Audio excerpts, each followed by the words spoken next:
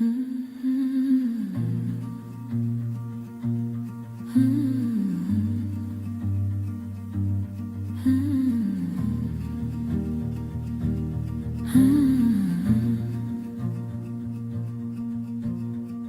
are the map makers, charting their control. Every think tank, every donor, every NGO they own. Trace the lines from Brussels to the councils in New York, but the map was just beginning of the real work.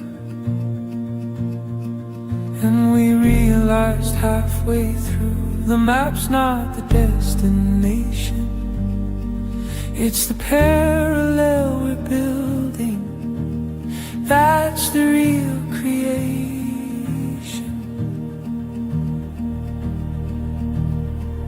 Oh, we're the map makers, but we're building more, map their whole empire. Now we're building what's in store. We're creating schools, we're creating trade, we're creating everything. The map just showed the way. I know where Klaus Schwab dines, I know who funds the who, I know the names of every council, every plan they're pushing through.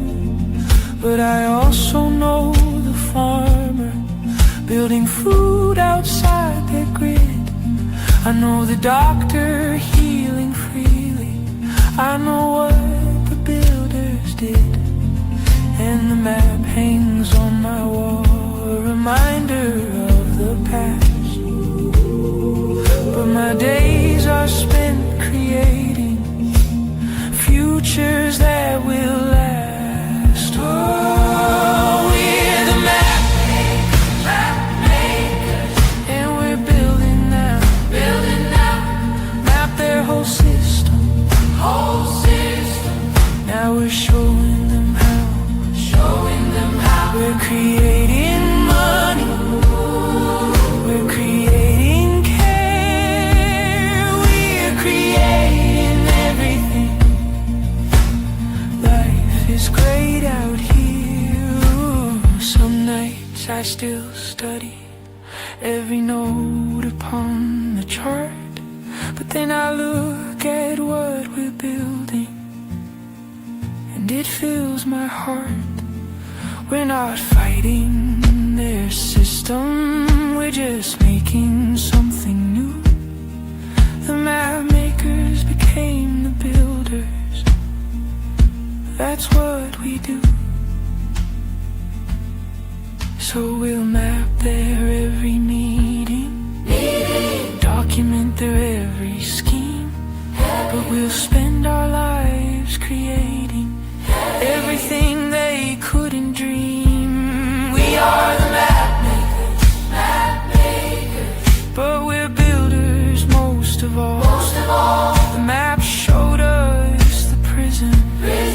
Now we're answering the call.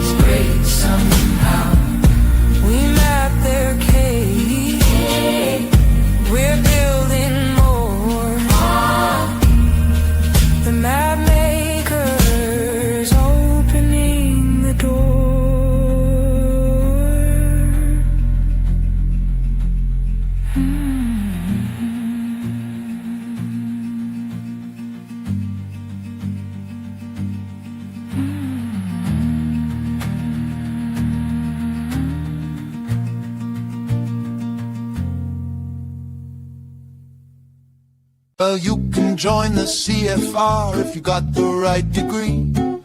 Bilderberg will call you if you're in their industry. WEF will make you a young global leader if you're on their list. The membership has its privileges. You get to pick the presidents and write the policy. You get to crash the markets and then claim it's free. You get to start the wars and never send your kids. The membership has its privileges, but the dues are all our souls. You can summer in Davos, every January's booked. You can edit Wikipedia when history's being cooked. You get a seat at Jackson Hole when they're planning next year's crash. The membership has its privileges. You get to own the media and pick what gets reported. You get to fund both candidates, so outcomes are pre-sorted. You get to shape the curriculum that teaches all our kids. The membership has its privileges, but the dues are all our souls. BlackRock, Vanguard, Trilec are on Atlantic Council too. Club of Rome, Aspen Institute, there's a seat reserved for you. Group of 30, Bohemian Grove, the network's pretty thick. The membership has its privileges if you're in the club. So I checked if I could join. I don't have the right last name, went to the wrong schools, didn't get tapped at Yale, wasn't born in the right zip code. Guess I'll have to build my own damn membership. So I joined a credit union and a food co-op on Main. I downloaded Xano Wallet, got my money off their chain. I'm a member now of Freedom Forge and Technocracy Atlas too. Our membership has its privileges. Our membership has its privileges. We get to own our labor and keep the value we create. We get to teach our children and choose what's on their plate. We get to build the parallel systems while their empire collapses. Our membership has its privileges. Our membership has its privileges. And the dues, well, the dues are just showing up.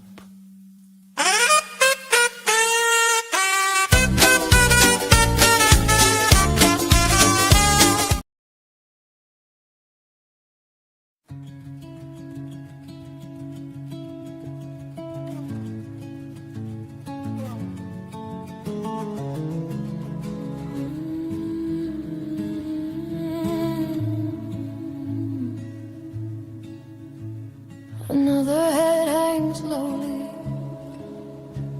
A child is slowly taken. She braided up her hair that morning. 7 years old and forsaken. The missile found the classroom. Row 3 seconds from the door. Her mother cries into the evening, the same cry she heard before. But you see tonight, me tonight, was regularly answering my daughter in that chair in a school across the sea. With their tanks and their bombs and their drones and their coins and their sons and their sons in your head, they are funding with your dollar, with your dollar. Whether it's your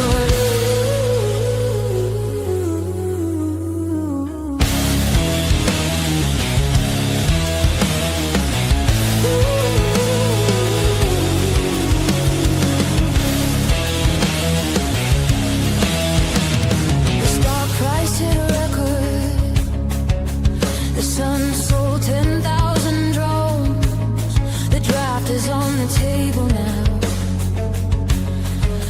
The tall boy stays at home. 6'8", you go to war. 6'9", you're free. 1 inch between the body bag and the boy who holds the key. But you see, it's not me, it's not my family.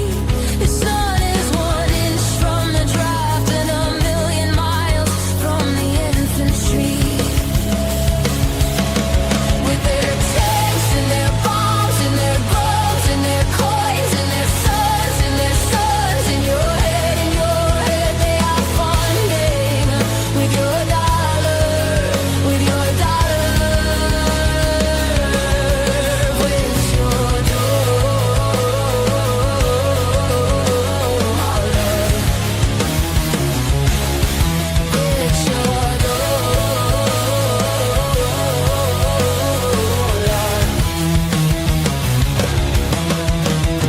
$70 billion to rebuild what they bombed. Smart cities where the school used to stand. They call it the board of peace. But peace does not have a chairman, and peace does not need your money to exist. So stop giving it to them.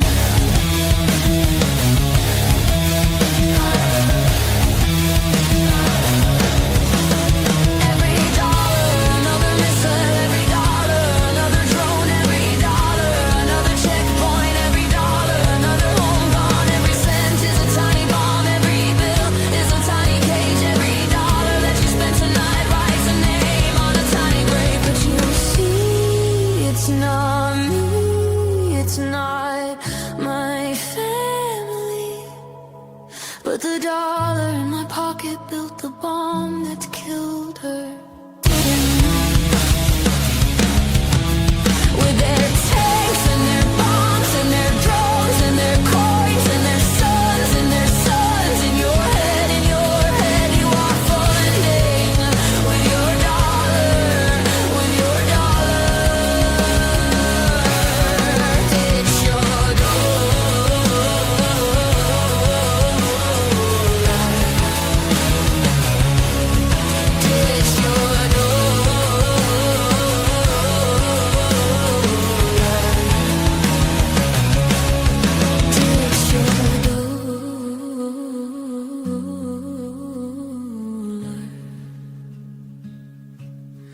ditch your ditch your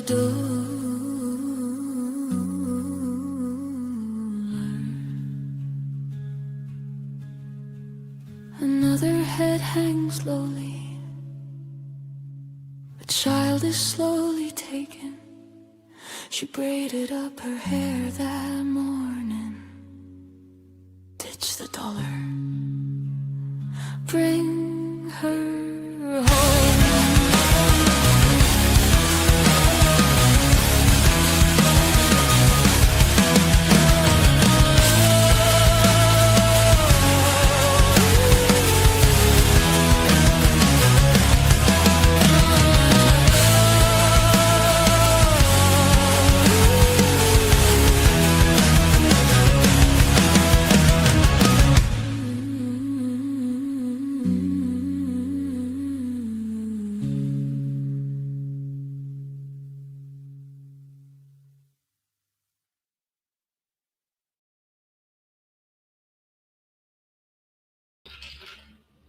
Welcome back to the Aaron Day Show. This is season 3, episode 11, and we are building a theme over the last few weeks, unfortunately, as we are heading into what appears to be World War III, which is a continuation of Trump policies that are pushing technocracy at warp speed. And in fact, the title of tonight's podcast is Operation Warp Speed 2.0, the control grid. And I'm going to go through some of the developments just in the past week or so with respect to Trump's AI policy, with respect to this bill in the Senate, with respect to AI pushed by Senator Blackburn, Trump's cyber policy, as well as the IEA, which is calling for essentially lockdowns based on the energy crisis created by the war in Iran. And so we're going to put some of those pieces together tonight, which is an unfortunate set of events that is growing and accelerating by the minute. I mean, it actually seems like we're really close to something exceptionally bad happening. I mean, oil shot up to almost $100 a barrel again, and this is despite all of these emergency measures, releasing reserves, doing all of these other tactics. Despite all of that, despite trying to flood the market with some excess supply and so forth, they're not able to consistently push the price of oil down, and gas is now almost $4 a gallon. And I feel like this latest threat, Nick Trump is negotiating, with himself in the mirror. He's talked about the fact that he's negotiating a ceasefire. I don't think he's negotiating with anyone. I think he's put forward U.S. terms for stopping the war, but I don't think that just because you put together what you're willing to accept, in order to have an agreement, both parties have to agree. And I don't think he's negotiating with anyone. So I'm seeing all kinds of news about bad things happening in the UAE and all over the place, just as we're about to launch ground troops. And so the situation is getting bad, but as we talked about last week, I encourage you to, I guess I don't have the image for it, but go back to season 3, episode 10. I had Craig Winkowitz on last week, and we talked about the Board of Peace. And I think once you understand the Board of Peace, you will understand what is going on in the Middle East. And it's not about defending America from, a nuclear attack, or that Iran is 2 weeks away from a nuclear weapon. It's not about liberating the people. It is about the destruction and corresponding technocratic reconstruction of these areas in the Middle East. And it's there in black and white with the Board of Peace and with the plan to rebuild Gaza. There's a 32-page presentation about this, so there's no speculation. They're planning on rebuilding Gaza with 6 AI-powered smart cities, with digital IDs, with AI surveillance provided by Palantir and Oracle, with a digital currency, which they're actually proposing is a CBD. Well, it's a government-regulated stablecoin, which I've been calling a backdoor CBDC. But in this case, they're actually pushing the Trump family stablecoin, USD1. So it occurred to me today, I was thinking about this. So for years, people have been talking about smart cities, and they've been talking about 15-minute cities. And we've seen these generic images and vision boards of what that might look like, something that's kind of like a cartoon sketch drawing or whatever it happens to be. But it's still been somewhat of an abstract concept. And because it's an abstract concept, people thought it was much further in the future. And because it was being pushed by the UN or the WEF, some of these global institutions, it didn't seem like it was concrete. You couldn't really pin down, okay, well, it's a 15-minute city, but how are they going to build that? Who's going to build that? For the first time, with this technocratic reconstruction of Gaza, we can see how it will actually work. We see who is implementing all of the pieces. We know it's Oracle. We know it's Palantir. We know it's USD1.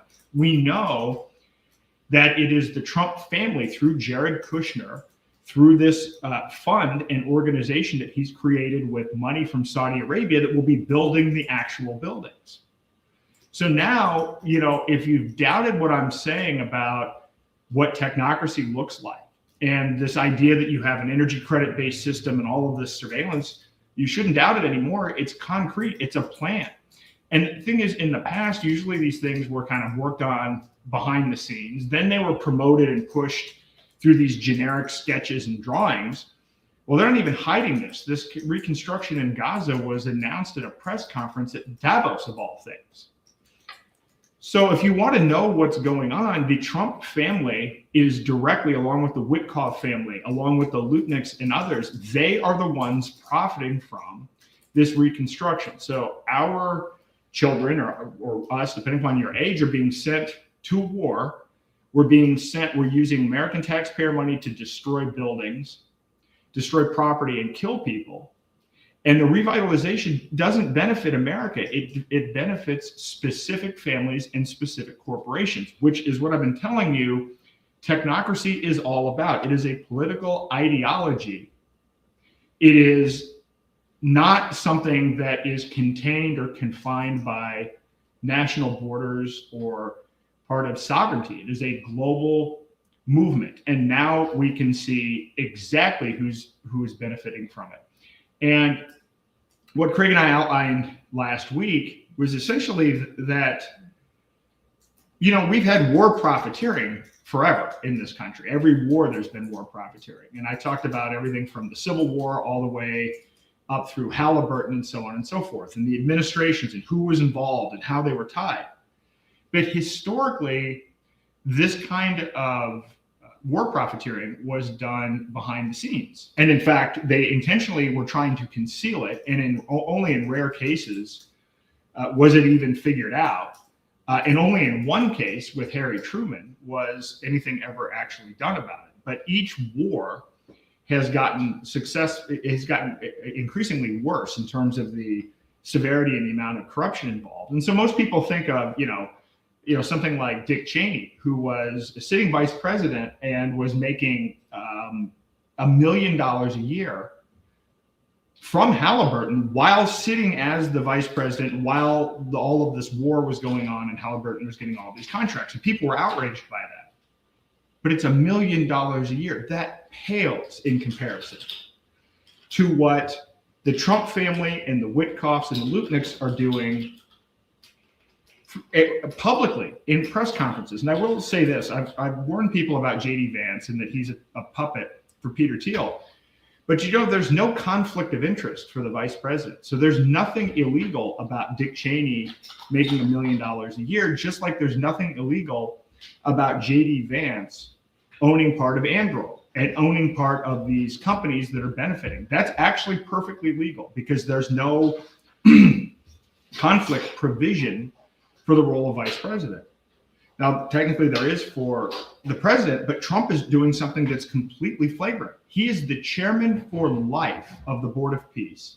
And it was just announced today that they, I believe, have directed $1.5 billion of United States taxpayer money through the Secretary of State, through the Department of State, into the Board of Peace. The original structure for this, if you want to be a participant in the Board of Peace, you have to contribute a minimum of $1 billion. Trump has stated that the U.S. will provide $10 billion, but he needs Congress to approve that. And frankly, at this point in time, I don't believe, based on where he's at now, Congress is likely to do that. So as with a lot of these things, like the backdoor investment into Intel and so forth, he found a way to do it through the Secretary of State. So us as taxpayers, we have put $1.5 billion into an organization that he's the chair of for life, that his family and others connected to him are profiting from all of these reconstruction projects. This is technocracy. This is follow the money. This is what's going on. So there's no more mystery to it. And it's not America first. America doesn't have anything to do with it other than we're paying for it with our money and the lives, our own lives and the lives of our children. So that's what we're putting up, but we have no stake in the outcome. So I encourage you to watch that episode. The episode before that, I had Dan O'Neill on and we talked about enemies of the state. And I focused on Roman Storm in that episode. I have more, I'm going to be doing more episodes between now and the end of May at the Libertarian National Convention, where we're going to have another Enemies of the State event. I'm going to be highlighting and bringing on some others, including Roman Sterlingoff, who was sentenced to 12.5 years in a case of actually mistaken identity. What he was convicted of shouldn't be a crime anyway. It's kind of a similar thing to Roman Storm and others, kind of a mixing service. But in his case, he didn't even actually do it. And so I've got the good news that his appeal has at least been accepted. So we're going to have his lawyers on to talk about this. I heard the story in the Narratopia and really want to share it with you guys. I just had another meeting yesterday with another guy from Canada who has been hounded by essentially the Canadian version of the CIA, basically sabotaged his company, tried to poison his wife. He had to flee the country. Just, it's on and on and on. It's just, it just continues. And so this Enemies of the State event is going to be a phenomenal event. I think, Ammon Bundy is going to be there. Afroman, I believe, is going to be there. Mark Edge and Bonnie Freeman and others, I'll be speaking. We haven't finalized exactly how the program is going to work, but we'll likely be live streaming it through multiple channels, really to try to raise as much awareness about these enemies of the state, these victims of the state, as possible. So I'm really excited, and we'll be talking a lot more about that, and we probably will have Dan on again to walk through that. And then the episode before that, season 8, I talked about my political campaign, which is inching forward. I mean, we're about at the go, no go point on this. And, kind of my demands. Well, actually, before I say that, you can see the details on that episode, but this just came out today, this morning, New Hampshire 2026 poll.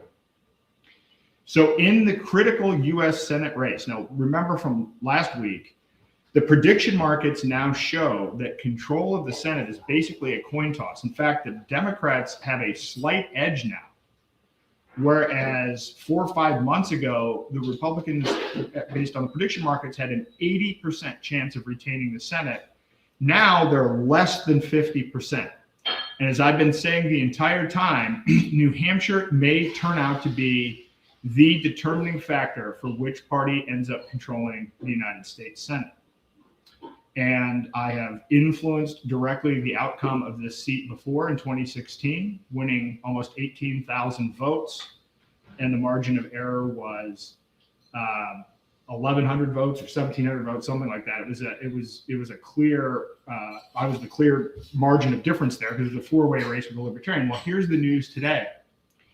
The Democrat, Chris Pappas, is leading the Republican by 1%. It's a 45-44 race. Now, they didn't poll me. They didn't include me in the polls, just as they didn't in 2016.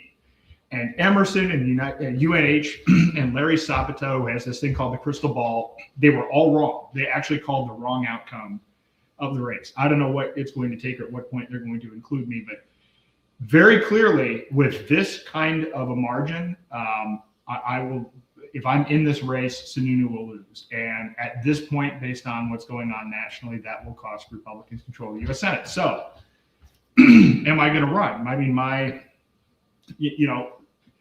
the whole reason that I'm looking at this isn't that I think if I'm elected, I'm going to be able to fix the Senate. I'm running because Trump has not followed through on what he said he was going to do. So, my demands to not continue forward in the race are he needs to, one, take the draft off of the table. I was just watching a collage of video clips of Trump, interview after interview, video after video, talking about how he was never going to get us into the Middle East, talking about how horrible the neocons are, how it's cost us trillions of dollars, on and on. I mean, it's not just one clip. It was one of the major components of his race. And we've gone from that to us starting this conflict in Iran and now talking about a draft and even changing the enlistment requirements to now, people up to age 42 can enlist. And if you've had one marijuana conviction, you can now participate in the military action. If you were forced out of the military because you declined the vaccine or whatever, you're now eligible. I mean, this is insane. This is a massive, massive violation of what he said he was going to do. The second thing is he needs to actually end the war on crypto, and he needs to pardon all of these crypto prisoners of war that we talk about on this episode, including Ian Freeman and Roger Ver and Roman Storm and Roman Sterlingoff and Keone Rodriguez and William Hill. and Ray Youssef. All of these guys, just he did a blanket pardon of the J6 prisoners, do a blanket pardon of these crypto prisoners of war. These are the real victims of Biden era policy, well, with the exception of Ray Youssef, who was actually charged under Trump. But most of these are victims that are still dealing with the consequences of Biden, but Trump never slowed it down. He didn't stop the prosecutions. He didn't pardon these people. He didn't do anything. And these are all people that promoted economic freedom, privacy, innovation. So that's point number 2. Point number 3, he needs to fire Howard Lutnick. This is out of control. If you've been listening to my podcast for months, actually at this point for over a year, I've been talking about Howard Lutnick. And I've been talking about, predominantly his ties initially to Tether, but now it gets worse and worse and worse. Now he was the guy that promoted tariffs and was all big on this, while his family's firm shorted, basically bet on the Supreme Court overturning the tariffs, made billions of dollars on that. I heard today I need to validate this, but it's my understanding that Lutnick, they've been talking a lot about how somebody just made $1.5 billion or whatever it is on the price of oil, on basically shorting oil, immediately before Trump came out and announced this ceasefire deal, which, by the way, is fake. Now, I heard Alex Jones say, and I don't usually listen to Alex Jones, but I tuned him in just to see what level of mental gymnastics he's up to today, and he's claiming that it was Lutnick and Lutnick's family that profited from that investment. I will certainly track that down, but I mean, at this point, the Epstein stuff on it, like it's just so blatant that, not that we have much of a reputation left as a country. This guy just, he's a laughing stock. He just makes the entire country not look credible at all. So, those are the top, points that I have. And then the fourth is actually the rejection of the Clarity Act. Now, the Clarity Act is the biggest surveillance bill in the United States history, and no one is looking at it this way. Nobody is talking about it this way, because they're looking at it as, oh, we're going to be able to have stable coins. Maybe we'll be able to, earn yield on stable coins, or 401ks will be able to buy my bag, and so I'm going to make a lot of money on crypto. That's not what it's about. It's about a regulatory framework for creating digital tokens that represent everything that you own: your stocks, your 401ks, your retirement plan, gold, silver, your home. All of those things will be tokenized, but will have the same level of surveillance as CBDCs. They'll be able to be tracked, programmed, and censored. That is what the legislation is all about. This is how you will own nothing. And it's a horrible piece of legislation. There is nothing less competent than crypto bros with their foray into crypto. I've never seen anything less expertly pulled off in my life. These people got a lot of money in crypto, knew nothing about politics, then paid a bunch of consultants $2,000 an hour to basically sabotage everything that they were doing. And then at some point, they have so much money in it, to save face, they'll do anything to just get anything done, so that they don't look like the morons that they are. It is exceptionally bad. So not only is everything that we own going to be surveilled and controlled by third parties, they're not even getting the yield that they want. So this is going to end up being a big win for the banks. It's going to be a big win for all of the intermediaries that are involved with commodities and securities. And then maybe like 1 or 2 crypto exchanges will benefit, and every individual will get screwed. Real-time transactions, our transactions will be monitored in real time. Our transaction history will be able to be reconstructed. This information will be sent and shared with multiple departments of the federal government and with foreign central banks. So that bill needs to stop. The Clarity Act is the war on crypto. The crypto prisoners of war still being incarcerated or facing incarceration, that is the war on crypto. So the only thing that I'm saying to Trump, what would get me out of this race, is if he did what he said he was going to do, take the draft off the table, get the most corrupt person in his cabinet out of the administration, free the crypto prisoners of war, and stop with the Clarity Act, which is the biggest piece of surveillance legislation. So that's what all this hinges on. And, you know, time's running out. And once I'm in, I'm in. And when I'm in, I'm not going to hold back. When I ran in 2016, I didn't have a website. I didn't raise any money and I didn't campaign. I fully intend to do workshops and speeches and town hall meetings across the entire state. And people are going to learn about technocracy. And I'm going to teach people or remind people to relearn something that they've forgotten, which is that our rights don't come from government. Our rights don't come from Washington, D.C., and that we can take those back by not complying.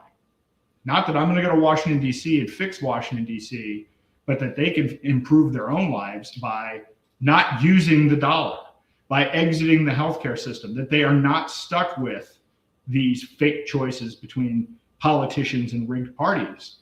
They have the ability to choose what they want to do with their own energy, their own resources, and their own time. That's what the race is going to be about.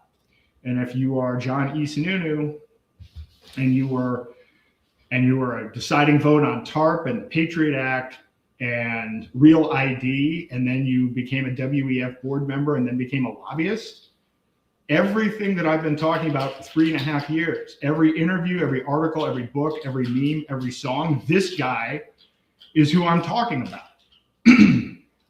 So it's not going to be a fun time for John E. Sununu if this moves forward. I do want to say, I want to thank everybody that has continued to recommend me on other podcasts. I've said this many times. I don't have a marketing team. It's me. And I've never reached out to anyone to get onto a podcast. So all of these shows that we've ever been on, and it's just a vast, massive list. It seems like I'm doing a lot of repeat interviews all of the time and going on a lot of different shows multiple times. All of that came from you guys recommending me or from them finding clips of this show. So I want to thank you for that. And, you know, show you, these are some of the ones. Just yesterday it was released. I did an interview, Steve Patterson and I did an interview with Catherine Austin Fitz. Steve and I also had the interview with Brett Weinstein, which I thought was a great one on the hijacking of Bitcoin. There was also Jake Shields. I was on with Alex Newman, and on and on and on. And there are some other big interviews coming up over the next month. And there's stuff I can't talk about yet, but over the next 90 to 180 days, this is really building. And I will say, even the shadow ban seems to have been lifted even on my account. I've been getting anywhere from 2 to 4 million views a week on X, which is just way above where I've ever been. So the word is getting out. And so I'm really grateful for everyone that has helped to spread the word and to help introduce this to others and keep it up. If you've got other shows that you think I would be a good fit for, they don't have to be huge shows. I actually like shows where, whoever is running the show, it's their show, it's their content. They're not captured. They have their own audience and they are there as an authentic voice representing themselves, and they've built their own following. And that doesn't have to be a huge audience. I value authenticity over anything else. And so I'm not just shooting for the larger and larger shows. We want to keep getting the word out there because we are at the end stages of this. Again, Real ID, backdoor CBDCs, the Board of Peace, on the verge of World War III, and what I'm going to talk about tonight, we don't have much time left. So with that said, I'll now get into tonight's topic, which is Operation Warp Speed 2.0. So in 2020, they told us that Operation Warp Speed was about saving lives. Of course, once again, here was Trump as the main guy delivering that message. They bypassed every safeguard. They rammed it through. There was no debate, no scrutiny. Anyone who asked questions was deemed anti-science. 330 million people got the product. And in 2026, the same thing is happening again, but the product is not a vaccine. This time the product is the entire technocratic control grid. So we're talking about energy, voting, artificial intelligence, cyber warfare. There's 4 systems, but it's really one technocratic architecture. And they're building it once again at warp speed. But while MAGA, I was going to say sleeps, but is actually complicit with what's going on. In many cases, celebrating this. So tonight it's just going to be me, no guest, but I'm going to walk through 30 or so slides that walk through some of these major initiatives that are going on. And this is above and beyond all of the stuff that I've been talking about. This is not another regurgitation of the Clarity Act or Genius. This is all different. These are all different policies, AI policies, cyber policies, and so forth. And a lot of this is new within the last week, and people need to be aware of it because this stuff is being pushed out while we're now distracted by war. So these are kind of the key facts of this. So we have the IEA talking about sheltering us from oil shocks and coming out with their 10-point plan on March the 20th. So that was just a little less than a week ago. We have the Save America Act, which I know a lot of people are going to be pissed off if they hear about it. Oh, no, we've got to fix voting, and I'll talk about my thoughts on this. But I even said, at the early part of Trump's election, I mean, they're going to end up pushing digital ID and everything, and they'll use voting, and MAGA will cheer it on. And they'll say, oh, this is great. We need this for voting. And sure enough, this is kind of how this is being pushed, and all of this is being cobbled together. We have Trump's America AI Act, which is 291 pages. That was dropped on March the 18th. So just a little over a week ago. And then we have Trump's cyber strategy, which is a short document that was released on March the 6th. So the presentation I'm doing tonight is based on these original source documents. So there's no, I'm not providing you an analysis of somebody else's analysis. I'm telling you what's in the actual documents themselves. And in the show notes, I provided, I believe, links. I guess it depends on which channel, but there are links to all of the original source material so you can look at this yourself. But let's start with the IEA, the International Energy Agency, which was founded in 1974 as a response to the Arab oil embargo. So there are 31 member countries. It's headquartered in Paris. And the people participating in this are not elected by anyone. They don't answer to any voter, but they write energy policies and make recommendations that governments treat as gospel. So their current executive director is Fatih Birol, a Turkish economist who's been pushing the net zero transition harder than essentially any politician on earth. He is a key partner of the World Economic Forum and the UN, funded by government contributions. This means your tax dollars. And so last week they published a document that basically reads like COVID lockdowns for energy. So let's dig into this. I actually put out a post about this while I was traveling last week, but it's essentially their 10-point plan that they call sheltering from oil shocks. So this is kind of like the similar language that they even used during COVID. But when they did that, Brent crude went to $120 a barrel after the Strait of Hormuz was closed. And then, it's dropped and gone up back and forth based on basically posturing. Otherwise, it would be going straight up. But their solution is a 10-point plan that you can see here on the screen, but I'll read it since I know a lot of you aren't actually watching this. Mandatory energy rationing for residents and businesses.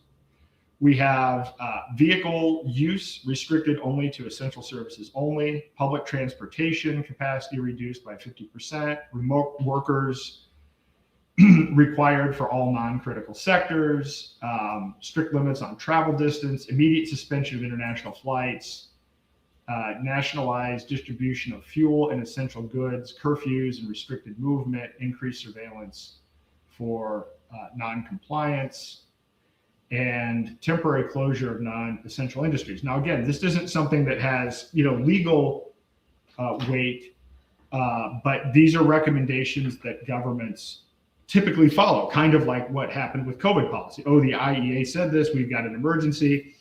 And I haven't vetted all of this, but You're already seeing in many countries, China has massive gas lines. I hear Australia might actually be the first to have lockdowns, which here we go again. They were one of the worst countries when it came to COVID lockdowns and vaccine mandates. India, South Korea, other countries in a very desperate situation. All of Europe. Europe already had tremendously high gas prices even before all of this. And so this is a real situation that is getting worse by the day. And people are talking about California may soon have issues. Certainly, it's not a crisis. I just saw before starting this podcast a tweet in my feed with Trump saying, well, we have more oil in this country and that country, we'll just drill, baby, drill that again. But, again, it takes time to ramp all of this stuff up. And we are certainly not immune from any of this. And the interesting thing is, remember, the basis of technocracy is that you flip the economy from being a price-based system based on supply and demand to a system based on energy credits. The whole purpose of it is an energy credit-based system. Look at what's going on.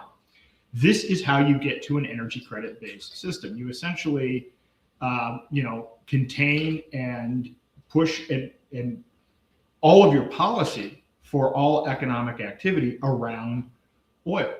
And so eventually you could see, and I've talked about this in different iterations, but you could have, a stable coin or CBDCs, and then eventually that moves to a global digital currency, and the backing of that digital currency ends up being energy credits. That ends up being what backs a global technocratic system. This is the vision of technocracy from the outset. And so we are literally living that right now.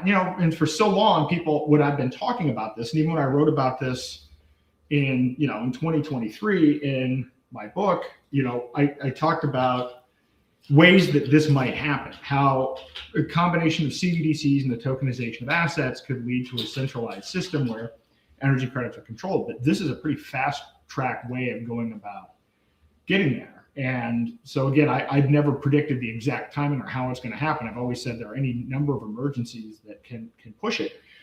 But consider what's going on.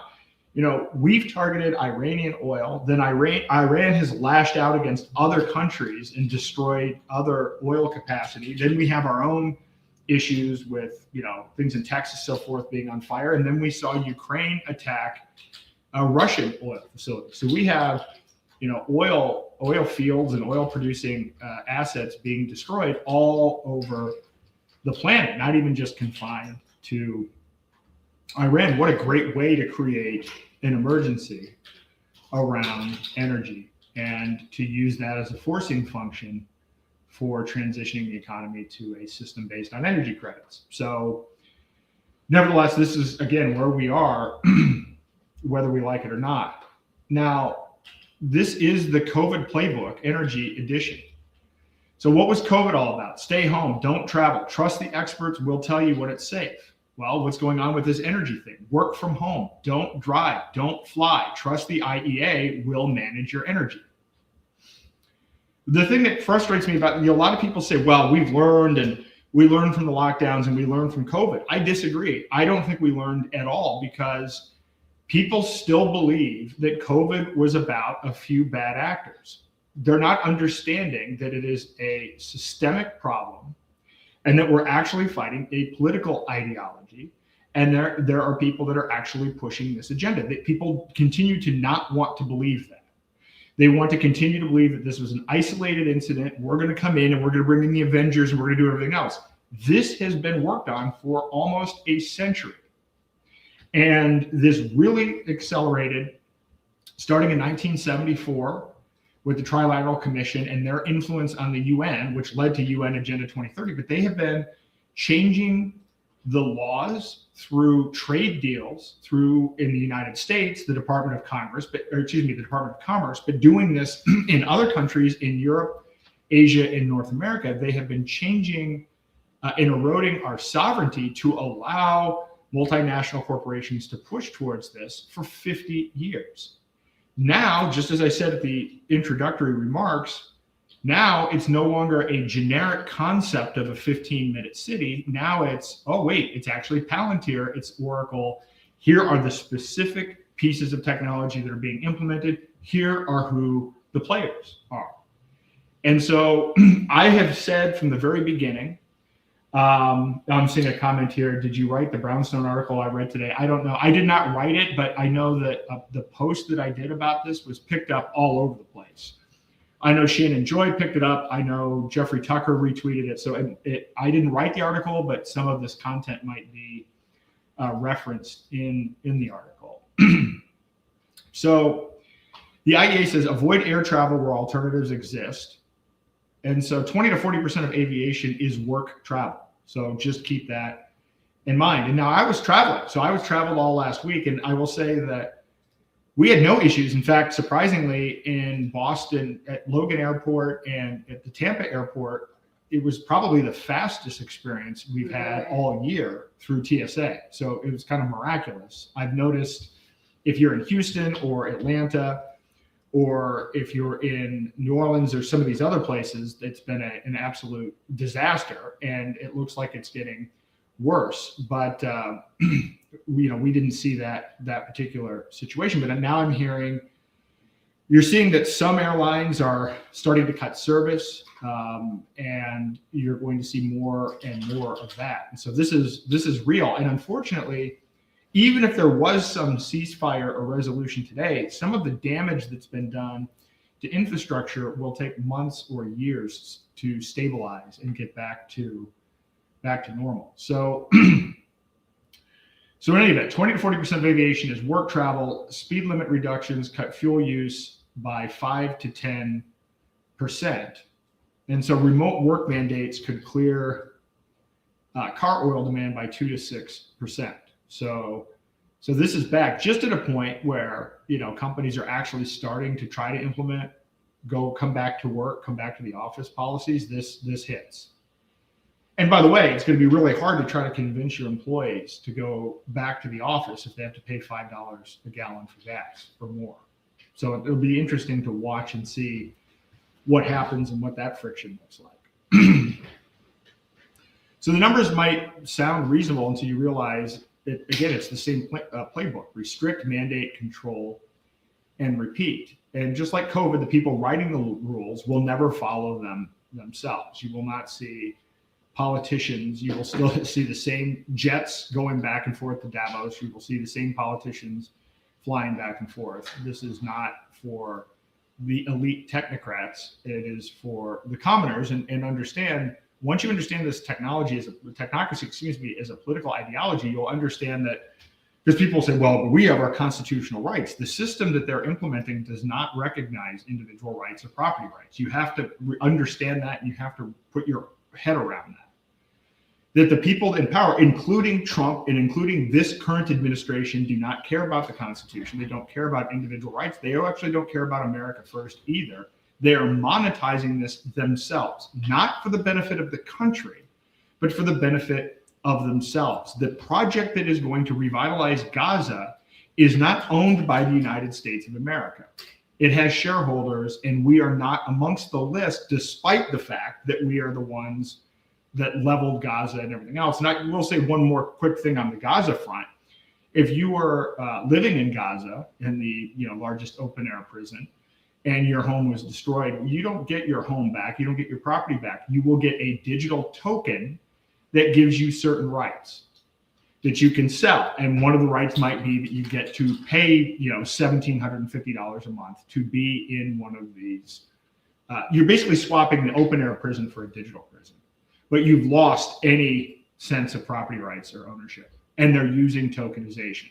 So I know a lot of people didn't understand what I was talking about with tokenization. This is what's happening. This is the exact plan that's being implemented. So their real goal is going to be to displace 2.3 million people in Gaza. And they will use tokenization and technocracy and technocratic control systems to do it. So anyway, this is just the opener. Now let's talk about voting. So again, I wasn't good. The IEA thing was just a little brief thing that I wanted to talk about. But the main thing I want to talk about tonight are the Save America Act and Trump's AI policy and the cyber policy.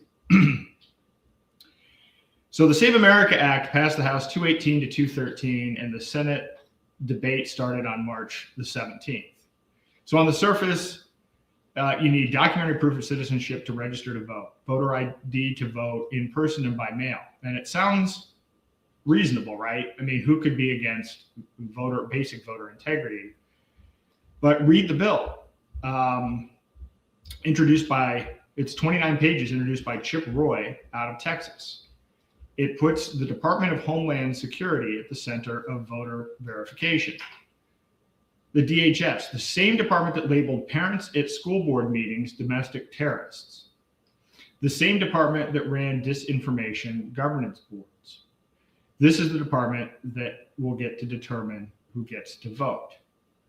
So again, and I want to take a step back because, you know, Elon Musk is pushing this as if fixing the elections is somehow going to fix the country. I want to remind you that Republicans have complete control right now of the House and the Senate and of the Supreme Court and of the executive branch.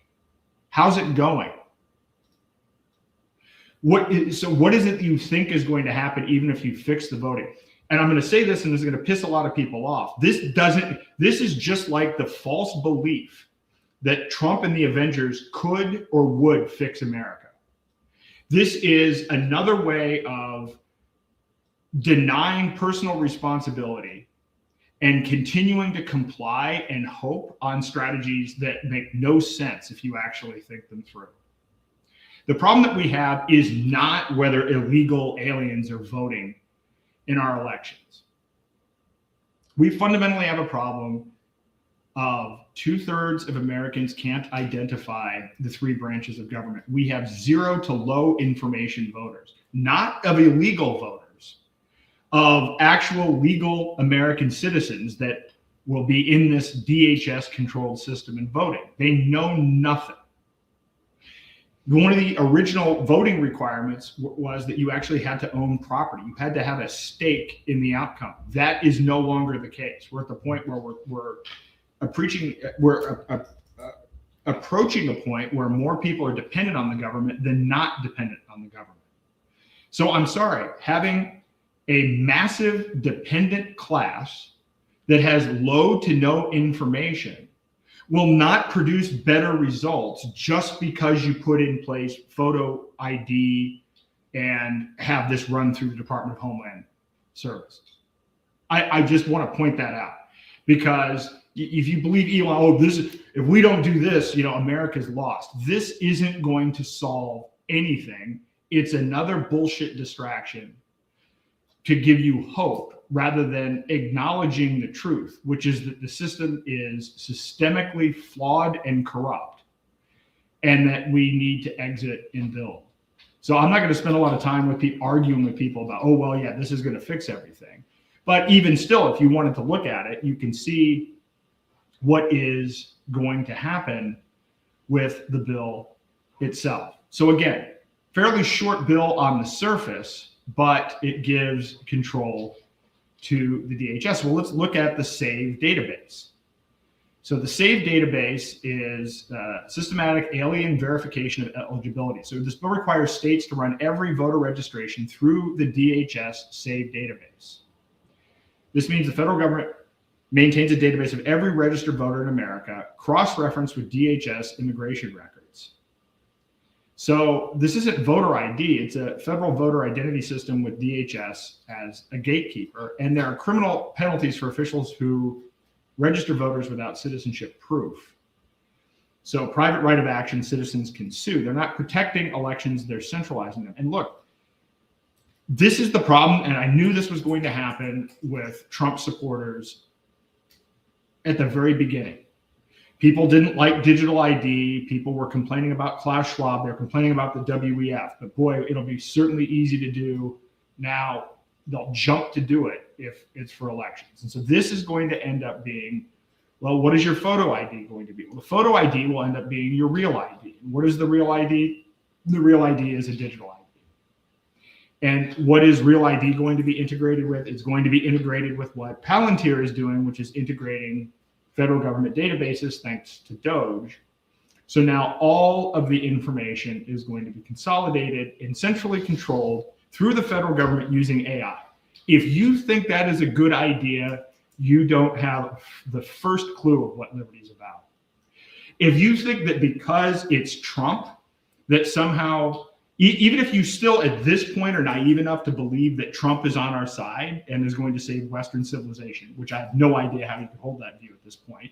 But if you did hold that view, what will happen when this system is put in place and somebody that you don't believe in? What happens if Gavin Newsom is the president or Kamala Harris is the president and all of this information is centralized? We already know some of the activities that DHS has been involved with in the past. Do you think that DHS is now a more moral organization that follows the rule of law?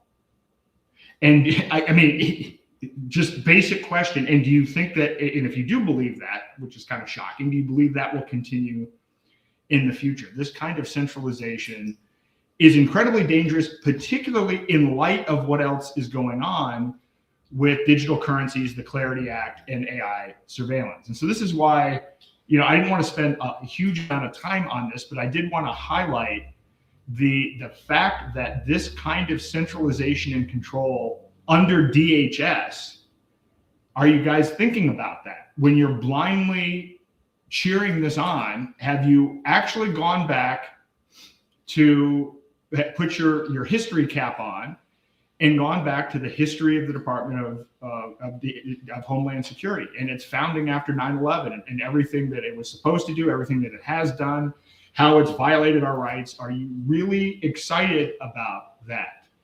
Now, you could say that we should have some form of voter ID. Maybe it's left to the states, maybe it's some other kind of system, but the idea that it has to be controlled by DHS makes absolutely no sense to me. So, so this is essentially what we're looking at with the SAVE Act. In this instance, 21.3 million voting age Americans lack easy access to citizenship documents. So the bill requires a passport alone or a birth certificate plus photo ID. That's it. There are no other options. So passport costs $130. A certified birth certificate varies by state. 12% of registered voters lack the required combination of passport or birth certificate plus photo ID.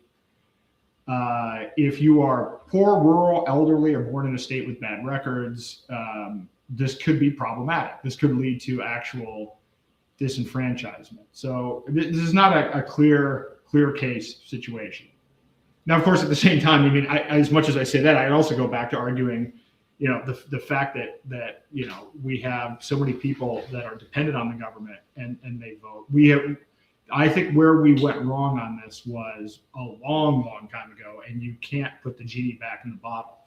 And this particular issue is not going to, again, fix the underlying problem with elections or how the political system works at all. So in any event, all right, let's go on to the Trojan horse riders. So this is what Trump demanded that they add to this bill. Trump was not satisfied with voter ID.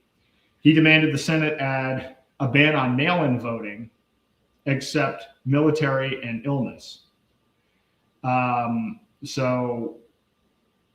Senator Eric Schmidt introduced an amendment bundling a whole bunch of things into this, including a ban on transgender women in women's sports, prohibition on gender-affirming surgery for minors, which that stuff may or may not be good, but again, it's cobbled into this bill. So this is another one of these things. And we also have a housing bill that has some CBDC language in it. This is just the typical Washington, D.C. thing where a whole bunch of stuff is crammed in. These are, probably things that should be voted on independently. So the other element of this is it's another unfunded mandate. So the states are required to fund this, but it is under the control of DHS. So the SAVE Act provides zero federal funding for implementation. So the states are responsible for building the verification infrastructure and then connecting that to DHS and then processing the citizen documents, handling all of the lawsuits from private right of action, all on their own dime. So it's another encroachment on states. So the federal government gets a national voter database and the states get the bill. Now I can imagine how this could be weaponized in elections. I mean, you know, I've stated this. My wife and I did a whole podcast on, you know, why voting doesn't matter. But one of the things that I've been arguing is people have no idea how voting actually works. It's all about get out the vote. And the parties have these massive databases of information on voters. And they use that information. They have hundreds of data points now on every single voter. They know how much money you make. They know your magazine subscriptions. They know where you likely stand on political issues. So the centralization of this data, I could completely see whoever is in charge, whoever is in power at the time, getting access to this data in conjunction with the Palantir data and everything else, and using it to their advantage in elections. This will actually give the status quo party more control over the election process itself. And to understand what I mean by that, you need to, you know, look at how these elections work and how they operate and how these get out the vote technologies and infrastructures work. And the Democrats have dominated on this because under Obama, they really took the lead in building this out and using technology to target voters. Trump won in 2016 in part because he was aided by Palantir. This was part of the support that Peter Thiel gave, which actually leveled the playing field. What we're going to have now is a situation which whichever party is in control is probably going to manipulate and use this centralized information to the benefit of their party, which will affect state races down ballot as well. So, you know, I mean, there are debates on this with election integrity. You know, according to Heritage Foundation, there are 77 cases of non-citizen voting over 24 years. Now, this is obviously a highly, highly debated area right now, but there is a question of how much is this actually going to affect? How much is this going to really change the outcome? When they built the TSA, they said it was about 19 hijackers. Remember that. 25 years later, every American gets scanned, groped, or tracked every time they fly. 900 million passengers a year. And it was stated that this was because of 19 hijackers. And that's if you even believe that that story was true. And now look at where we are. And by the way, talk about the Overton window shifting. I mean, we actually went to the point, this is insane. People are now, the fact that people are sympathetic of TSA agents, the fact that I saw this in some of these places where there's really long lines, TSA agents are raising money from the public to pay their salaries. We've lost the plot. The TSA shouldn't exist. The TSA has not prevented any terrorism at all. It is a massive surveillance operation. So we have been gaslit. I don't know what you know, Stockholm syndrome, whatever you want to call this now. But we're now getting to the point where people are sympathetic for TSA agents. And now you have Elon Musk offering to pay, which is classic. Oh, let's make him the hero. He can pay for our unnecessary surveillance. Oh, he's a great guy. And now he's bailed out these great people at the TSA. This is how completely backwards all of this is. Anyway, they want to do something similar with voting. So small threat, massive system, permanent infrastructure. This is basically what's going on with this. So I'm not against the idea of voter ID. I am against the idea of the consolidation of power, the hands of the federal government, paid for by the states, particularly in light of what's going on with real ID and Palantir and all of the other surveillance and all of the other technocratic systems that are being put in place. So that's my main point on all of this. So the SAVE Act needs 60 votes in the Senate to overcome the filibuster. They don't have them. So what's the plan? Budget reconciliation, frame voter verification requirements as conditions for federal election funding. And by the way, I've been working on this podcast and I did a whole bunch of other stuff today. So there may be an update on this. So if somebody has more updated information today, please let me know. I just didn't have time to check whatever the latest is, but it's a similar thing. It's, they can pass it with 51 votes, no debate, no filibuster. This is exactly how they passed Operation Warp Speed. Bypass the safeguards, ram it through, tell people it's for their protection. So this is essentially what we're looking at here. And so this is the voter ID that they actually built. So again, I'm not against the concept of voter ID. I'm against the consolidation of power by the federal government, and especially the Department of Homeland Security, which is another thing. We got TSA and DHS. I remember when DHS was formed and they what was that guy's name? Tom something from Pennsylvania. Tom Ridge, wasn't he the first head of this? I mean, the DHS has been an absolute disaster from the very beginning of this. But again, there's a difference between showing your ID at a local polling place and having every voter registration in America cross-referenced through a federal surveillance apparatus. So again, we need to we have to have nuance and an understanding of these things. So often bills get passed. Again, the Patriot Act was, until the Clarity Act, probably the largest piece of surveillance legislation. The Genius Act, all of these bills have these names, but the names do not correspond with what's going on. So if you call it Save America, or you call it about voter ID, yeah, well, what if you called it the, DHS-controlled centralized database, Federal Surveillance Act? What if you called it that? Would you like it then? Of course not. So people do want voter integrity, but they don't want to know what's actually in these bills. So I'm not going to spend a lot more time on that, but I just encourage you to look at and read the bills. Again, the links to the bills are in the show notes, but look at what's in the bill and ask yourself, maybe there's a way to have voter integrity and voter ID without subscribing to a federal government centralized system. Because I've done this and I've gone through this with other aspects. I've talked about the history of financial surveillance and financial surveillance legislation. It only goes one way. This stuff never gets reversed. It never gets repealed.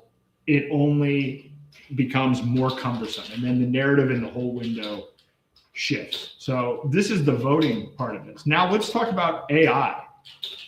So we had Marsha Blackburn drop a 291-page discussion draft called the Trump America AI Act. So she dropped this on March the 18th. And then 2 days after that, March the 20th, this is why I say, I was on vacation and I was, still on my iPad. I actually put out some posts on this and I saw that these bills dropped and I'm like, wow, once again, kind of like the Clarity Act where they were dropped and then members of Congress, the senators only had 36 hours to review it and read it, which of course they didn't. And then there were two versions of it. This is exactly what's happening here. Most people don't know that this 291 page bill was even dropped, right? This is what they did with the Patriot Act. It's what they did with the 2,000 pages of the Affordable Care Act. It's what they did with the CARES Act. They just drop it in the middle of a war, in the middle of everything else that's going on, in the middle of a government shutdown. You know what we need? We need a 291 page Trump America AI Act followed by the White House AI framework, which is short. That document's only 4 pages long, which is problematic in itself because of the leeway that it gives. So I'm going to talk about some of the high level points of both of these. And first, I'm going to say even though they were released 48 hours apart, they don't even agree with their own story. Trump's White House framework says AI training on copyrighted material is not copyright infringement. So this is a massive gift to big tech. You can train on anything, pay nothing.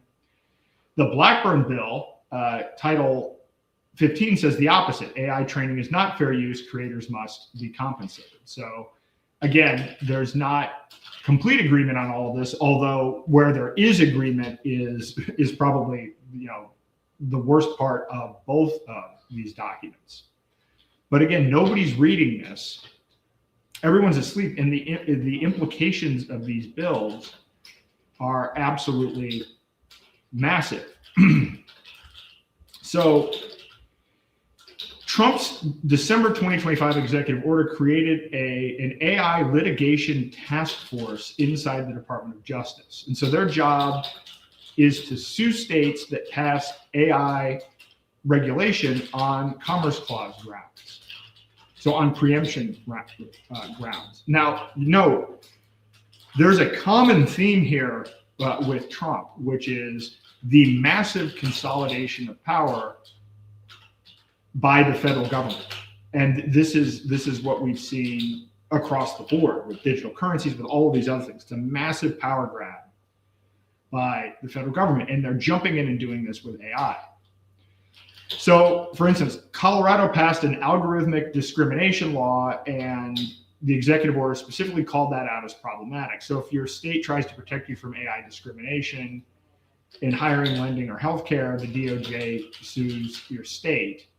I mean, it's probably a stupid law. I'm not going to defend the Colorado law, but this is more of a question of states' rights or not. But the Commerce Secretary, Howard Lutnick, has 90 days to identify onerous state AI laws and refer them to the DOJ for legal challenge.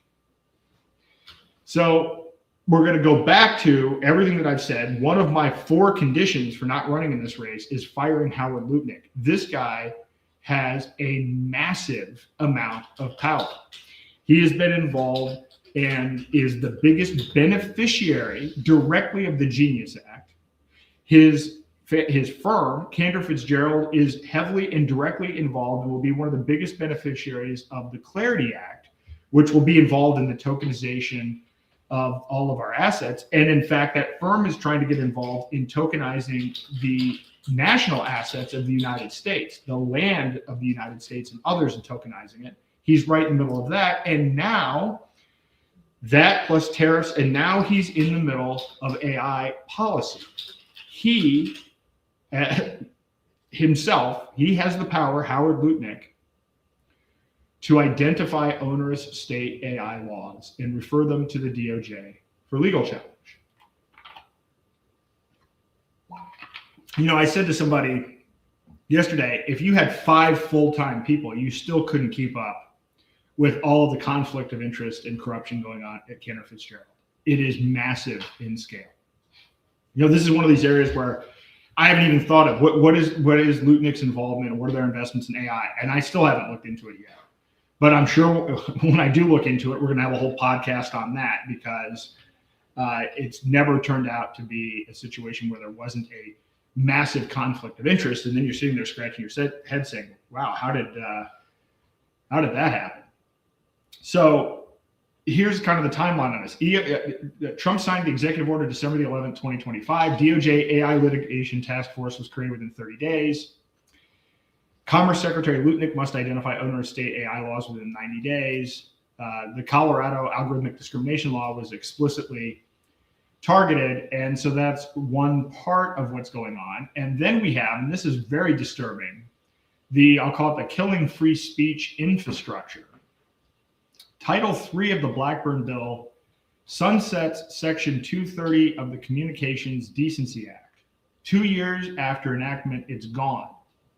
So I want to remind you that Section 230 is why independent platforms exist. So whether you're talking about Rumble or Substack, etc., it's what allows platforms to be able to host user content without being sued into oblivion for that content. So it allows you to be a platform where you're not considered to be the editor or the creator of the content. You are just simply a platform that allows the content to exist. This is a hugely beneficial situation. So every small platform becomes liable for every user post, every comment, every review once Section 230 goes away.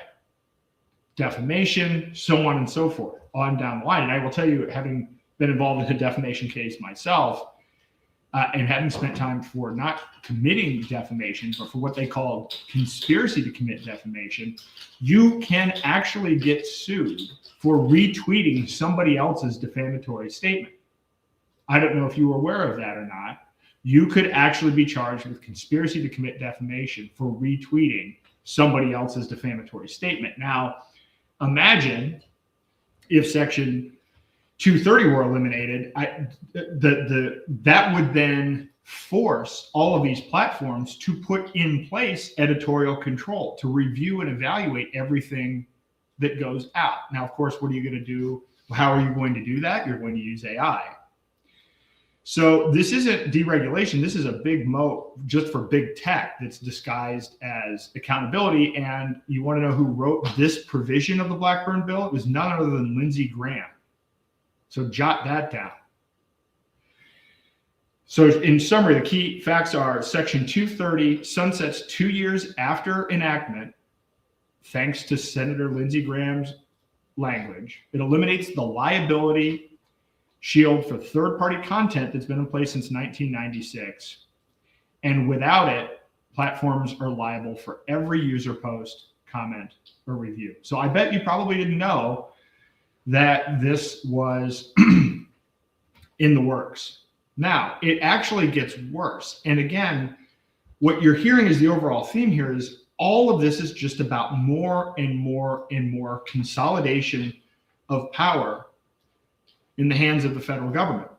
And this is very critical if you're pushing technocracy, because technocracy is ultimately a global system and it's all about complete consolidation of all of these systems.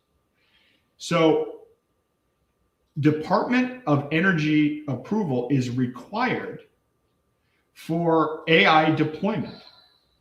So in other words, a new AI model cannot be released unless it is given the green light by the Department of Energy. Title 6, the Department of Energy must evaluate any advanced AI system trained using more than 10 to the 28th operations. Maybe that's 26th. Let me see it, 26th operations. These glasses are good for some things, not for others. So in other words, you can't deploy that system until the DOE has completed its review. This gives the federal government the complete kill switch on any advanced AI deployment. Not big tech, not the market, the Department of Energy singularly has that control. Now, I want you to think about this again.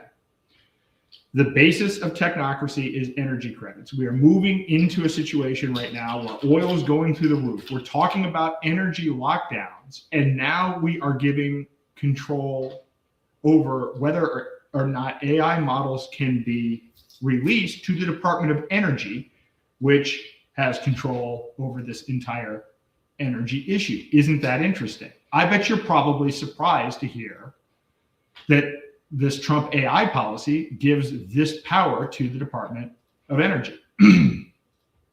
So what they're evaluating for is loss of control scenarios and weaponization by adversaries.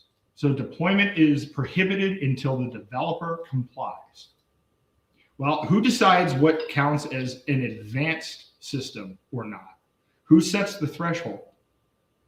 The same government that's suing states for regulating AI is now gatekeeping all of AI deployment itself. So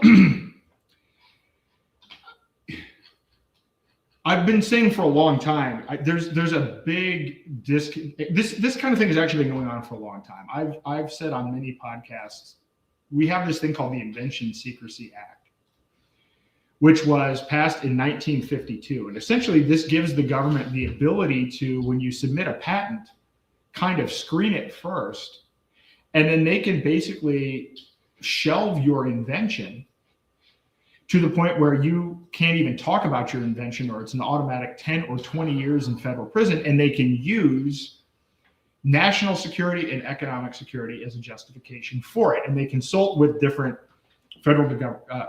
federal departments on this. One of the main areas, there have been over 5,000 inventions suppressed under this act. The main area is the Department of Energy. But I mean, it could work something like this. Let's just say hypothetically, the head of the Department of Energy is a former oil executive, from ExxonMobil or whatever. And this isn't, this happens. This is usually how it works. And it's determined that a new invention is a threat to economic security because the oil companies lobby and say, well, this is going to cost a lot of jobs. So as a result, they shelve truly innovative technology because the very companies that capture the regulatory agencies use this Invention Secrecy Act to do it. This is the same thing that we're talking about here with AI. This is going to be used to keep out incumbents. And already today, I saw that there's a new tech board that's been formed. I don't know if it's specifically about AI. I think it is. AI is a big component of it, and I didn't catch all the details, but Elon Musk is out. Sam Altman is out, but Mark Zuckerberg and Larry Ellison are in. Now, remember, Trump was actually saying and calling for Zuckerberg's imprisonment before the election. Now, all of a sudden, Zuckerberg has a key appointment on this committee. This is all corruption and the use of the federal government to pick winners and losers and completely and totally manipulate these markets. But I'm going to add to all of this that the problem is that AI, the United States isn't leading in technology anymore. We're losing to China in almost all categories. And I'm telling you, as soon as this DeepSeek 4 model comes out, we're going to be behind in AI. So this is going to be one of these things where we're now shooting ourselves in the foot. This kind of regulation doesn't work. It's not going to prevent innovation. And even the language that they're trying to use, well, they're evaluating for loss of control scenarios and weaponization by adversaries. Well, what's built into even that framing is the assumption that you think that we have the cutting edge technology to begin with. But if we don't have the cutting edge technology to begin with, how is that in our national interest? How is it in our national interest if people will no longer want to actually create or deploy AI models here because they know at the end of the day, it's going to be up to the Department of Energy or the Department of Commerce to determine whether or not your policies are legitimate or whether your technology is legitimate. People will not create things here. We already have a brain drain. We've already had the brain drain in crypto. We've already had the brain drain in healthcare, as I talk about with medical tourism, where top doctors are already leaving here to go to other countries where they can actually practice medicine without the ridiculous laws and regulations and compliance and malpractice insurance and everything else that they have to deal with the existing system that we have here. The fact that the government now controls and is the largest payer for healthcare. Now we're going to do that to AI. We're already just about to lose the lead, and now they're going to consolidate this under the Department of Energy. Absolutely mind-boggling that this is going on. Now, it doesn't end there, and I think it wasn't last week, but maybe it was. I think it might have been when we did one of the Technocracy roundtables on free speech. I had talked about some of the things that Biden and Harris had done in terms of trying to shape and force AI companies to comply with certain guidelines for kind of content moderation. Well, we now have in this bill government-defined truth and annual political bias audits on AI. So this is Title 8. Providers of high-risk AI systems must undergo annual third-party audits for political bias. The Federal Trade Commission establishes the ethics training curriculum. Every covered entity must complete it annually. So listen to that again.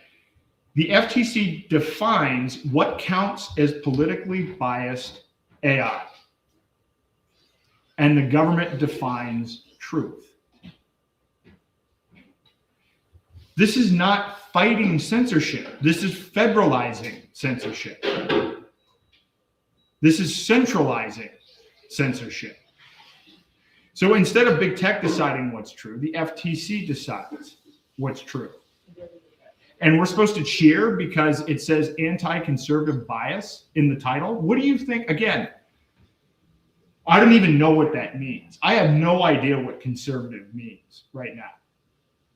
Does conservative mean you add $10 trillion to the national debt in 5 years as president of the United States? Does conservative mean going to war and launching World War III and extending the military budget to beyond $1 trillion? What aspect of I don't even know what they think anti-conservative bias means. But it may be anti-conservative bias now under Trump's FTC chair. But what do you think it's going to mean? All it's going to do is go back and forth. We are giving the federal government the ability to centrally censor everything, and whichever administration is in control is going to be what determines what gets censored. This is an idiotic idea, completely idiotic idea. And Elon Musk did not save free speech, and Trump did not save free speech at all. Now, there was that great, Supreme Court Biden versus Missouri case or whatever. There was that just prevailed, but you know what? All of that gets knocked out by this. More and more centralization. This is absolutely incredible. Then there's the liability bomb. Under this bill, you can sue AI developers for everything. So Title VII classifies AI systems as products. That means you can sue developers for defective design, failure to warn, property damage, mental anguish, death, illness, and financial injury. The Attorney General, state AGs, and private citizens can all file suit. So who survives this? Not startups, not open source developers, and not small companies building tools in their garage. Google, Microsoft, Meta, they have armies of lawyers. Everyone else gets litigated out of existence. And if you don't believe that, I've got a list of podcasts and interviews that I've done with open source developers, people like Roman Storm. 2 weeks ago, the episode was about Roman Storm. Roman Storm has had to raise over $5 million to fight the government. He wasn't independently wealthy. He was an entrepreneur who came to this country with $500 in his wallet, got an opinion letter, got advice from lawyers, not an opinion letter, stating that what he was doing did not require a money transmitter license. His investor also had their lawyer state that he didn't need it, and they prosecuted him anyway. And he's had to raise over $5 million to fight the case. And then when he ended up having, a kind of a hung jury on two of the big charges, it looked like he was looking at, I'm going to say only 5 years. It's ridiculous. He shouldn't spend a single second in jail, but it looked like his rigged case was going to find him behind bars for 5 years. The government decided they want to retry the case. So now, after having spent $5 million, he has to go out and raise more money to fight something again that he's already fought in court that should have never existed to begin with. So if you think that this isn't real, it's absolutely real. And we have more and more of these cases. Roman Sterlingoff, Keone Rodriguez, William Hill, Ray Youssef. The list goes on and on. Open source developers, oftentimes they don't make a lot of money, contrary to what a lot of people believe, that they're open source coders. They may make some money. In some cases, their projects are for profit. In some cases, they aren't. Nobody can afford to go up against the government because in any of these federal cases, you are looking at millions of dollars. I had Joe Rhodes on to talk about his situation with Dragon Chain and how when you're going through this legal situation, you have to basically go through discovery where you have to provide all of this incriminating evidence against yourself. And it's really expensive and time consuming to put all of the information together, specifically when you're talking about complex technological ideas. And then the government loses the discovery. And then he, at his own expense, has to go and cobble together the discovery. Again, these are the kinds of tactics that they use. So this kind of liability is going to crush only the innovators. This is another, again, protects the large players. And so now that Trump's little technology board, who does he have? He always sits there and has these meetings with big business and big cronies. And he always announces these deals and all this investment, which, by the way, usually never materializes. He's been talking about trillions of dollars investment coming into the U.S. Look up whether any of it happened. He did it during his first term. He did it during this term as well. He'll do all of Saudi Arabia. They're investing they were originally going to come and only invest $700 billion, but I talked him into $1 trillion. Good. Look back, look in 2 years and see if any of it happened. It's usually bullshit. Just like he claimed that, there's a ceasefire on the table. No, you drafted terms of a ceasefire. There's nobody on the other side negotiating. There's no counterparty. So this is all a consolidation of power and a consolidation at the hands of big tech, who, by the way, big tech in this country by the middle of this year will have lost to Chinese open source models. So this is just ridiculous. So yeah, open source contributors and startups face existential legal risk. This is why I'm glad things like DarkFi, I haven't looked into it this much, but there are things like DarkFi. Amir Taki has been working on this. I don't know what the current state of it is, but he's been working on creating completely anonymous tools that allow developers to develop in a truly anonymous way where their identity isn't revealed. This is the kind of stuff that we need. This is what it has come to. If you want to be able to innovate, you have to go through 10 levels of hell just to protect your identity. And the people that are creating these systems, I've found, are usually the people that are most actually passionate about human liberty and the protection of privacy. It's absurd what's going on here. And again, it strips the state. It's a federal preemption of state AI laws. So both the White House framework and the Blackburn bill push federal preemption of state AI laws. California, Colorado, New York, Florida have invested in their own AI regulatory frameworks. I mean, I'm sure they're all crappy, but the answer to that is to not live in those states, move to New Hampshire or go somewhere else. But under this system, the federal government overrides them all, and all of that power is put into the hands of Howard Lutnick. Now, I'm going to look into it. This will be a fun research project for me, is to look into what these laws are and then cross-reference this with whatever investments Cantor Fitzgerald has in AI, and to try to figure out how to game how he might profit from his regulatory role. So the paradox is the federal framework is equally demanding as the state laws it claims to replace. So there's FTC rulemaking authority, multiple overlapping liability theories. So the states don't get less regulation. They end up getting the same regulation, but it's from Washington, D.C. with zero local input. So it's not like this is a scenario where it's like, oh, hey, we don't want the states to come in and really make it onerous to stop innovation. They're actually putting more regulatory controls in place that will disadvantage any startups, open source developers, or true innovators. The true innovation is not going to come from Meta or OpenAI. The real innovation, all you're going to get from those companies are just, redigestible versions of their existing models. The real breakthroughs will come from entrepreneurs and from people that are outside of the system. That's always the way that it works. This is why people were so afraid of DeepSeek. In the US, people have been operating under this model of, well, we just need to add more compute power. We need more data centers. And China's like, well, hey, maybe we should just make this work differently so that it uses 90% less energy and uses a completely different approach. And as a result, they're about to catch up. Well, no one's going to have an incentive to try or experiment with those kinds of models based on the liability that's been put in place.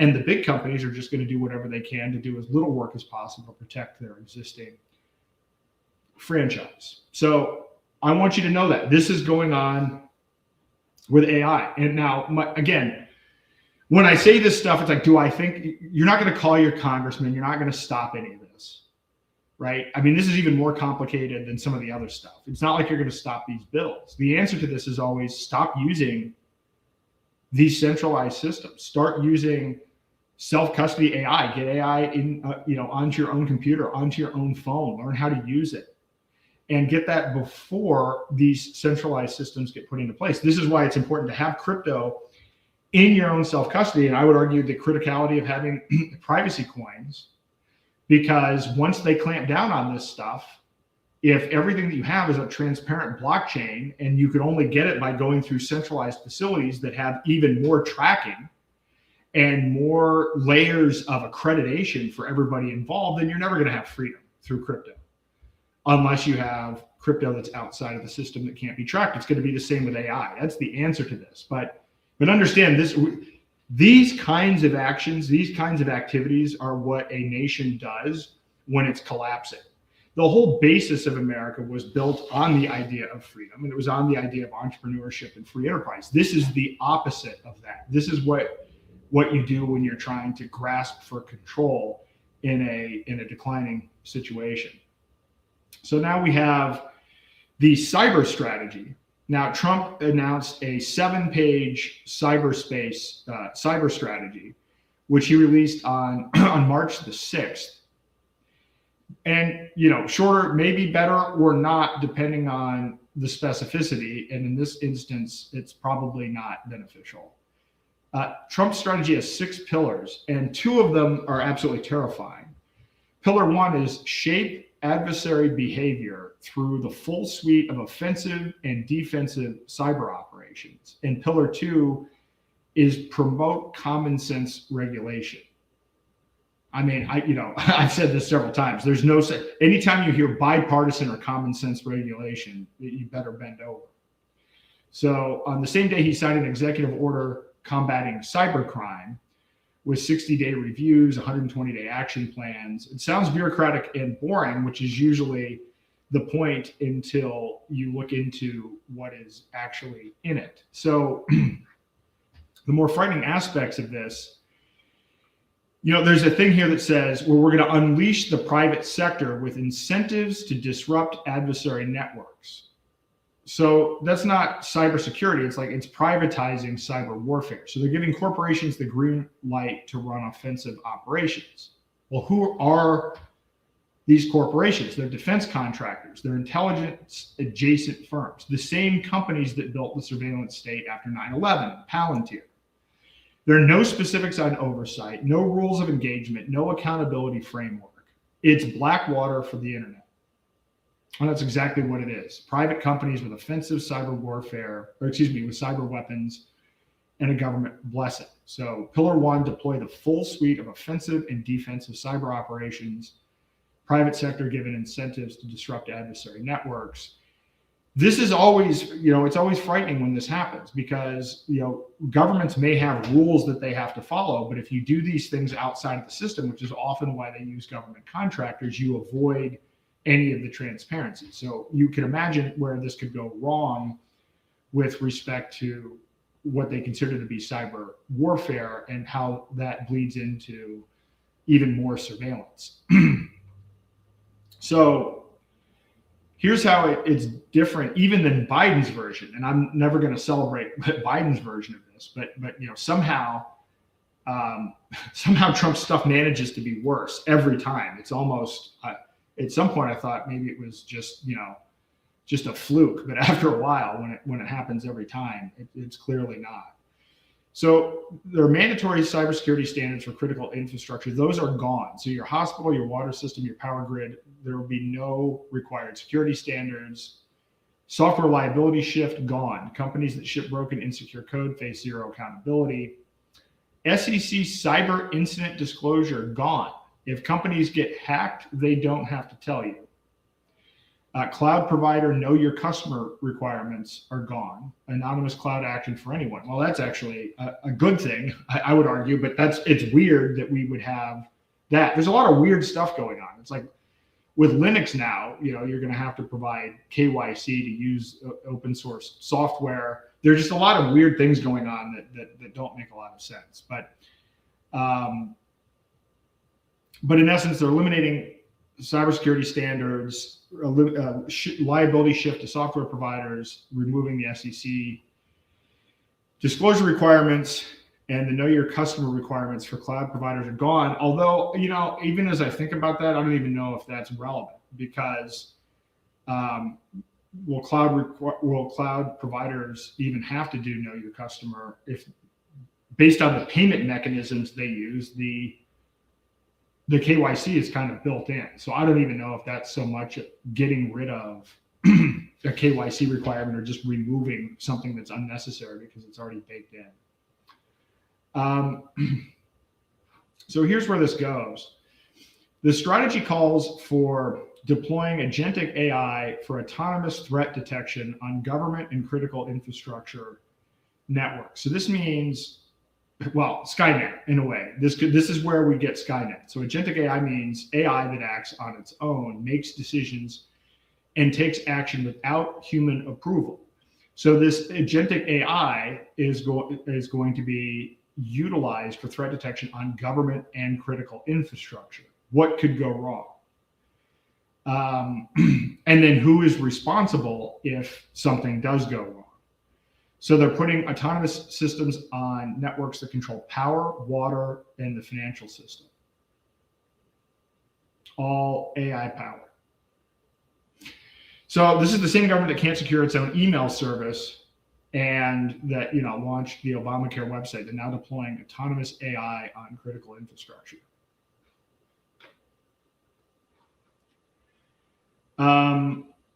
So there's the cyber pipeline here, which is eliminate every mandatory security standard, unleash private corporations. And again, you know, part of the issue with this is if this were like a private market thing, it's one thing, but this is about actual government infrastructure itself. So there are no standards for government systems and infrastructure. So you're eliminating the standards, then you're unleashing private corporations with no oversight, and then you're deploying autonomous AI on critical infrastructure. I'm not particularly compelled to think that they're going to do a very good job of that, particularly considering that the only kind of AI that can exist are the centralized AI that escape the other regulation that they just put in place. So, I mean, this is just handing over autonomous AI to Palantir, X, Oracle, and Meta. I mean, this is effectively what all this is doing if you put all these different pieces together. So let's look at all of these different pieces together, the 4 different elements of this. Energy, the IEA builds the lockdown playbook. The government controls when you drive, when you fly, when you cook. Voting, DHS builds a federal voter identity database. The federal government controls who votes. AI, federal preemption of states. The DOE, Department of Energy, is the gatekeeper for all new AI models. The FTC defines what is and what is not true. And the government controls what AI says and who builds it. And the cyber policy is now mandatory standards eliminated, corporations weaponized, and autonomous AI deployed. The government controls the entire digital battlefield with zero accountability. So this is your technocratic control grid. Energy, voting, AI, and cyber systems all in one architecture, and all of this was pushed in the last 2 weeks while absolutely no one was paying attention because of everything else that is going on. Again, reminder, we're in the middle of the government shutdown. So I've been saying for a long time, the Clarity Act is actually the worst of all of this. And yet, despite everything that's going on in the world, they have set a priority to push getting the Clarity Act done. Why is the Clarity Act that important? They know an economic collapse is coming. They're creating it, right? And so this is the opportunity to push in place technocracy. This is how we get carbon credits. This is how we own nothing. Through all of this land grab, this complete centralized control of the entire infrastructure and the entire apparatus. And I know I went through a lot of material so far, and this was just an overview. I'll go deep into these individual pieces in subsequent podcasts. But I mean, we're in the late stages, and I'm going to get my hands on the entire Gaza reconstruction PowerPoint presentation. But I think maybe that is going to be the easiest way for people to understand, because I think a lot of people, when I've been talking about this for the last 3 or 4 years, have said, well, that's way off in the distance, or you couldn't get your mind around how it would actually be implemented. We now know how it's going to be implemented. We now know who is going to implement it.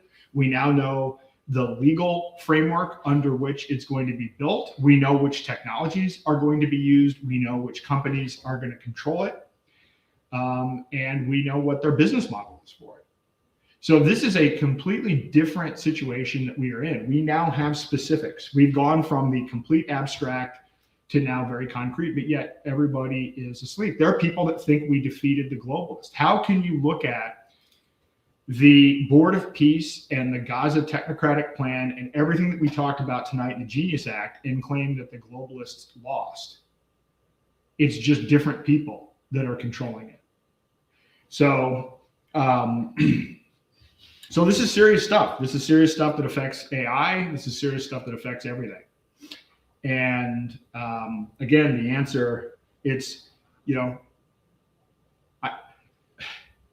so I guess what's really a kick in the balls with all of this is, we went through COVID, and then, if you're listening to this, you were probably either against it at the time, against the lockdowns, or you're now against them and realize it was problematic. And yet somehow we reelected the guy who started it all, who kicked it all off, and managed to buy some story about how this is the guy to save Western civilization. He gets back in place and he's using the exact same playbook. So I call this Operation Warp Speed 2.0 because it is exactly the same playbook. And so many people are like, well, we'll never fall for it again. Not only are you falling for it again, you voted for the same guy to do it to you again. So it's remarkable. And I'm not saying this to black pill and say, you can't vote your way out of this. I've been very consistent about this the whole time. The only way out of this is to not only not comply, but to build parallel systems. So no, we're not going to fix voter integrity and all of a sudden things are going to become magically better. The people that everybody thought was going to save American civilization, Western civilization, just won all three branches of the federal government, and they added more technocracy in 1.25 years than was added in the previous 10. So what do you think the voting situation is going to do? How's that going to change anything with a DHS centralized voter database? I'm urging you to not believe in whatever the white knight they're going to. The next bag of shit you're going to get is it's going to be RFK. It's going to be Tulsi. None of those people are going to fix anything. None of those people have fixed anything. We have not made any net improvements. Technocracy has flourished in every single category, including healthcare, on the whole.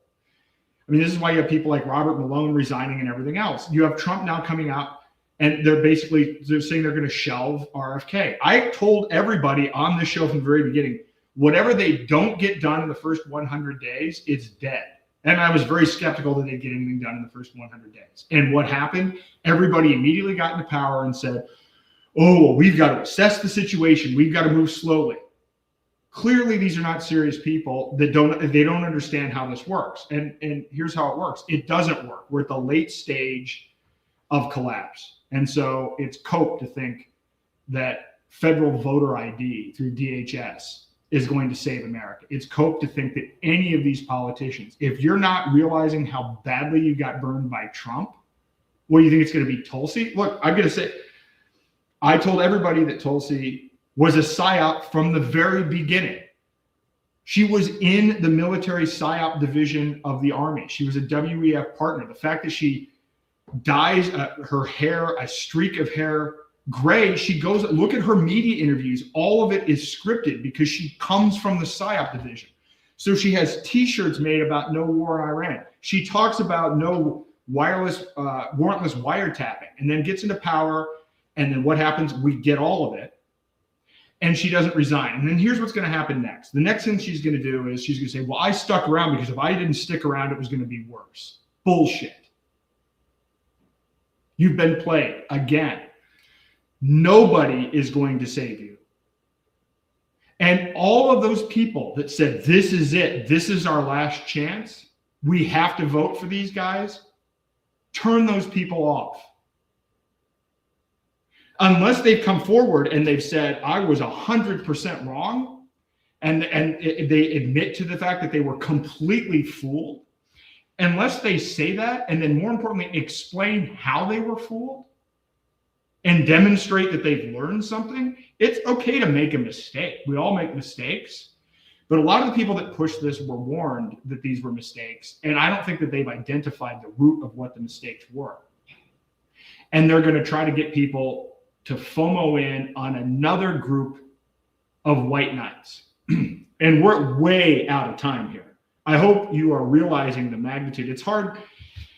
Sometimes I go over the same stuff in different ways because I'm trying to figure out a way to take the complexity of all of the information and put it into a coherent framework where people can look at this and say, okay, we're screwed, right? Like there's no walking this back. This is all a power grab for the federal government.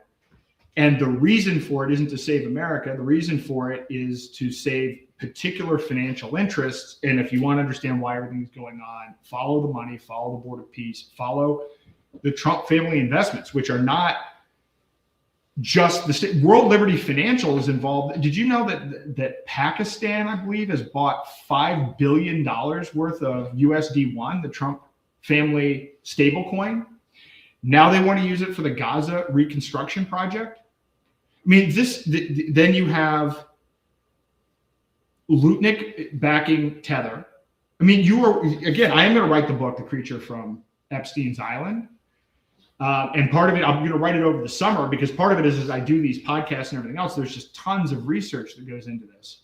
But every time I do this, every time I do one of these podcasts, the one thing that I take away, because I try to look for historical precedent for this. There are a lot of people that will defend Trump just saying, well, this is the way that it is. It's, this is the spoils system or whatever. It's like, this is insane that people are doing the mental gymnastics to try to rationalize any of this. And no, even by historical standards, this is an unprecedented level of corruption.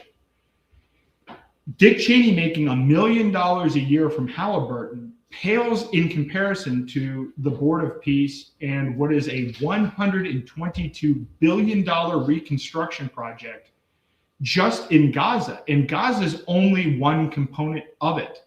You might have noticed recently, now I'm seeing some news where like Trump's getting basically tired of Iran. And now he made some comment last week that, well, we could come in and basically take over Cuba. Well, what does it mean, take over Cuba? Because if you're sitting there saying, oh yeah, USA, we're number one. America is not going to be the corporation that is owning the reconstruction of Cuba. There's not going to be an America resort built in Cuba that the American citizens are making money off of as taxpayers. They're going to use taxpayer money and military intervention to take over the country. And then the Trump family and the Lutnicks and the Witkoffs and others, they're the ones who are going to personally profit off of this. There's no American interest in any of what is going on. So, it's so vast. I didn't even know, even in doing a book, like, I can nerd out on this stuff. Even some of these articles that I write, it's like I realize when I write them, 7,000 words. Who's going to read this thing about the history of tokenization and the three different, US CBDC pilots and everything else? And it's just, and I realize that. So it's like, how can you take what's going on and make it like The Creature from Jekyll Island meets Big Short? But The Big Short, except based on, those were also based on real situations, but to take the horror of the situation that we have, but put it into a narrative form that people will understand to appreciate exactly how badly taken advantage of we are by this system and this technocratic system, and what the end state of this is for us. And so, anyway, I appreciate you putting up with the rants on this, but man, I get frustrated every time I put one of these podcasts together, because it's just like it's another rabbit hole. But there's never been a situation where you come to the end of it, it's like, oh wow, yeah, this is really good. This is going to improve human freedom. This is going to improve privacy. This is going to help the average person have more control or agency over their life. Not a single time has anything even remotely in that category emerged from analyzing any of this. So again, it's the same playbook. 2020, public-private partnerships, bypass FDA safeguards, emergency justification, speed over scrutiny, product vaccine for 330 million people. 2026, public-private partnerships, bypass state law, emergency justification, speed over scrutiny, product control grid for 330 million people. So yeah, the vaccine wasn't the end point, it was a test run. And they learned that if you move fast enough and nobody reads the documents, nobody asks questions, and anyone who does is a conspiracy theorist. But what they did was they co-opted, or have tried to co-opt, the people that were questioning it last time. And they've tried to put them into government to silence them while they roll out the same thing. So you have a lot of people that had really great intentions that exposed COVID, that got involved in government. And now that they're there, they're in a situation where they're now in this place where they still believe that the best way to fix it is within the system, which is that's the flawed part of their argument. That was never available to them. But now maybe they understand that, but they're stuck because they're in the government. And now they don't want to speak out about the government because they believe that the only way they can affect change is through government. So now some of our best people have been silenced because they still believe that they can fix it from the inside. It's like that joke, yeah, I'm going to go in and fix the mafia from the inside. It was never possible. But now it's going to take a lot of courage from people who believed they were doing the right thing by getting involved in government to get out and admit it was wrong. This is the time for that level of courage. And we don't have a lot of time for that. But I'm glad to see that Robert Malone jumped off, and I hope to see others. And the bigger the names, the better. And I think that truthfully, this war in Iran is just, that's the final straw. If you were holding on to some grasp of 5D chess, that's over. So now we need people to be courageous, not only in saying this administration isn't going to be able to, how we are going to be able to fix it, but to realize and to recognize that the problem was belief that you can fix this system at this point. We need those people working on building parallel systems. We need those people creating, not fighting a rigged game. I've been saying that for a long time, and I will tell you, some people are listening to that. There are a lot of people, I can't even say who all of them are, but there's a reason that we've been getting traction in the last, say, 60 to 90 days. And that this is going to be building.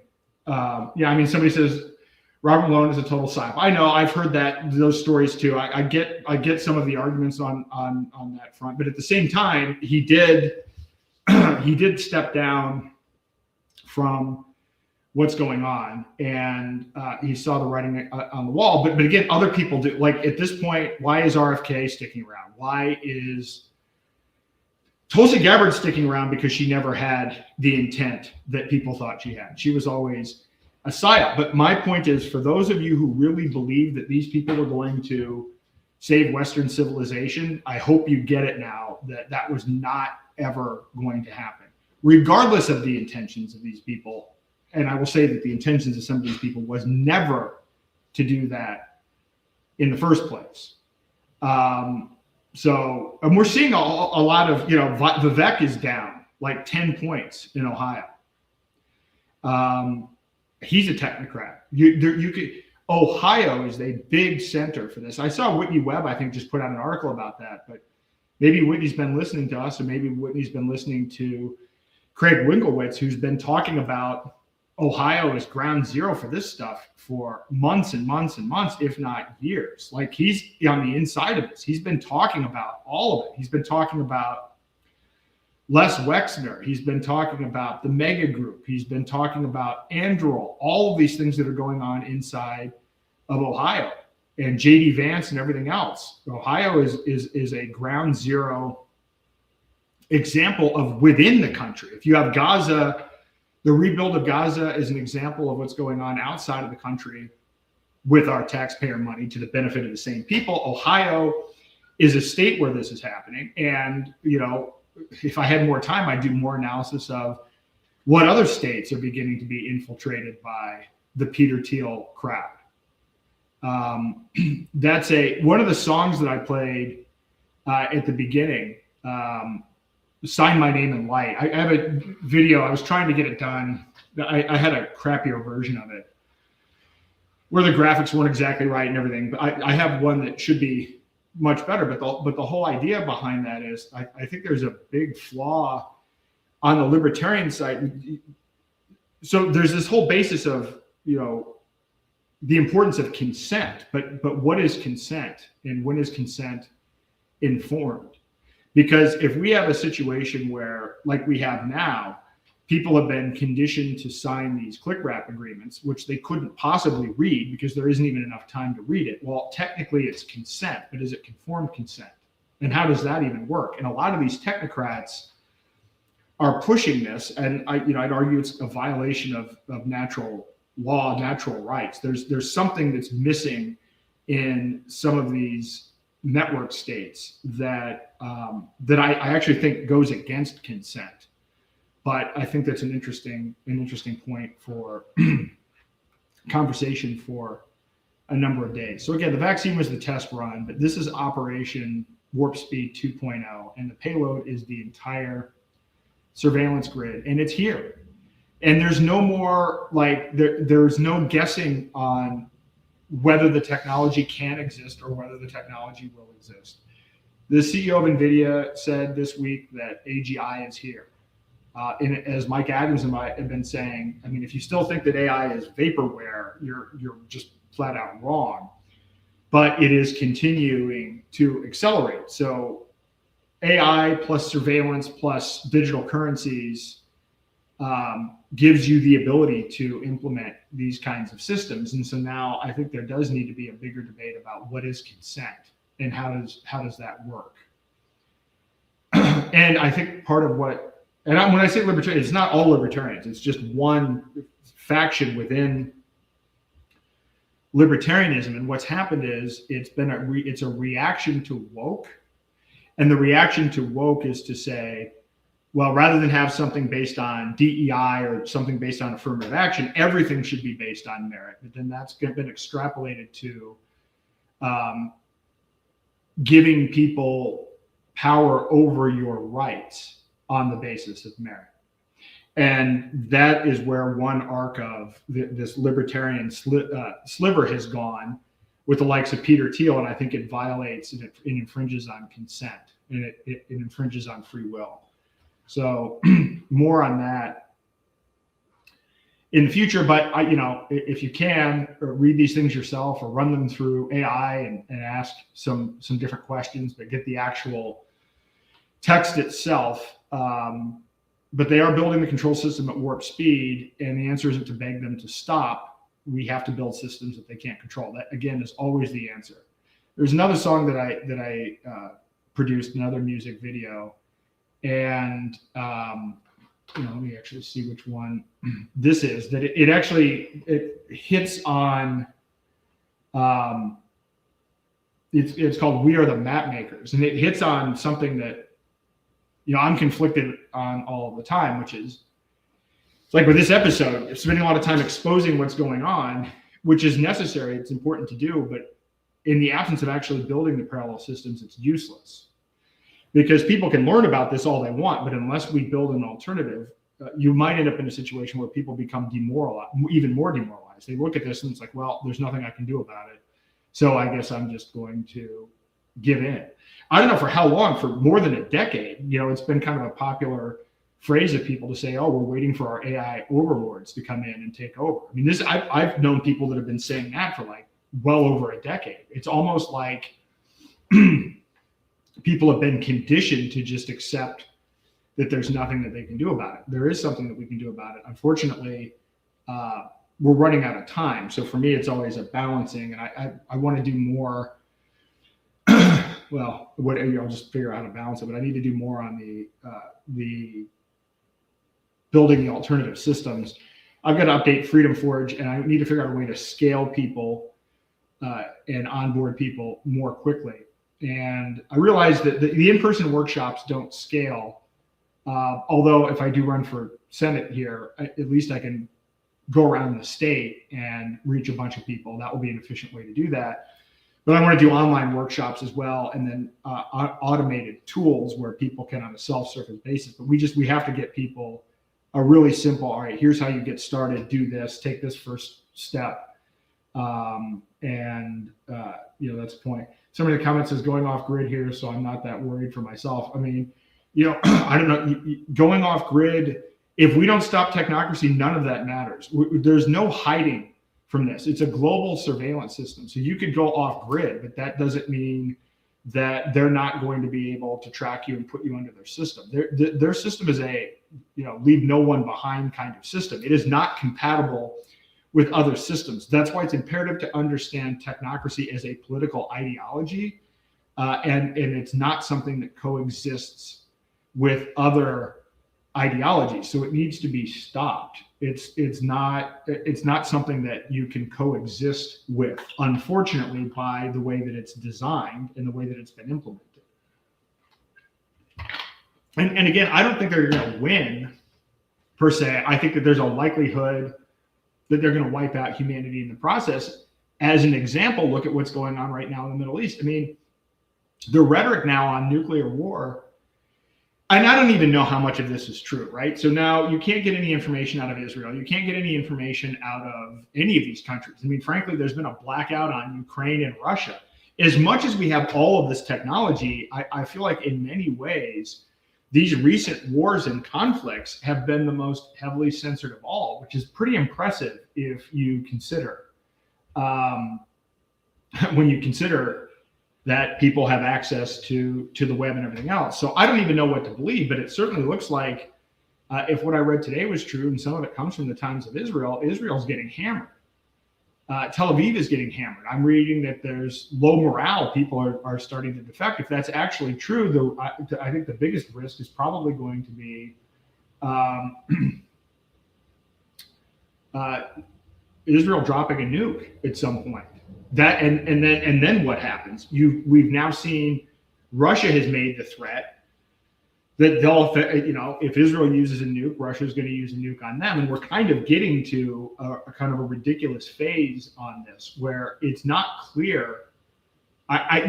Trump's position on this has been completely incoherent. What our goals are not well formulated, and they've certainly changed, but it certainly looks like we're losing.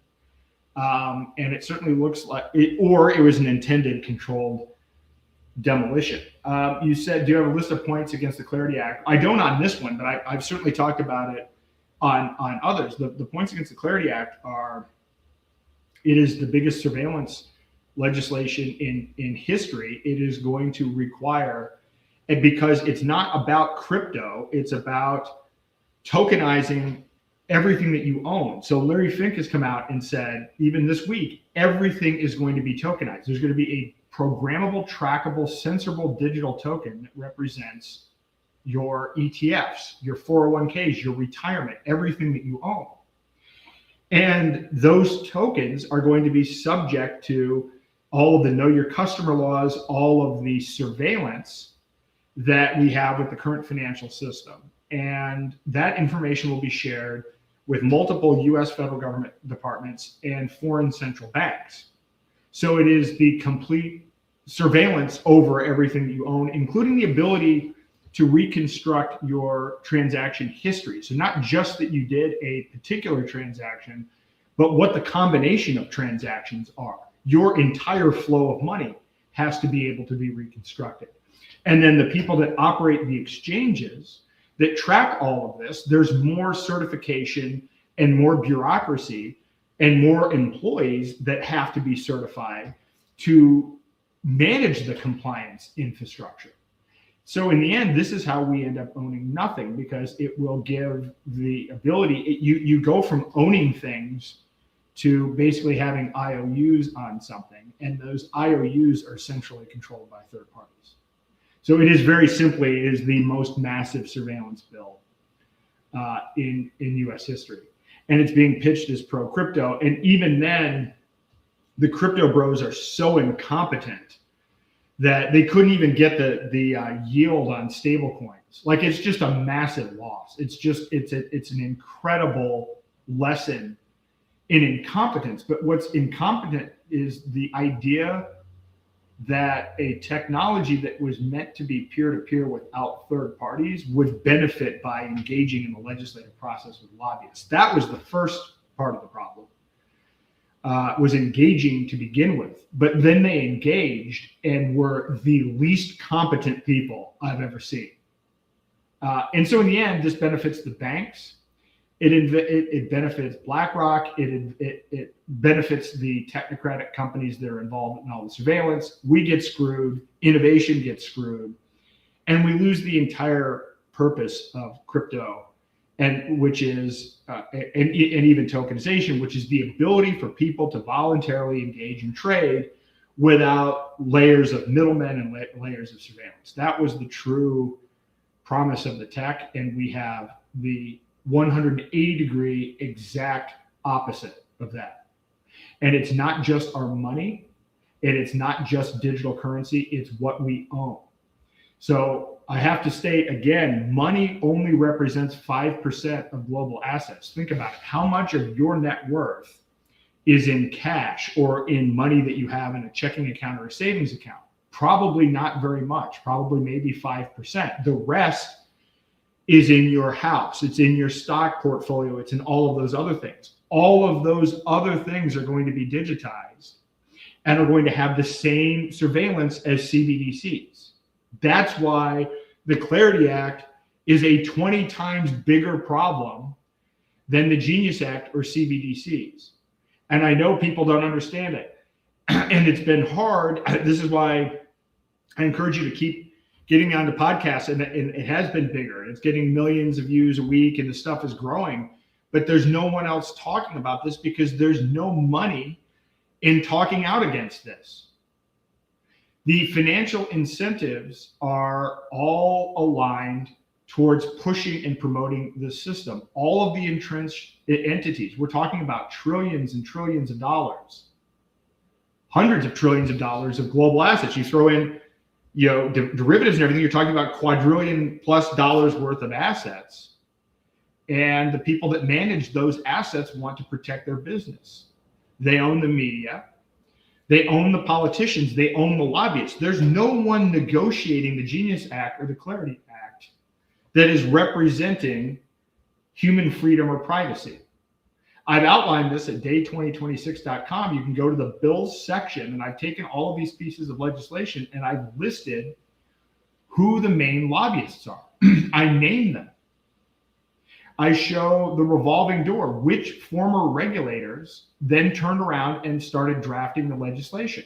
All of that information is on the website. And here's the punchline. No one is representing privacy or human freedom. And they paid, I'm not exaggerating, in some cases up to $2,000 an hour for these people to represent them in negotiating with Congress and drafting these bills. So tell me how an open source software developer like Roman Storm, who came to this country with $500, how is he going to go up? Not even against, separating out his legal case. Let's say he wasn't in his legal case. Let's say he was just back to not being an imprisoned and targeted open source developer working on protecting our Fourth Amendment rights. Let's say he was still going about his business of doing software development.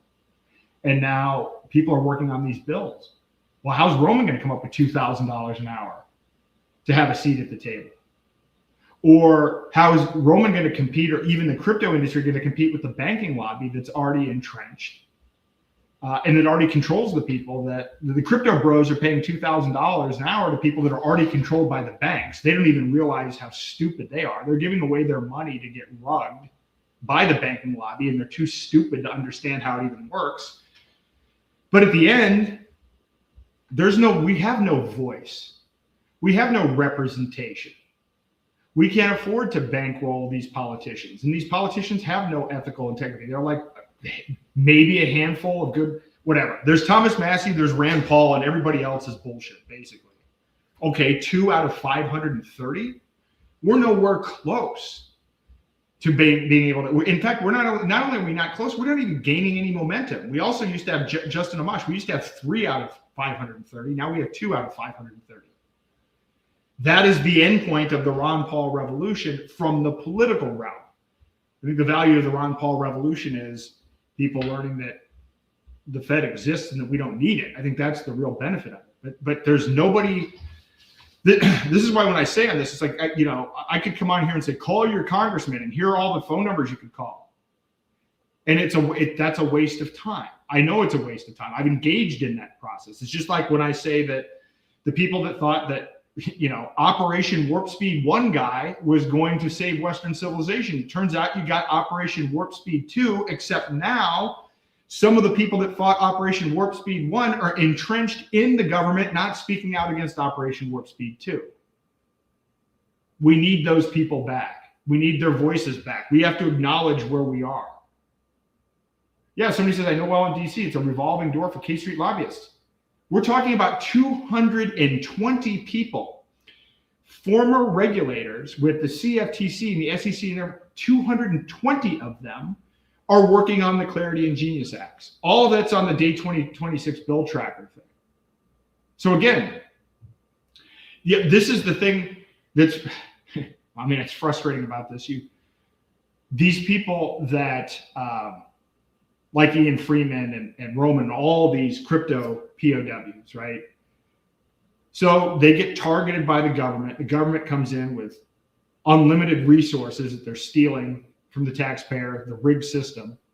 And their primary motivation is not the truth. And I'm not exaggerating when I have Roman Sterlingoff's lawyers come on, I think April the 14th. We may pre-record it. I don't know if it's not on the day of the podcast or not, but they'll share their stories. One of the lawyers, this was his first case, and he's just said he was just completely disillusioned by how the system actually works, even relative to what you're taught in law school as a lawyer. So what happens is this.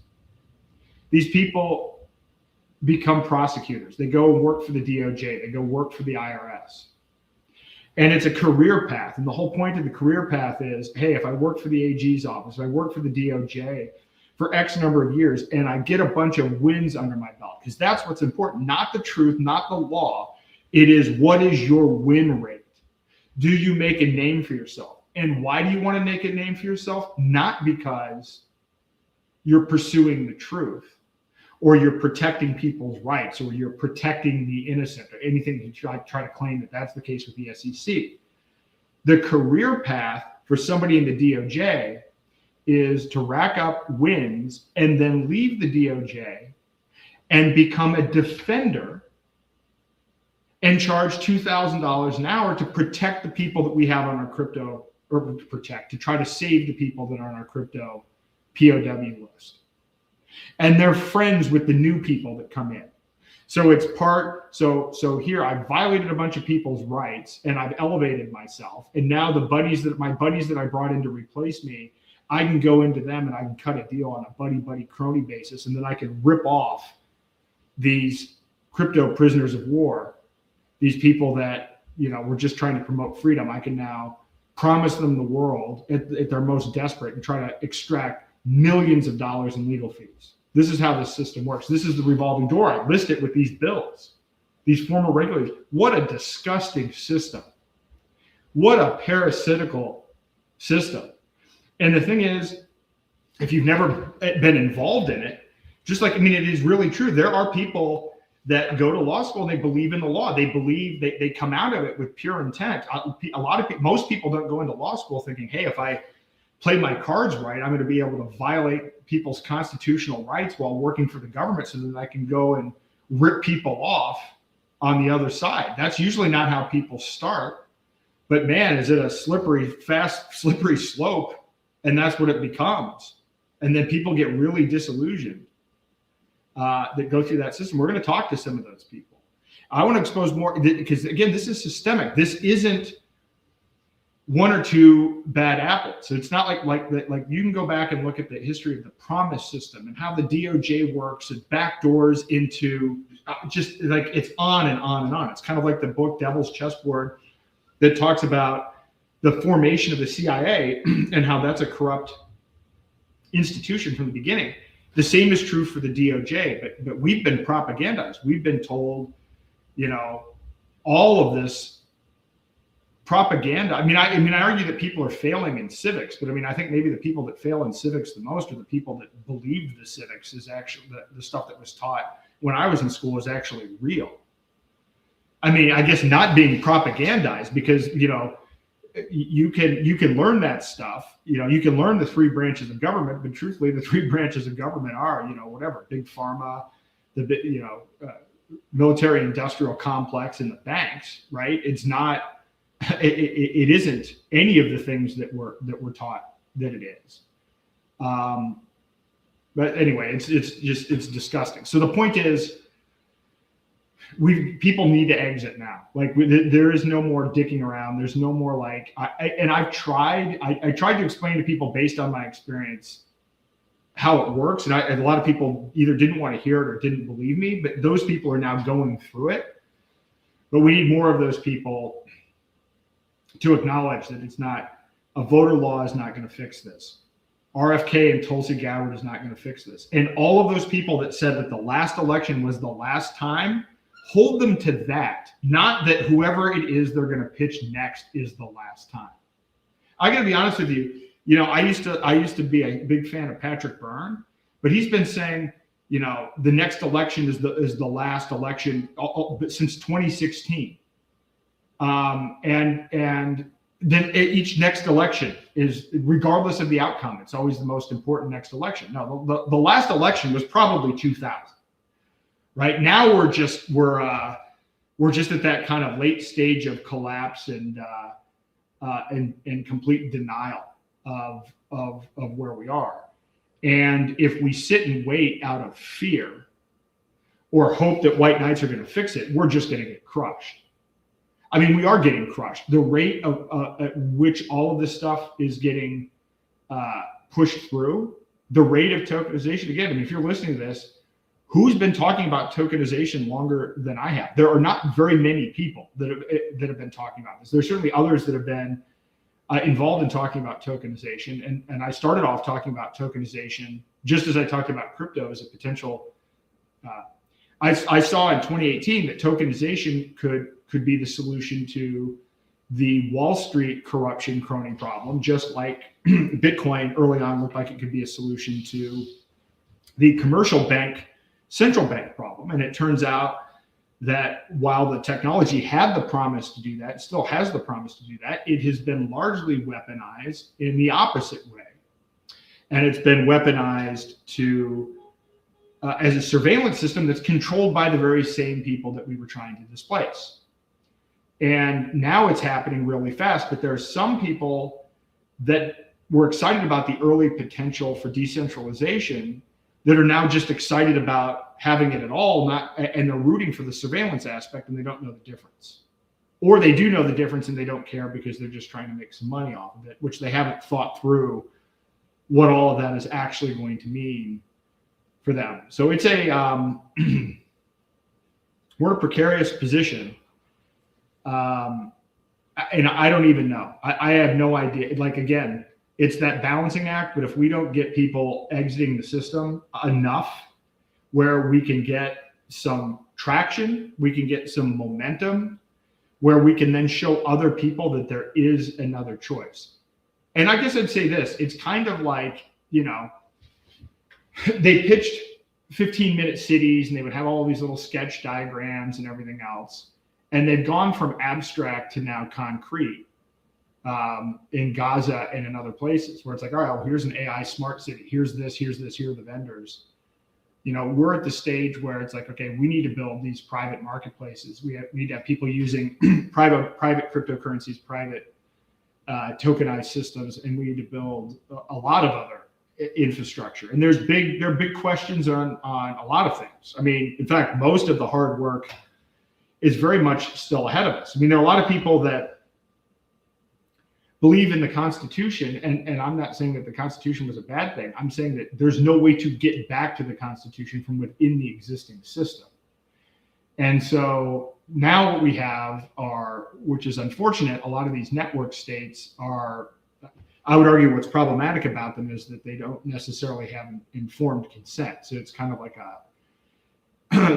you have people that are giving away their rights under false pretenses, and it's somehow being pitched as being a pro-liberty thing. That's also problematic. We don't have a great solution for this, but whatever people liked about what the United States was, and the Constitution and the fact that we have inalienable rights and all those other things, all of that's been violated. So now the question is, when you rebuild something, how do you rebuild it? And right now there are a lot of psychopath technocrats that don't care about our inalienable rights. They don't actually believe in it.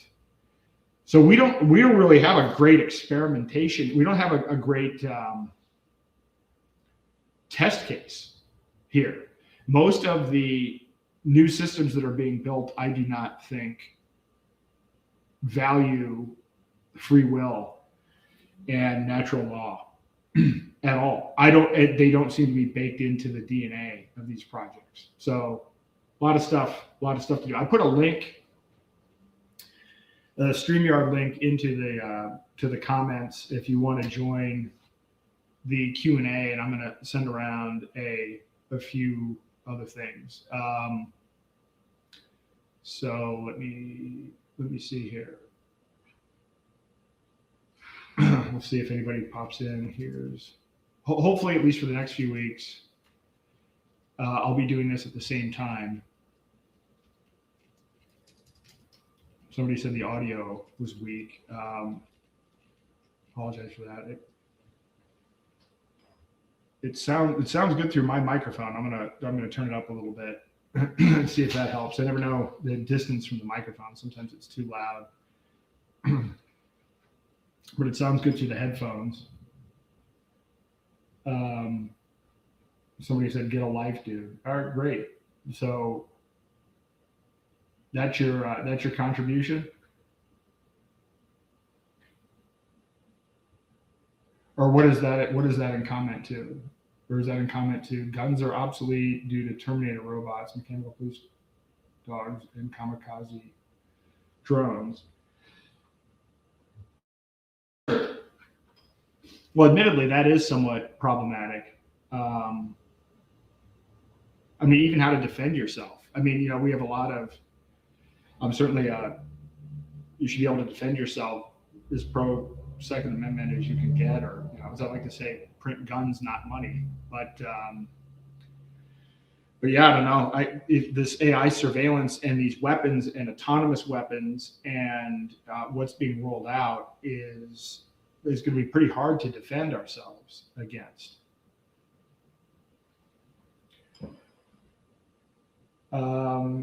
Thanks, Aaron, for keeping the show on Rumble. Do you have alternative video platform or internet? I mean, I'm a little bit behind. I've got to upload some of this stuff back to IPFS.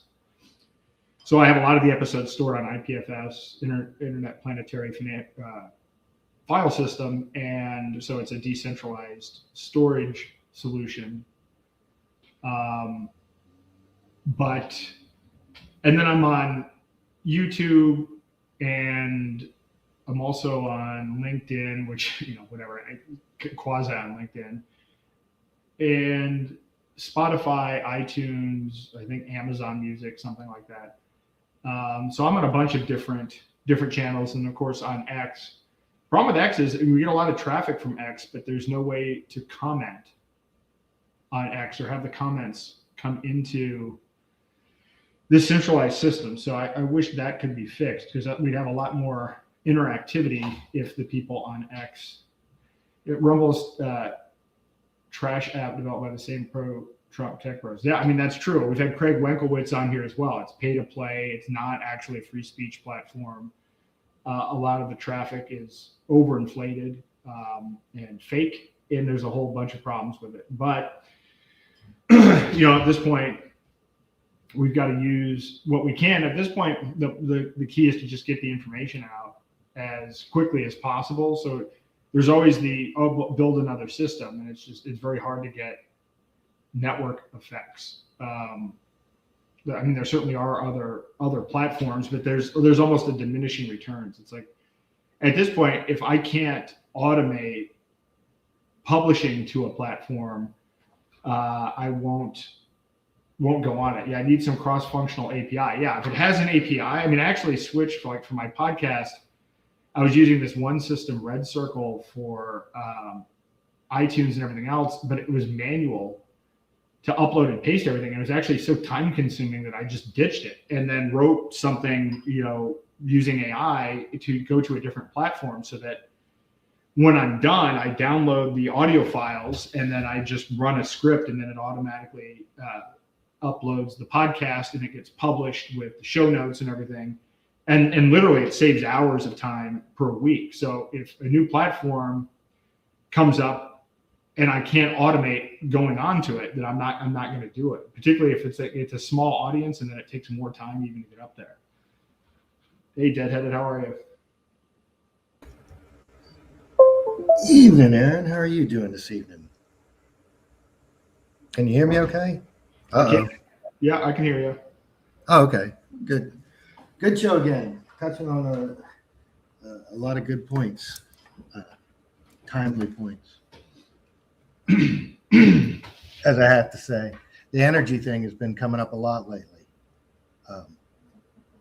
especially with these energy lockouts. This new term, energy lockouts. Yep. And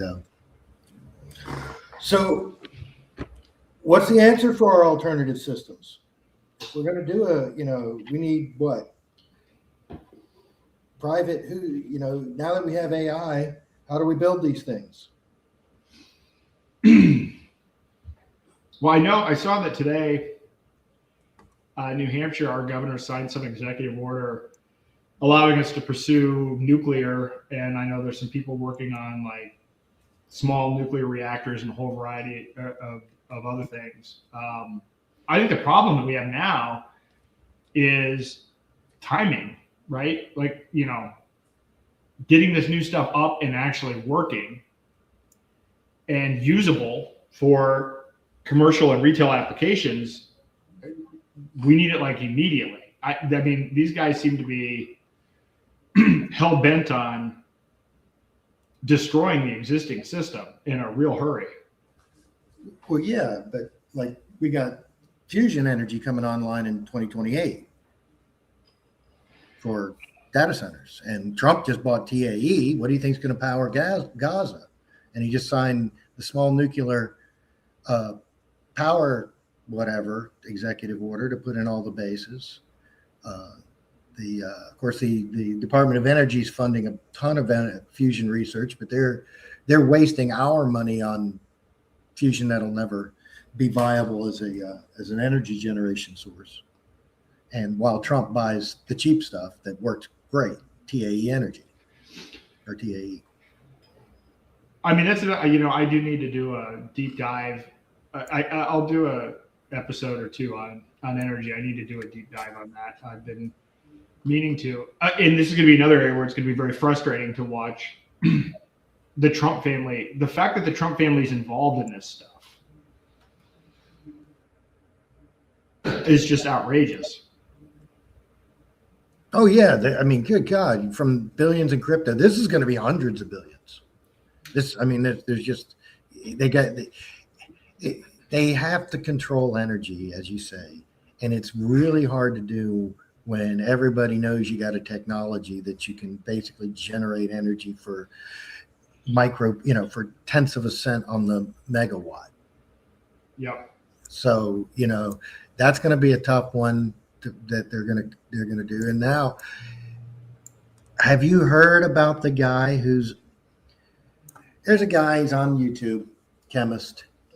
He's open sourced his patents. He's got a patents for, you can leach it out of salt water. He can leach 60 elements out of salt water.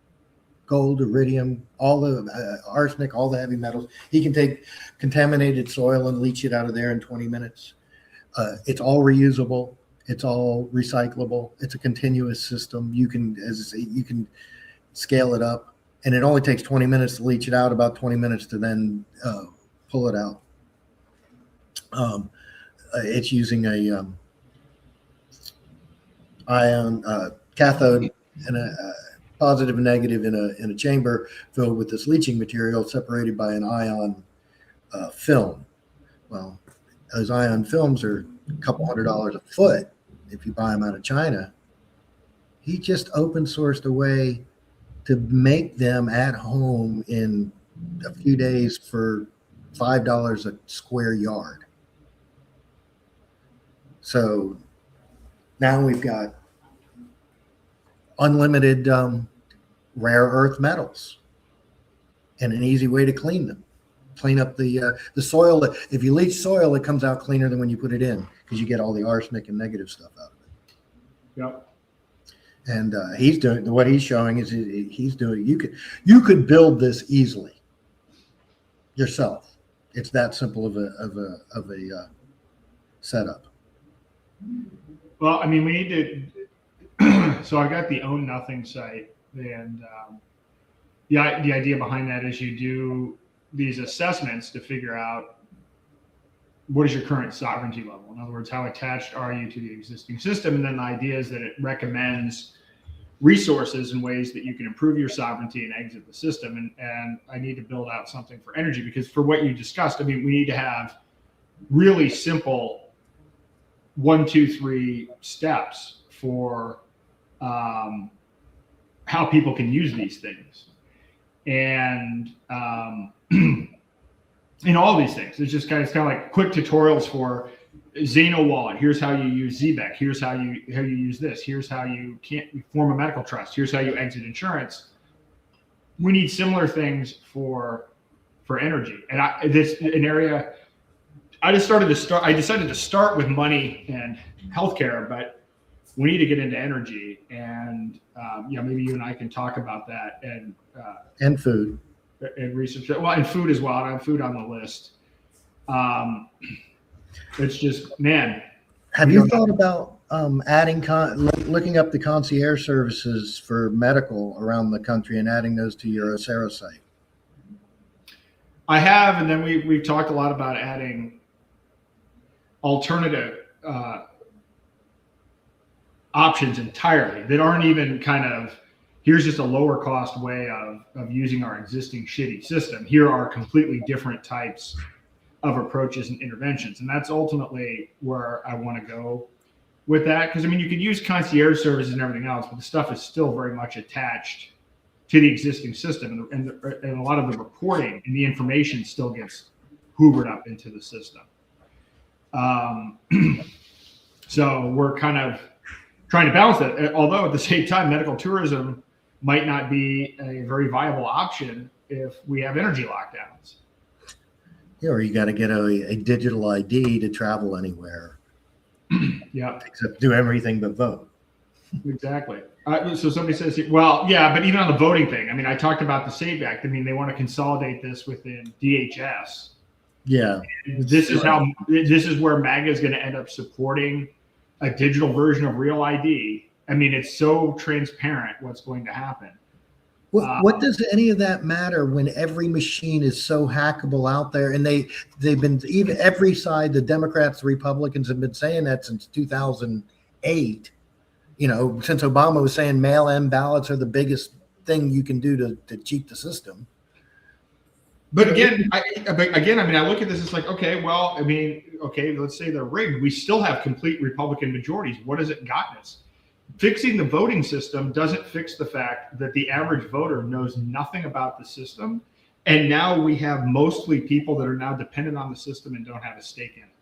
The voting, whether the voting is on a blockchain or certifiable or not, doesn't change any of that, and it won't fix anything. It's the next diversion. This is why I think maybe Patrick Byrne is just a complete psyop.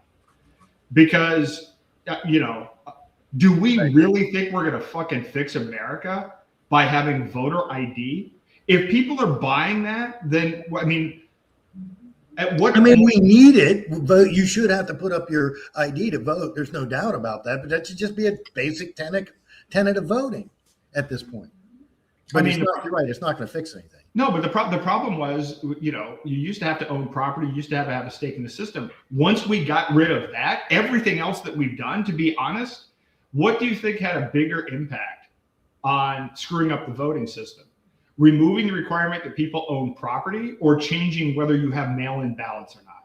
I mean, realistically, this is one of these things where it's like, we're not even remotely addressing yet again a root cause. It's kind of like right now, people are like, I'm seeing this and I'm like, okay, there are people that are putting together fundraisers to pay TSA employees.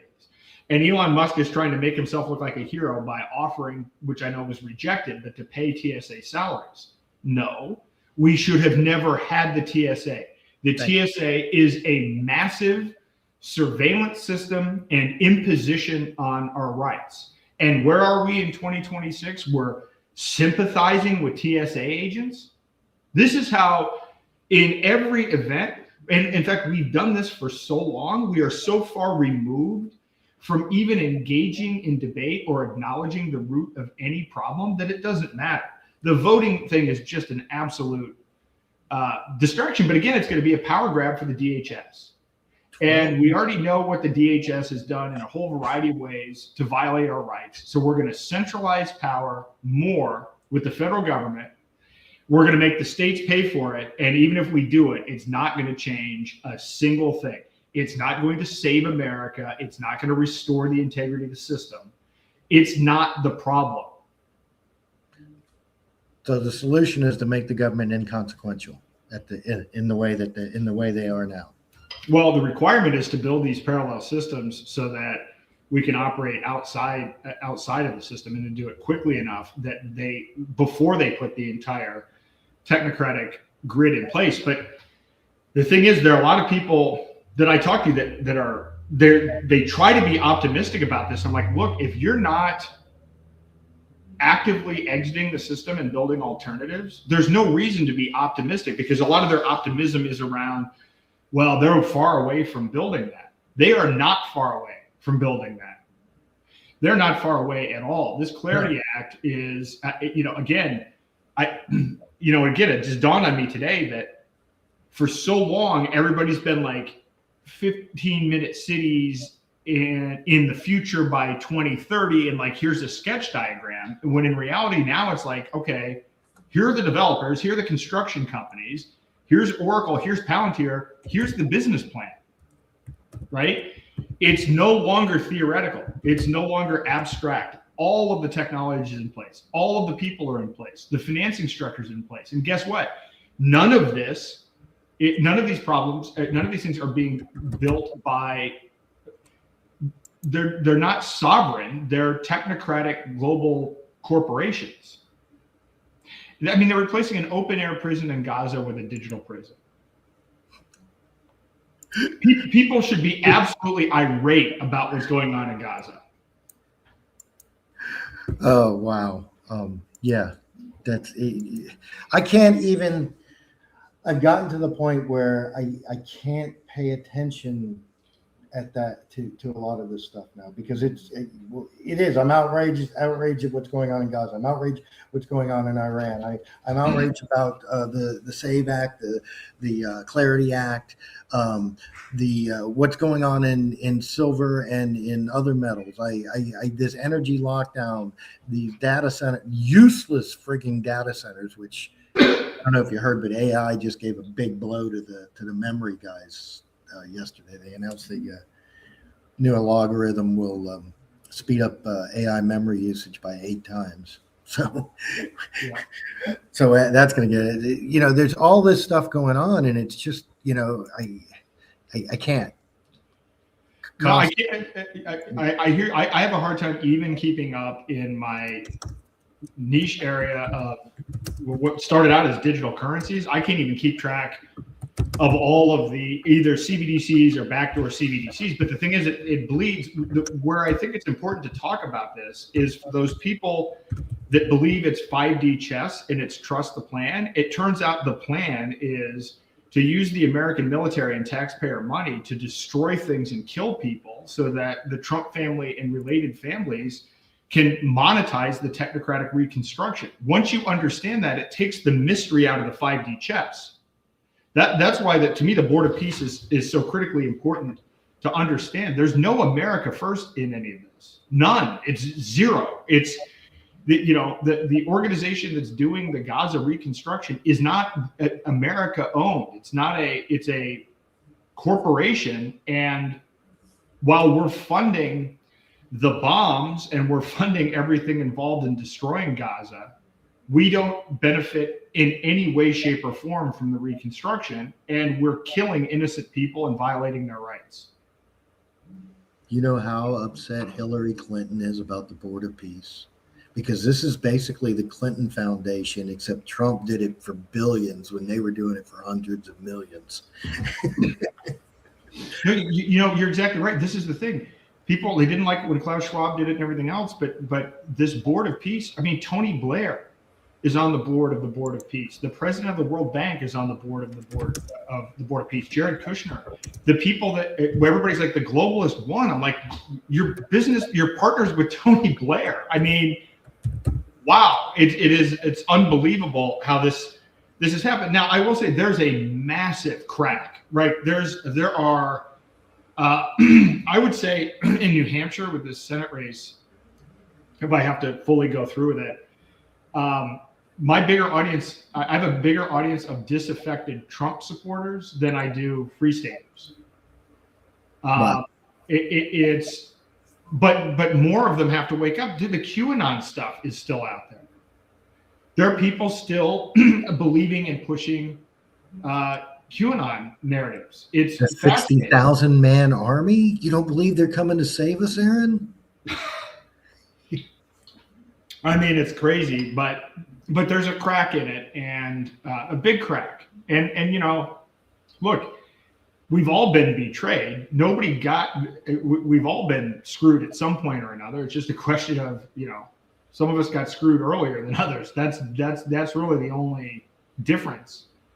But it's hard to admit. It's embarrassing to admit that, people believed in this stuff. And I'll tell you that believing that the guy that did Operation Warp Speed was going to save American or Western civilization, like that is the propaganda and gaslighting required to pull that off was just breathtaking.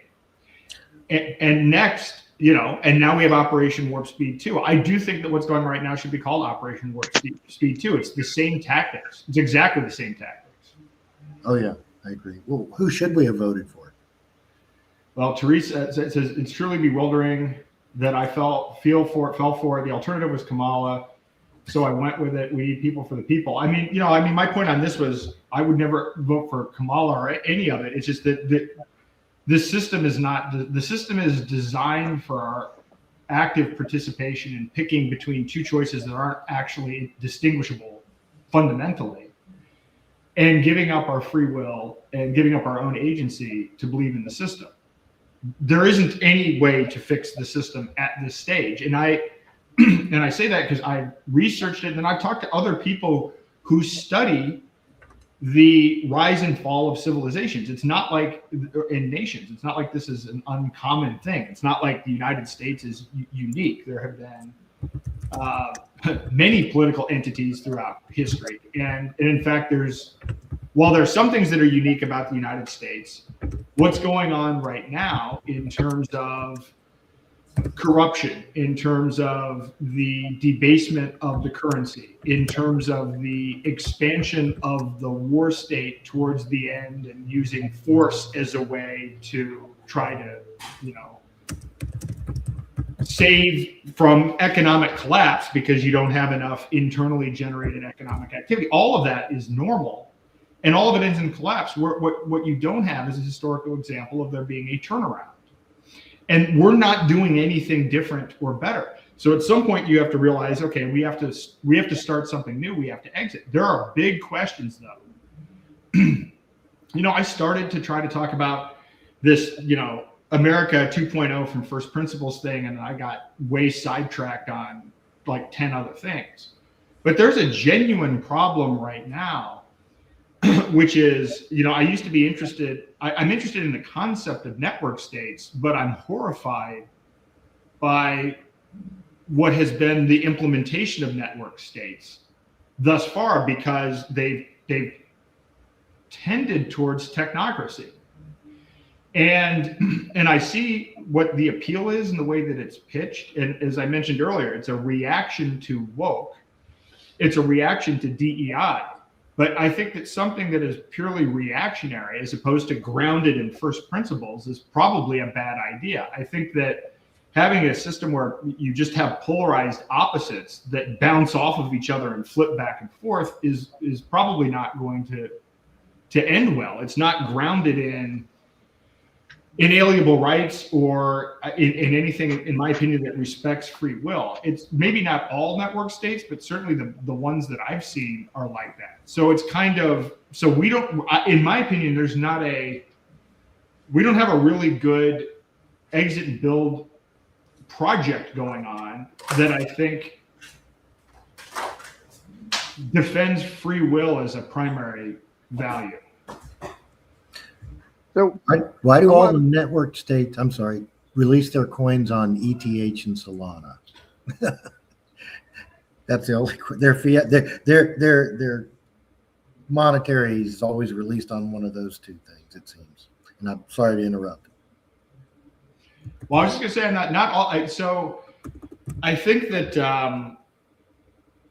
Liberland might do something with Zano or a stable coin possibly built on Zano, but maybe they don't know about it. I mean, there are a lot of people that let's look at what's happened with this whole history of crypto. I remember when Vitalik, when ETH launched, was laughing at, Bitcoin having 5-cent transaction fees, that was really expensive at the time. And obviously Ethereum didn't solve that. And then Ethereum went and tried to build second layer solutions. And now Vitalik has come back and said, yeah, this whole second layer solution thing was a bad idea. Now, a lot of us knew it was a bad idea to begin with. A lot of this stuff was conceptually flawed, and it was grounded in technology and engineering in a vacuum without respect to economic theory. And that is what Bitcoin wasn't like that. Bitcoin was designed with understanding economic theory in mind, but it was hijacked by people that didn't understand that. I don't know if the Ethereum people ever understood it, but these things all gathered cult followings, and it's really hard to separate people from their blockchain once they become attached to it. As we've seen with the number of people that are absolutely outraged about me discussing the link between Epstein and Bitcoin, these people immediately reacted against it without looking at any of the evidence, which shows you that it doesn't even matter how bad it could be. They're always going to try to find a way to defend their project. And that's just happened with crypto. So I want to talk about Palantir for a second. So they created the Maven smart system. And hi Aaron, it's Dan, by the way. How you doing? Good. How are you? Good.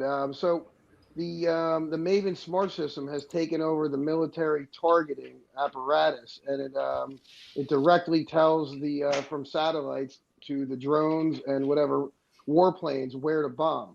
So in the first 24 hours of the war, it identified a girls' high school as a target, and then it double tapped it with 2 U.S. Tomahawk missiles. The first one hit the school.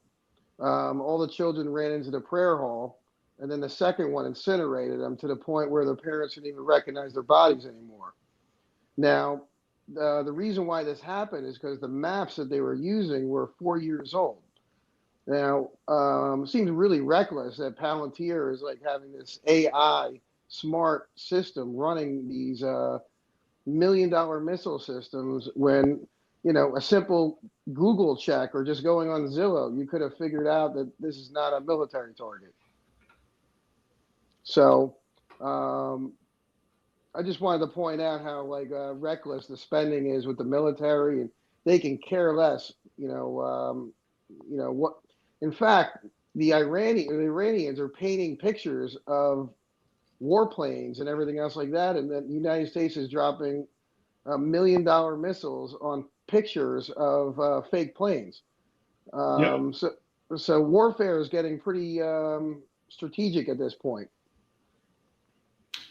It's interesting about that. The U.S. has clearly the largest military budget in the world, and no one's even close. But we also spend the most on healthcare, and we have the 38th ranked outcomes.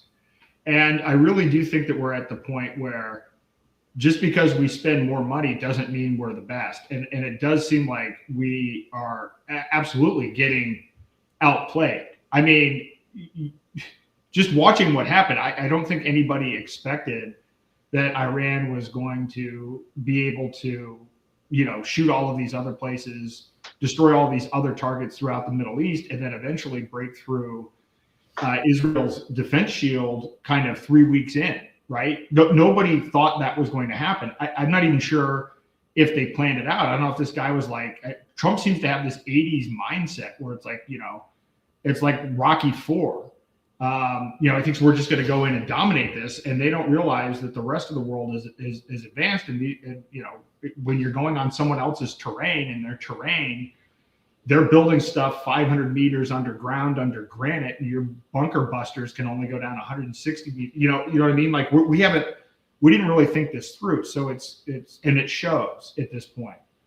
I don't even know how we're going to wriggle out of this one, to be honest. But the Palantir thing, do we really believe that they used 4-year-old maps, or do we think that they didn't care? Because I find it hard to believe that Palantir technology would be using out-of-date information. No, you're right. Wait, I got to speak up there. This is not a mistake. I guarantee you, if you look at the list of little girls that were killed in there, those were family members of people we wanted to hurt and punish. Yep. Yeah, just like Anwar al-Awlaki, when Obama killed that 16-year-old sitting in a cafe because his father had betrayed us. He was an American citizen.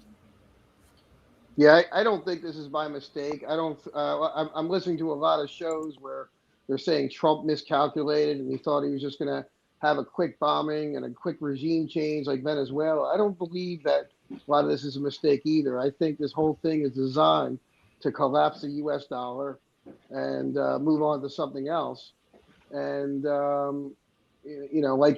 some people might call it the controlled demolition of America. The alternative is that he just made a giant mistake and an emotional decision to attack a country when he wasn't really prepared for it in any which way. Have you guys heard that the rumor that we used rods from God in Iran? No. Yeah, it's kind of really strange. There's a woman, a scientist, and she created this super alloy, Malloy or something like that, and it doesn't oxidize even at 5,600 degrees. So it's good for rocket engines. It's also good to put on tips of tungsten rods entering the atmosphere at 20,000 miles an hour. Then there was the love triangle murder at one of the I forget which military base it was, and it was a husband and wife were working in a lab, and he wound up killing their 26-year-old lab assistant and his wife and then himself in a lover spat. And they were all three working together in the same lab, which was working on advanced military weaponry. The colonel that recently went missing 2 weeks ago or something like that, or whatever, and I haven't been able to find him, or there's two of them that one went missing, one's been murdered. Can't remember which. He was actually overseeing that project where those 4 people are now dead. And then a sixth person who was that Harvard professor who someone went out to his house and shot him 2 weeks ago. He was monitoring incoming astral, near Earth objects around the Earth and the Moon, and apparently picked up us testing those on the Moon. So it's weird. And I went and I looked, I saw this theory, and then I went and I looked and I checked all the stories about all these deaths. And they've all happened since June of 2025 or July of 2025, one of the two. And they all work together in that department at the same military base. Wow. Well, what a coincidence. Yeah. I mean, How did you hit a precision bunker buster double tap right on the same spot in a 200-meter deep bunker and take it out? A couple of rods from God would do it. yep. So, who knows? Everything they tell us is a lie. I don't know what's going on. Yeah, I don't know what's going on either. I mean, it's tough. I have a few Telegram groups that I'm in. I mean, most of it's propaganda on either side. I will say I'm disappointed that you would think, with all the AI and the history that the CIA has with propaganda, Iran has better propaganda. Some of the stuff that they've been putting out about Trump, it's actually better than the stuff that we put out. So it's, we're not even number one at propaganda anymore, which is, that's how badly we've slipped in all regards. But I heard some other countries are putting out unredacted Epstein stuff. I haven't looked into it, but that seems right up your alley. Yeah, well, I saw Anonymous said that they were going to do that as well. I mean, I don't know what exactly they would have access to. Somebody said, "Have you seen the Legos they did?" Yeah, that's the one that I'm talking about. There's this Legos Iranian propaganda that's just hilarious. But yeah, it doesn't look good, and it looks like we're now sending troops, or at least, and we're trying to do it peace through strength. But the whole idea of peace through strength is that you had the strength and didn't have to exercise it. That's the whole point of peace through strength. What we're doing is we're using force, and we don't have the force that we think that we have, and so now it's kind of embarrassing. The whole point of peace through strength was to have such an advantage that no one would ever mess with you. Well, okay. In this case, we were the agitator, right? This wasn't defensive in nature. And then it turns out we didn't plan it through, and now we look like we're getting our asses kicked. That's not peace through strength. That's the use of force and bullying when you actually may not have the goods to back it up. That's smoke and mirrors to fool everybody and come about with some other agenda, like you say, to crash the dollar, to drive oil up, to all these different things. Well, and I heard it on Alex Jones, so I take it with a grain of salt. But he did claim that Lutnick was the one who profited from the insider trading on oil and front ran Trump's fake announcement that there was a ceasefire. Yeah. Well, maybe we're done. Maybe we're not. Maybe I'm sending another 3,000 Marines over there. Maybe we're sending in another, carrier brigade or whatever, Deere said. So as far as the Strait of Hormuz goes, according to Iran, it's open, but only for countries that use the yuan. If you're using the United States dollar, you're not allowed to pass. And apparently it's 35% of the world's energy traffic trying to go through. Yep. Yeah, I noticed that as well. And then Marco Rubio came out with a brilliant statement which said, Marco Rubio says the Strait of Hormuz could reopen tomorrow if Iran allowed it. That's a brilliant statement. Yeah, it's more like the central banks and Lloyd's of London. Yeah, I mean, I don't know what's going to happen, but it feels there's an aspect to it. Again, when you see the Board of Peace, you know what the agenda is. The agenda is to use taxpayer money and to expend and American lives to destroy things so that private multinational corporations owned by the politicians sending these people to their death can make money off of it and build a technocratic control system. That's not a conspiracy theory. That is the business plan and the charter of the Board of Peace and the Reconstruction Project in Gaza. This is actually what's happening. But I think mixed into that is hubris and ignorance about our relative strength of our military and our relative strength in technology. I think that there are two things. It's both a technocratic agenda backed by hubris and some incompetence, and that's a really bad combination. Well, is it hubris? I mean, Hegseth's already mentioned, we've got weapons of time and space. We've got advanced weaponry that we're not talking about or we're not using there. I mean, this is, ridiculous. We know, when Trump says we can manipulate time and space, he's not lying. It's pretty interesting that the United States has been at war with Iraq for the past 35 years, and now Iraq has just joined the war on Iran's side. And in fact, they got these drones that cost $10,000 that can somehow make it past all the $1 million to $1 billion defense systems and fly around the United States bases until it targets an Apache helicopter and then blow them up. Yeah. It's amazing, these cheap drones. They could just, like, basically in the old warfare, I think the United States is planning on attacking an island tomorrow. I don't remember the name of it, but they're going to put 5,000 Marines there. Yeah. The Iranian island right at the Strait of Hormuz, and they're threatening to do that. I mean, again, I think these are all threats, and then Iran has threatened that they're going to blow up. Right now, last time I saw, there was a big warning basically encouraging everybody to leave the UAE. Dan, you mentioned for 35 years we've been at war with Iraq. Well, the 7 years before that, we were building Iraq's army up to the 4th largest on the planet while they were fighting Iran for us. Yep. At a proxy war.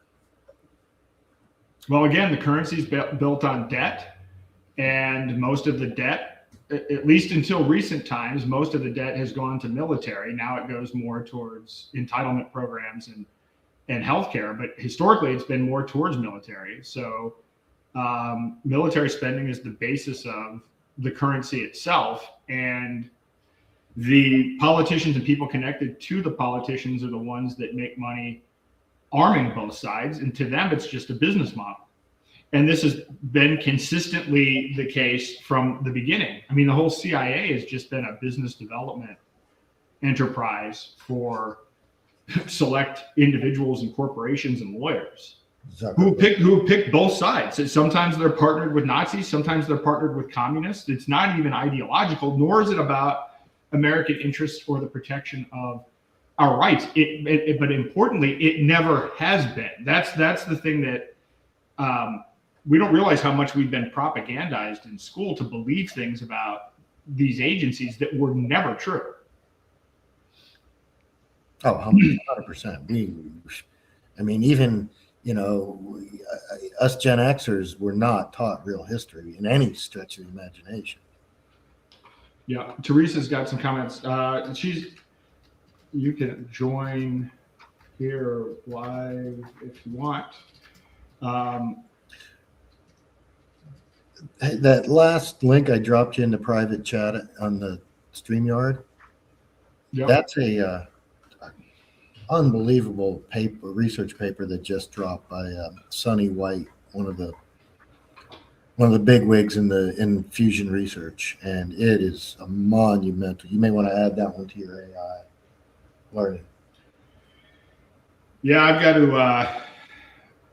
to get up to date. I've been traveling so much. I'll be back for a month. I got to do a complete overhaul of the Technocracy Atlas. And again, it's tough balancing how much time do you spend educating and learning about, like, in other words, I've seen enough.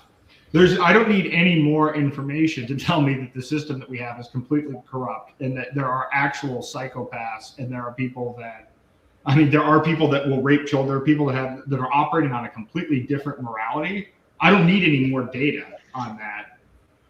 And I don't need more data to know that the way out of it is not by voting, it's by building parallel systems. But the problem is other people need to understand what's going on. And I think that we are still stuck with, I still think that the sticking point, I think we're in a tragic situation that a lot of the people that opposed COVID have been captured by this administration in the second term. So rather than being the voices speaking out about what's going on, they think that they can still fix it from within, and they never could, and they certainly can't now. So at what point do they leave and help build the parallel system?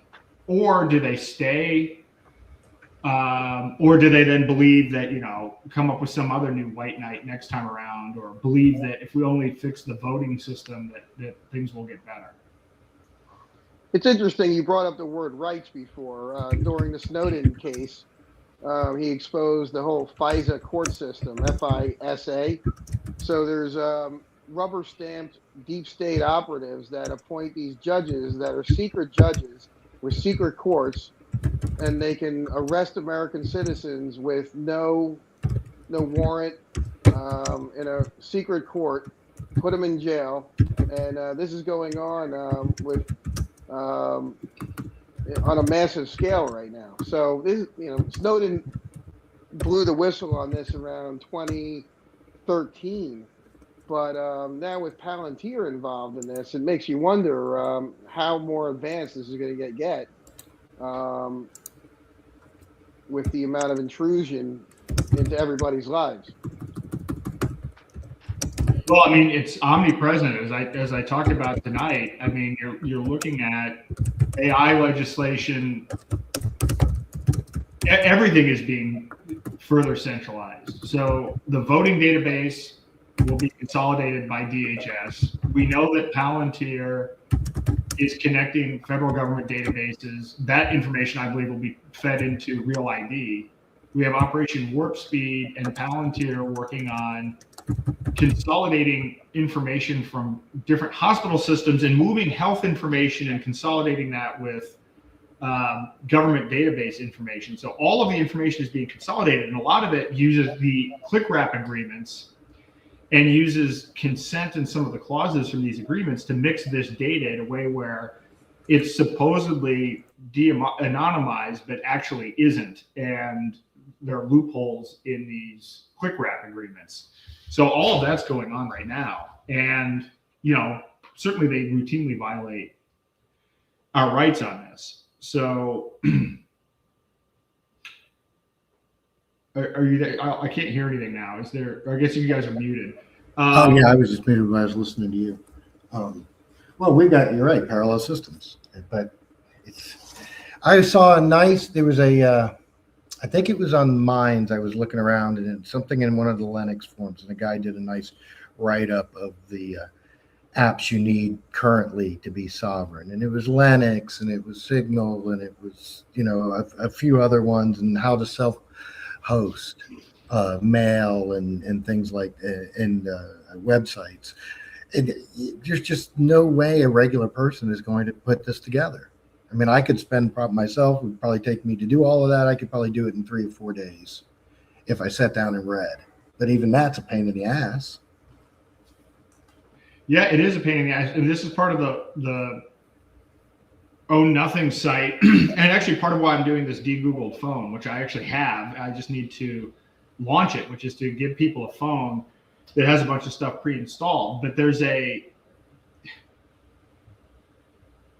I'm saying this as I'm using StreamYard, and we're on X and everything else. I've gotten to the point where most of the information that I have, I'm trying to get out there. So it's not like I'm hiding it from anyone. And so I have to use these platforms, or otherwise there's no way to get the information out. But there are parallel systems. To me, people have to start using alternative money. It remains the number one leverage point that we have, because their ability to build out these control systems requires our complicity and use of fiat currency. And if we stop using it, they lose their control. That's why it singularly remains the most important thing that we can do. We have to do all of the other things, but by not using the dollar and not participating in the system, it removes their power and their resources to be able to build the digital prison.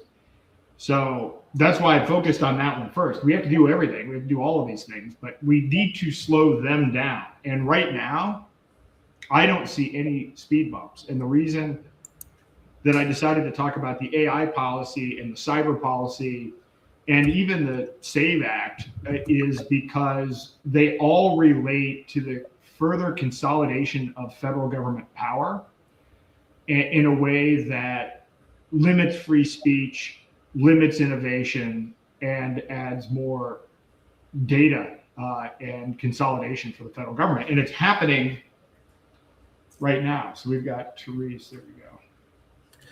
Hey, how are you? I'm doing well, guys. Thanks for doing this. This was really informational. And what I've been trying to get my arms around to just disseminate it out to the grassroots here in New Hampshire. But it's just, I'm bewildered. I mean, I look back and for those that don't know, I stood up during COVID as a clinician and I identified it very quickly. But to be fooled, I knew warp speed was a concern. There's things that were yellow flags, but I got all behind. I raised my hand 100% when you said, I have to identify that I made a mistake, because I absolutely got behind Trump, because the contrast was Kamala, and so I feel like now in hindsight they just absolutely shepherded us in with like a psyop, MK Ultra, whatever you want to call it, like told us everything we wanted to hear about saving this republic and making America great. And now I'm looking at, I'm like, we just got completely deceived. Like, they interviewed for a job, we hired them for that job, and 2 days onto the job, they completely do a 360 on us. Yeah, they did. And, I guess I was, in 2020, I was always shocked. I mean, I've never voted for a Democrat, so I've never voted for Biden or Harris, but I also didn't vote for Trump. But I was kind of, and I've said this, even at Free State Project events, the least amount of freedom I have ever had in my entire life was in 2020 in New Hampshire, with complete Republican majorities, with Republicans in control in Washington, D.C. And that remains true. And so that's always been a head scratcher for me about, again, people, my kids, having going to school, they were the only ones in their class that didn't get vaccinated, but the whole thing with masks and everything else, it's like, wow, that actually happened. And that happened under Republicans. Now, I'm in Nashua now, so some of that isn't necessarily all state related, but nevertheless, all of this stuff happened, and it happened under Republicans. And so the fact that we thought that the guy that did that was going to be the guy to solve things. And so much of it was, well, it wasn't Trump's fault. He got duped and everything else. And I researched Trump's background even before 2016. And if you actually read his background and family background and his ties to people like Ray Cohn and everything else, there's nothing principled. There's no principled ideology about Trump. That's never been a thing. In fact, he was largely a Democrat up until the point that he decided to run, but nevertheless, like, it's I wonder, but it's hard to convince people, just because it's almost, once you get fooled again, then you really now you're going to double down. Like, if it was a mistake in 2020, you let it slide. Then if you fell for it again, what's easier, to admit that you fell for it, or to continue to make up excuses? And I think for most people, it's make up excuses. Well, like my dad said, fool me once, shame on you, fool me twice, shame on me. And I think the other thing, a lot of this for me was once Charlie was assassinated. I really, as a hospice nurse, like right away, things seemed very off for me. And then I heard Charlie say, we're doing a genocide in Gaza. And I'm like, wait a minute, that's not the narrative of the right. Why is he saying that? And then when he said a stand down order for October 7th, all of a sudden then everything unraveled for me, including my evangelical Christian upbringing of bless Israel and you'll be blessed, and always having to like defend Israel. Like, all of that has changed for me since September. And that's a lot. It's a lot to, digest, and to sit here and be like, okay, I was an activist during COVID. I assembled people who felt that was wrong, who want to fight for our liberty and this republic for our children. And now all of a sudden you realize the uniparty and the evil ones, the evildoers, and the cabal are really this country that you took such pride in are manufacturing, the demise of a country to then go in and take it over, like real estate transactions at the expense of the American people. Yep. It's Yeah. a lot.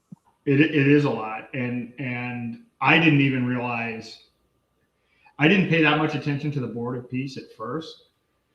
And then I did a deep dive on it and I'm like, wow, this actually explains everything. It actually shows who's making the money. It even shows the stable coin, the Trump family stable coin. They're going to try to use this in Gaza. And it's, I think the hard part is that most reasonable people can't imagine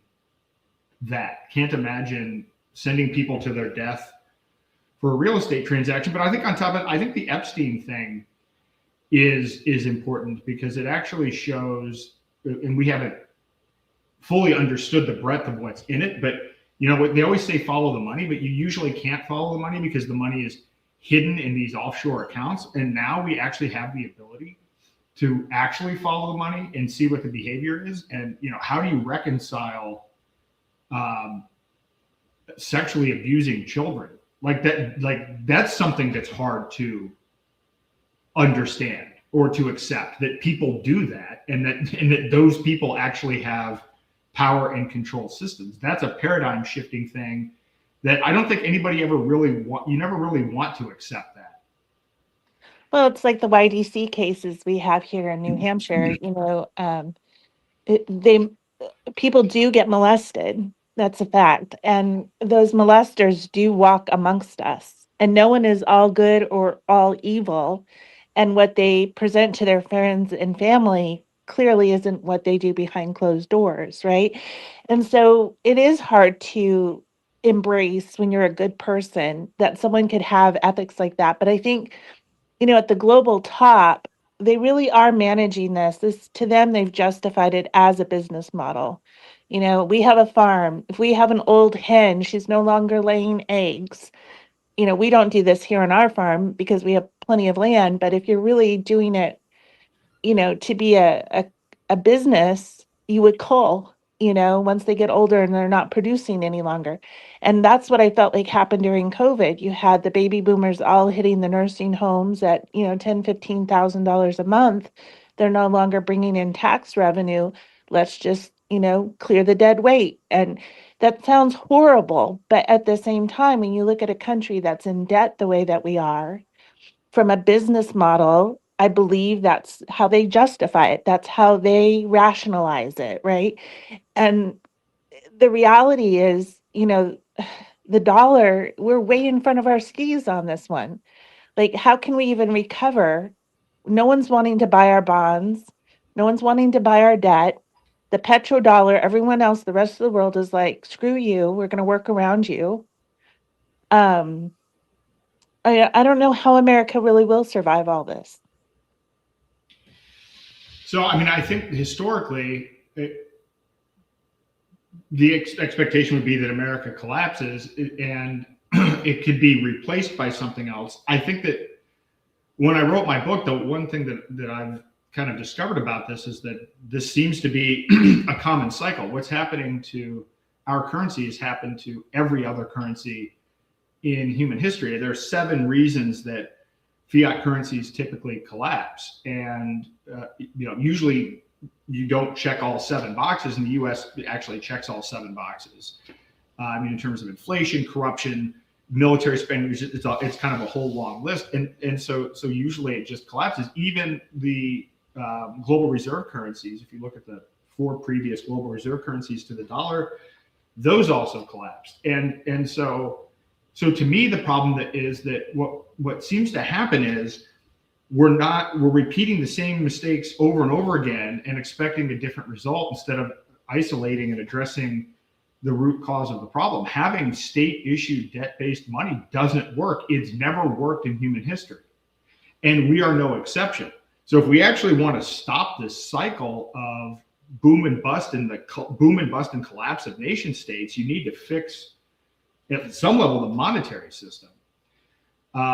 But then that doesn't solve everything. It is not true that if you fix the money, you fix the world. There are certainly other problems involved. But instead we go, well, is it going to go from the U.S. to BRICS? Well, why would we do that? And then the BRICS is going to collapse again. Why don't we actually try solving the fundamental problem with the issuance of currency? Because politicians can't help themselves. And if you're making a currency that's based on debt, and politicians are the ones that are empowered to issue that debt and create more currency, then guess what's going to end up happening? And it happens like clockwork. And we aren't any different. And in fact, I mean, I would argue, we are at peak levels of corruption. I mean, I've said this. What I've been in shock about recently is it's the fact that last week on my podcast, I talked about war profiteering, which has been a common practice, whether it's selling defective pistols or gunpowder that doesn't work, or Brooks Brothers, which sold uniforms that disintegrated at massive markups, to Dick Cheney and Halliburton, to LBJ's big backers and financiers profiting off of Vietnam. This has always been a thing, war profiteering, except that it was always something that they tried to conceal. It was never overt. It was always kind of like, well, we know this is going on. We're at a point right now where we no longer have the pretense of having moral authority in what we do. For instance, when we invaded Venezuela, initially we started off by saying it was narco-terrorism. And then by the time we did it, it was, well, no, this is our oil. We're just taking our oil back. So we used that as the cover, but that wasn't even what it was. If you actually study the history of Venezuela and drug trafficking, you'll find that the CIA was actually right in the center of all of that activity. So it wasn't a moral argument even about drug trafficking. But now that we're doing these other things, you have a situation where the Trump sons are owners in a drone company called PUSA. They took a golf course company or something and merged it with a drone company, took it public, just at a time when we passed something in the budget that says we're going to allocate a certain amount of money to buying only domestically made drones. And so I provided a list of all of these different things. And the Board of Peace is something that's not concealed. They had a press conference at Davos. So we're at a point where not only do we have the war profiteering, we don't even have, the people that are doing it don't have shame about it. And it used to be that it was a president's backers that were profiting from it, not actually even the politician themselves directly. But then I found in researching this that the vice president doesn't even have a conflict of interest. It's perfectly legal what Dick Cheney did. Dick Cheney taking $1 million a year from Halliburton was legal.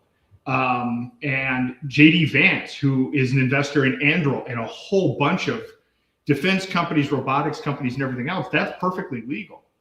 And so it's just happening now in plain sight, and some people are glorifying it, which that's not a good sign. No, I mean, just Monday, I knew right away Trump was lying, and nobody even talks about that. I talked with Iran. Iran turns around and says, no, nobody talked to us. The story changes every 5 minutes. We're there to liberate, the protesters that are being slaughtered in Iran. Now they're all, it just, none of it, you have to have such dissonance. And I feel like we're, the individual, like the girlfriend who married the guy who's cheating on her and she doesn't want to know that he's cheating on her. And you're like, hey, sweetheart, he's cheating on you. There's like a level of denial going on. And even in the Christian church, it's just, guys, like, why would you bless an entity that does not identify with Jesus being the Messiah? That's not what the Bible teaches us. You can love on them, but you're not going to go pay your tax dollars to them or go fight their wars for them or go send your sons and daughters to do battle for them when they're walking with evil. Like, what is this? What is that? How did we buy into that as Christians? Like, there's so much right now that I do think because of social media, people are able to actually start to verbalize this or become aware of it. Like at age 52, here I am, discovering that I was born and raised on false information. I look at my Bible, I'm like, that's not what the Bible says. I just think there's so much going on right now that I do hope that Christian or that we like, why not just get rid of the voting machines? If we thought we had election integrity issues and we thought they were manipulating the results through the machines, how does the SAVE Act prevent that still from happening? It doesn't. I don't, and I don't even think the SAVE Act is intended to do it. I think it's more centralization of government power. It's giving more power to the DHS. This is the problem with it. It doesn't solve the problem, but it gives the federal government more power. And that is the actual intention behind it, which is something that we should all be skeptical of. And even if you believed that Trump had good intentions and that the current head of the DHS is the right guy, that power will persist for the next administration, and that won't end well, right? This is kind of I heard you talking on it. It's just people are buying the slop, like that's going to fix things, and I'm like, are you even like using any critical thought here at all? This is not what we voted for.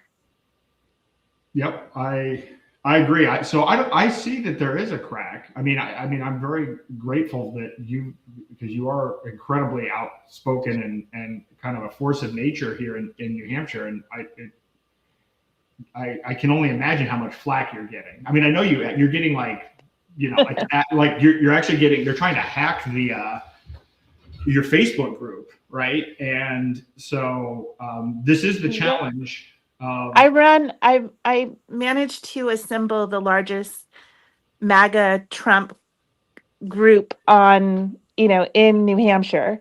And here all of a sudden I'm saying, guys, I can't support this man. And so, yeah, like all of my followers are just, not all of them. I mean, there's a good 20, 30% that are seeing the light like I am.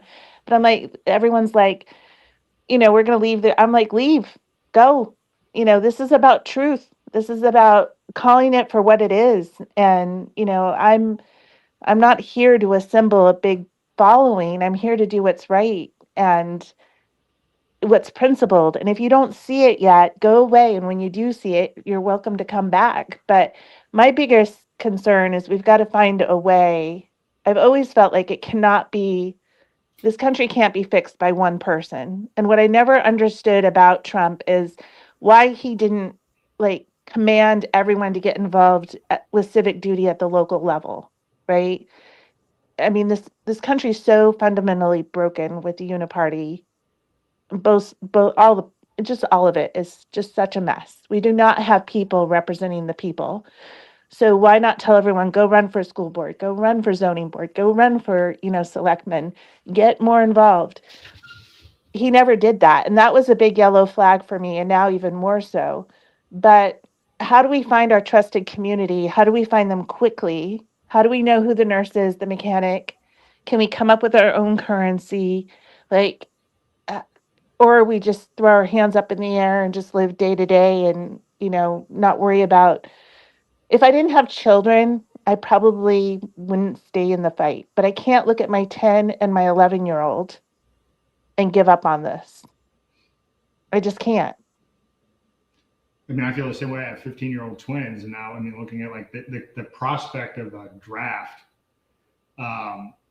it's beyond absurd. So, the approach that I've been taking is the local strategy.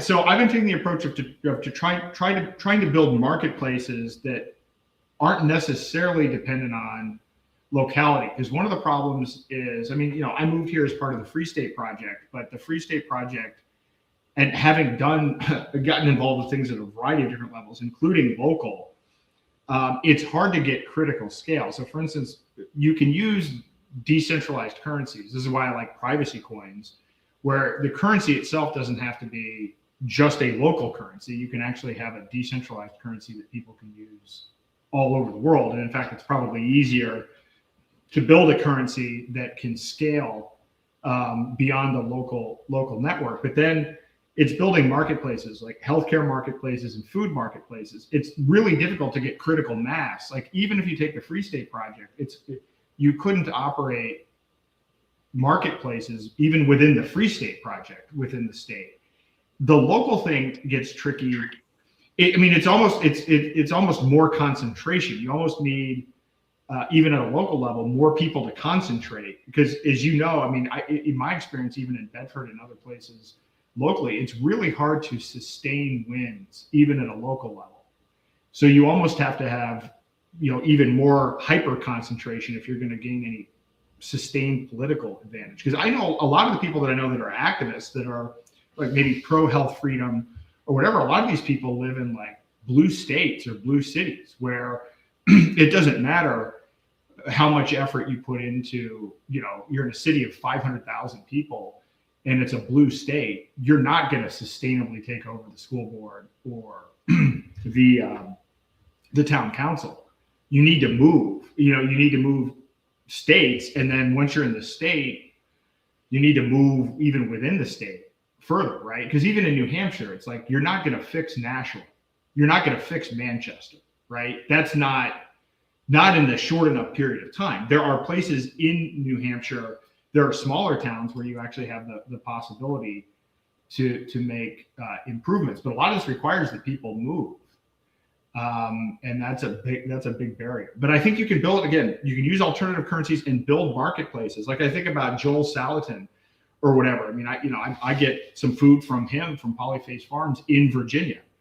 And so I think putting together resources of local marketplaces, but that where you can buy from other locations, not just your own, might be a way to build enough scale to get the ball rolling. Because that's the key. You need enough scale and economic activity in these alternative systems that they become viable, that people can walk away from the existing system.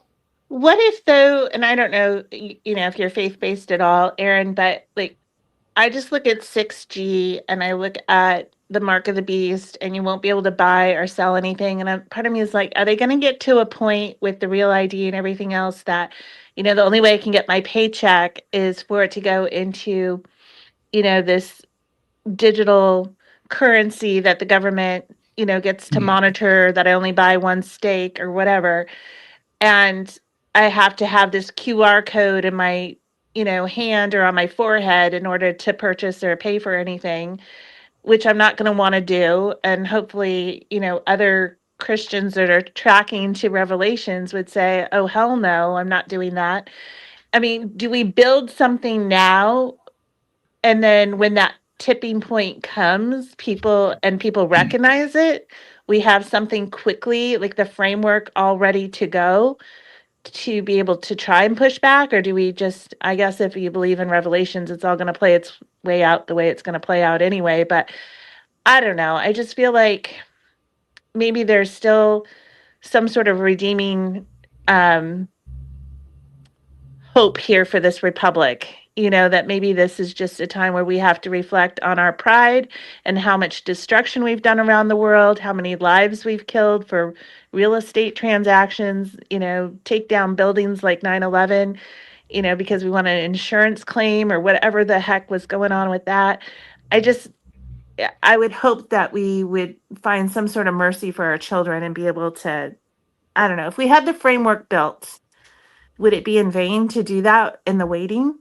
Well, I've been doing that. So I've stopped using a personal bank account in 2019, and I've been using privacy coins, privacy cryptocurrencies, and as well as gold and silver. I'm holding up a gold back now. I don't use Bitcoin because Bitcoin is trackable. That's a separate conversation. Bitcoin was hijacked. Epstein was involved. I've done a bunch of podcasts on this. Actually, the critical piece of this is privacy. Because if the government can track the cryptocurrency you're using, then it's not very useful. And the government's already confiscated. The U.S. government has confiscated 325,000 Bitcoin because they're mapping everybody's transactions. And so then they come to you and they say, hey, either turn over your crypto or you're going to spend the rest of your life in prison. And so far, mostly people have complied with that. And therefore, this is why the governments around the world increasingly have these stockpiles. So you can use privacy coins. I've been doing that. And many of the people listening to this podcast have also started using cryptocurrencies like Zano and Freedom Dollars. So I've been starting to do this. and trying to build momentum around it. The truth is, some of these tools have been hard to use. But there's been a lot of improvements in the last 12 months to make them easier to use so that it's as easy as the current financial system. So that's going on. I built this thing called OSR. It's a medical tourism marketplace. I think if people can get out of one of the hooks that they have is not only the money. I mean, you mentioned Mark of the Beast and wrote an article about this. Most of our money is already trackable. I mean, most people are getting paid through ACH, through direct deposit. All of that information is tracked. That information is shared with the government. If you read the contract that you have with your bank, but you don't own the money in your bank, they can cancel your account without cause. They can change the terms and conditions. They can share and sell your information. They work with the IRS and other agencies. Any transaction over $10,000 is automatically sent to the Treasury Department, and then at their will, just by signing an order, signing a memo, the Treasury Department can adjust that, which they did recently. And 30 zip codes in California and Texas, they lowered the threshold from $10,000 to $200. So now anyone in those 30 zip codes that does any transaction over $200, that reporting automatically goes to the Treasury Department. That's our existing system. Food stamps use debit cards. And so, people that are using food stamps, all of that is digital programmable money. You can only use it to buy certain things. All of it is tracked. HSAs, health savings accounts, those are also, I would argue, a digital programmable form of money. You can only use a certain amount of your pre-tax dollars. So based on what the IRS and the healthcare industry says you can spend your money on, is all you can spend a certain amount of your own money on, and all of those transactions are tracked. So we already have, when I started investigating CBDCs, I started looking at how our money technically already works. And it already has most of the surveillance that people are worried about it having. And now it's just going to the next level. So what I've been saying even since when I ran for president in 2024 was, the best solution isn't to vote for somebody, it's to exit the dollar. Ditch the dollar. I had a shirt that actually said bank run now, but I since changed the tagline to ditch the dollar, stop World War III, end the Fed, and halt CBDCs, because that is something that somebody can do. You don't have to vote for somebody. When you fight something, you give that thing energy. Leaving that thing and putting your energy towards something else is better than trying to fight a rigged system. So if more people just stopped using the dollar, we wouldn't be funding bombing school children in Iran. We wouldn't be funding all of these things that we find morally, reprehensible. Our participation in the use of the dollar is what allows that to continue to happen. And so, I said if 2 to 3% of people just exited the banks and exited the dollar, that would bring their system to a halt. Because the entire system is not only built on debt, but it's built on leverage. So it actually takes very little. We have the capacity to stop them in an afternoon. But getting people to understand this is a hard sell, because no one is ever taught how money works. And then when you actually have never thought about it and you learn how it works, this is another thing that no one wants to believe. It's just kind of like no one wanted to believe that people wanted to believe the best about Trump, and then no one wants to believe that here we go again, we're getting Operation Warp Speed 2. Well, wait until people learn about the money system. I mean, Henry Ford once said, if people learned how money worked, there would be rioting in the streets tomorrow. And he's right. If people actually did understand that, that's what would happen. But here we are. I've been trying to warn people about this for 3.5 years. And there are a lot of people that have been learning this, but it's also your investments. People don't own their 401ks. People have these retirement funds that they're depending on, and they don't even realize they only have an IOU on those investments. They've already given away their voting rights to BlackRock and Vanguard, and the next time there's a financial collapse, if your broker goes under, you're going to lose your investments. Those investments are going to go to the secured creditor of your broker. But all of this requires explaining how the existing system works, and then what they're trying to build on top of it, both legally and technically. But I think if we can get that information out, People will come to the conclusion that, yeah, we've got to exit the system. We can't expect the people that have built a fundamentally fraudulent system are going to take all of a sudden moral action. They're going to double down and do what they've always done and use lobbyists and everything else to control and manipulate the system. This is why I talk about these bills all the time and analyze these bills. We don't have anybody at the table representing us. There's $200 million that's been spent on the Clarity Act and the Genius Act, all by banks and large crypto firms. There's nobody sitting there at the table representing us.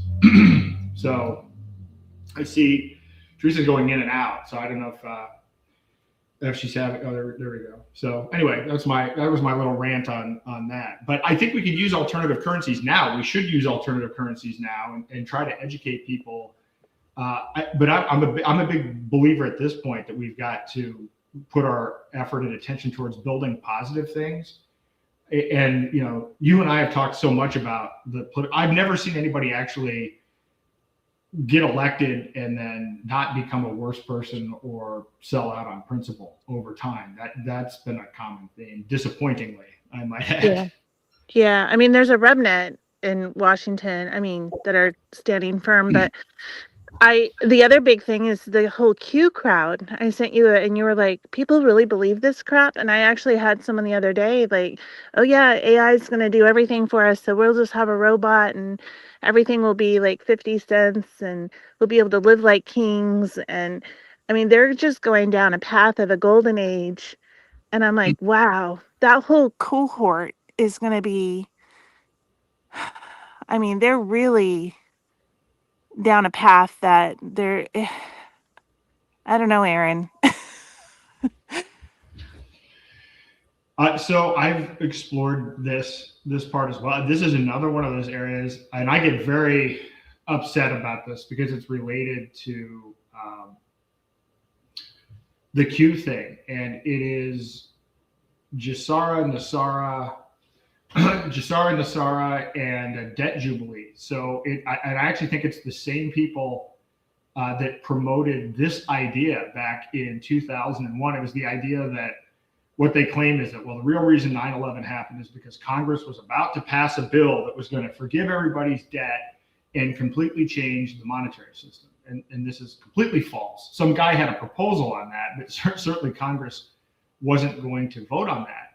And so then you'll find all these YouTube channels where, and the followers are honestly mostly older aged women. And there are people that believed that this was going to happen, this debt reset. And so they stopped paying their mortgages and they stopped paying their bills. And so then all of a sudden their houses were foreclosed on, but it became like this trust the plan thing where, well, the debt jubilee is going to happen next week.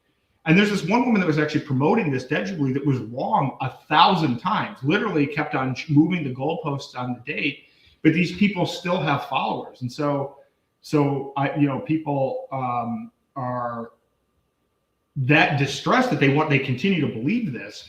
But then this is even tied into another story about med beds and that, you're going to be able to just sit in this medical bed and it's going to use frequencies that's going to heal you. And so then there are people that were denying medical treatment for this. And I believe this is all tied into the same QAnon stuff. And so it pains me to go to Rumble and look up Nassara and Jassara and see that 5, 7, 9 years later, people are still in the comments saying, any day now, this is going to happen. It's, whoever it was, Mark Twain, who said it's easier to fool someone than convince them they've been fooled. And that seems to happen. But I don't know. It's tough. It's tough to break through this. And the Q thing, I go back to this and I just say, look, they try to convince people that there were white hats in the military that were going to implement martial law, round up all of the pedophiles, and then have military tribunals and execute them on closed caption TV. And when you take a step back and look at that, the idea that people were excited about the idea of suspending our rights and people were getting riled up and excited about martial law, that's really frightening. It's terrifying, just like you said with the TSA. Like, why do we need surveillance? Like, when have we read a headline that the TSA stopped a Unabomber in the last 10 years? We haven't. It just, yeah, it's really, it's been a lot for me to step back because I feel like I have discernment and to realize that I was fooled. But I will say, since Charlie Kirk passed, I do believe there's a lot of people who are, I think we're in a truth crisis. Quite honestly, I think a lot of people are like, what the heck? What can I believe? What can I trust? And so, like, even if someone does come along that has integrity, that's for the people and wants to be a public servant for the people, it's going to be hard for everyone to trust that there's any truth to that. Like, we really have to watch actions. Like, who's willing to sacrifice their job or, put themselves out on the line. But see, we saw that with Trump, right? They had him arrested and, all of that. So we thought, okay, by actions, he's giving up his wealth. He's giving up, going to jail and got shot in the ear. He's laying down everything to fight for our country. It's going to be really hard to move forward from being so bamboozled. But yet I feel like people are seeing things at a different level. At least I know I am. And I feel like there's a lot of that, especially out on X, where people are becoming more aware of how corrupt both parties are. And at the top, it's being run by the same entities, right? The banking system. I don't know. I still have hope for humanity, but I look to people like you that have much more intelligence than I do. Like, I love, how you're like, okay, now we know their business model. They've laid it all out. It's not an enigma. We know exactly what they're doing, where they're going with it. We may have a few years if we're lucky. What can we do to combat this? And so I applaud you and I thank you. I mean, this was a long podcast, but very informative. And I really appreciate all that you're doing, Aaron. Well, thank you. And that means a lot. And I have a lot of respect for everything that you've done and continue to do. And I mean, I am optimistic. To me, this is just about people realizing, relearning that, our rights don't come from government. We have inalienable rights and to take back our own agency and free will. And I think once people do that, they realize that it's about our own actions. And the way that we, defeat the technocracy and the tyranny is by taking back our own agency and exiting these systems. And it can happen, but man, there's a lot of it's a slow process. And unfortunately, from the time that if you go back and read my book, when I originally wrote the book, people were like, oh, this guy's nuts. This is a conspiracy theory. And now it's like, wait a minute, because I'm writing this first chapter. It's like this science fiction version of it. And I'm talking about the MAID program in Canada and everything else. I paint this sci-fi future, but it's all based on programs that exist in the world at the time that I wrote the book. Well, now, like, just 3 years later, all of this stuff is worse than I wrote about in the book. And so what people thought was a horrifying conspiracy theory is now like, this is, lame, right? Like I wasn't strong enough in the projection of how quickly the tyranny could happen. And now we're like, now we're describing things. Now I'm describing things that have already happened instead of warning people about things that might happen. And I have a hard time even keeping up with researching and describing what's already happened or describing what's happening in real time. So somehow, again, I said at the beginning, I'm balancing my time between warning people and building the parallel systems. I need to spend more time on the parallel systems to make some of it easier for people to, here's a step that you can take to get out of using the dollar. Here's a step that you can take. One of the things that money is a problem, but the healthcare system, as you know, better than anyone else, the healthcare system is how they trap people. And a lot of people have jobs they hate for insurance that they think will protect them, but it actually won't even protect you in an emergency, because every minute in America, somebody files for medical bankruptcy. And 75% of those people are insured. It's not that the people that are fighting for bankruptcy are people that didn't have insurance. They're overwhelmingly insured. 77% of them own homes. The insurance system is a scam, but yet people have jobs they don't like, thinking that they must have this insurance, but it doesn't help them anyway. So, I've promoted this idea through this OSR medical tourism thing, which has no business model. It's just a list of alternative services that people can use, but form a medical trust to protect your assets so that you don't end up going bankrupt in any situation, and then figure out how to start canceling insurance and using alternative systems, because the healthcare system's a massive hook. And as you know, I mean, this is where they trap you. If you can unlodge yourself from their money and their healthcare system, now you have more freedom, and then you can start to begin to see, hey, wait a minute, I have more choices. Most people think they only have Coke versus Pepsi or red versus blue, but the universe is more abundant than that. There are kind of unlimited potential if you can get out of the mold that they've tried to propagandize us into thinking, that we only have two decisions on everything. Yeah, I'm really upset that MAGA is just evaporated before our eyes. There's so much that is so broken with healthcare. I mean, I had to transition to being a hospice nurse because ethically and morally, I'm so principled that I was like, I took an oath to do no harm, and I just want to take care of the symptoms, because I did not believe in a lot of the diagnostic remedies and interventions of traditional, intervention medicine right now in America. I mean, so much of it is just driven by, if this, then this, if this, then this, and never actually looking at the cost or looking at the patient, and prescribing things that aren't going to, the risk reward just wasn't there. It's so incredibly broken. Don't even get me started with healthcare. Yeah. Yeah, I talk about it. Yeah, I talk about it a lot, and again, it's one of the leverage points. And so once people, again, it's all about reclaiming our free will. And once people go back to realizing that our rights don't come from government, but that we have inalienable rights, once you make that realization, then it changes your perspective on the entire world. But in the absence of making that switch, then it's tough, because then people still believe that, they need a politician or a white knight to save them. And look, it's not even possible. I mean, this is the problem. It's even if somebody had the best of intentions, if you go into this situation, it's kind of like I talk about with, Congress, we have 2 people out of 530 maybe, right? We're not making progress there.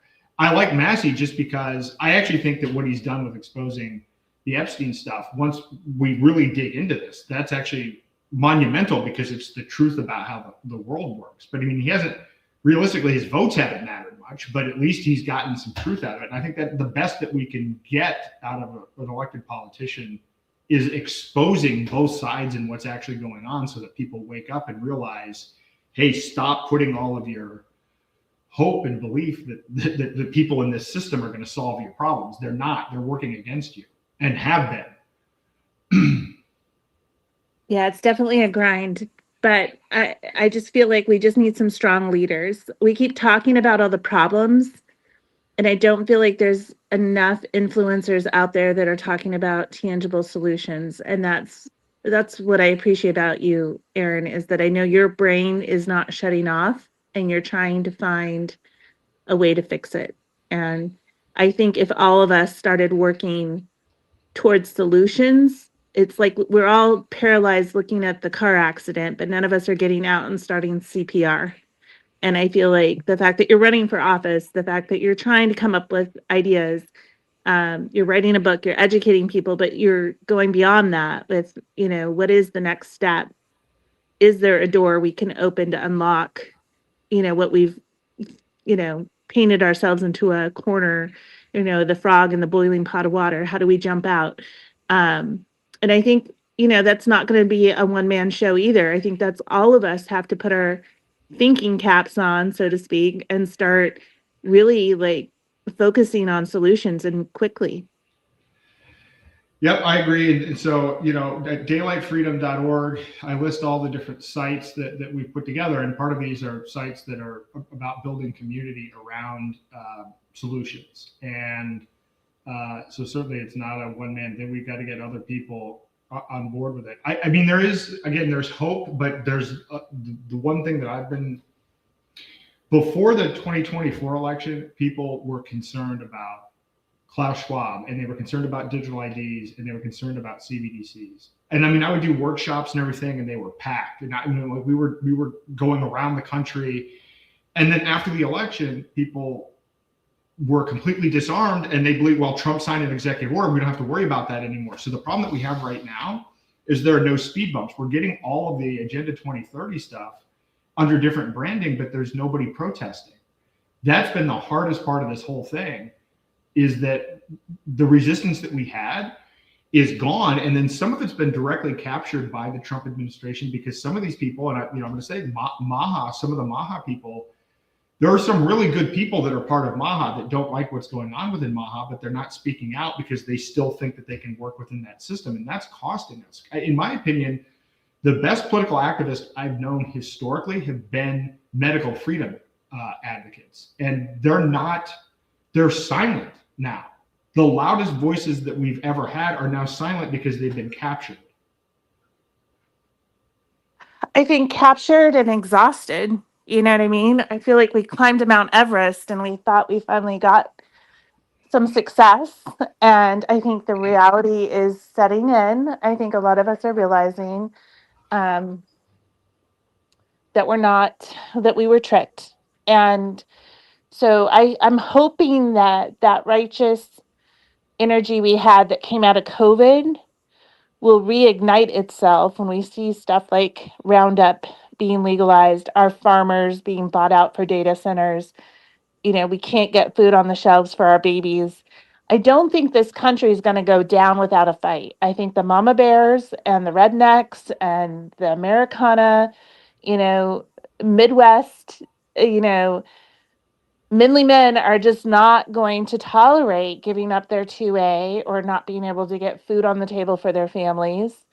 I think we're already seeing that start to rise up again, and it could come back. I'm hoping that righteous anger will come back with a vengeance, even double, as people really start to wake up to the fact that Trump is blowing a bunch of smoke up our ass. I think you're right. It is happening. I mean, I think everything that you're doing is actually a prime example of that. I mean, you're leading that. I think even within New Hampshire, I think you're leading that. I don't know if other states are doing that. I don't know if they're the equivalent, but what you're doing is the starting point. Again, there's some people that are going to be resistant all the way to the end. There's some people that are gonna remain in denial, but those that aren't, those are our first movers here. And but yeah, we don't have a lot of time. I mean, this podcast tonight, the one last week, like they're moving really fast. And this thing with Iran is about technocratic expansion. Once you realize that all of these conflicts are about destroying things so that they can be rebuilt and monetized, not to be the moral force of the world or to free people. That's horrifying, because we're on the brink of energy lockdowns. And so the question is, because I know a lot of us that fought the first time are like, well, that's never going to happen again. But I don't know. I'm not so sure. I feel like a lot of people maybe thought that the COVID lockdowns were because of a small number of bad apples and not realizing that this is a more systemic problem. And so are we going to buy energy lockdowns because it's not Fauci and it's not medical and it's something else and it's Trump? Or are we going to resist the energy lockdowns? And sadly, we might be facing that sooner than we think. And it's weird that, it's March, right? It's been right at about 6 years. It's about the same time of year and everything else. So, but I think a lot of people felt COVID was a test for something else. Like they're looking to see how we're all going to respond. And I mean, you heard a lot of that. And I have to say, since I've had kind of my latest awakening when it comes to Israel, when it comes to, the war industry and how it is all manufactured just to be a transfer of wealth and at the expense of the taxpayer. As I've verbalized and kind of, I spent like 2 or 3 months after Charlie died, like doing a deep dive because I knew everything I was finding was completely against the grain of the group I had created, right? And of course, now I'm being called a liberal and everything else but I'm like, wait, guys, time out. Charlie said Gaza was a genocide. Like, why was he saying that? He's saying there was a stand down order. What is really going on here? And as I did all my diligence and came up with more information, I had so many people say, "Oh yeah, I'm glad you finally figured it out. I've known this for 10 years," and people who had told me to go research USS Liberty and all this other stuff. But there's so many people, even pastors, that are messaging me that are like, "You just have the courage to say it out loud." And I'm like, "That's exactly what happened during COVID. I was a clinician that just happened to stand out in the intersection between 3 hospitals that said, 'This is bananas that you're firing people for not getting a man-made substance put in their arm.'" And it's like everyone behind closed doors wanted to say it's like saying what everyone's thinking, but finally having the courage to say it out loud.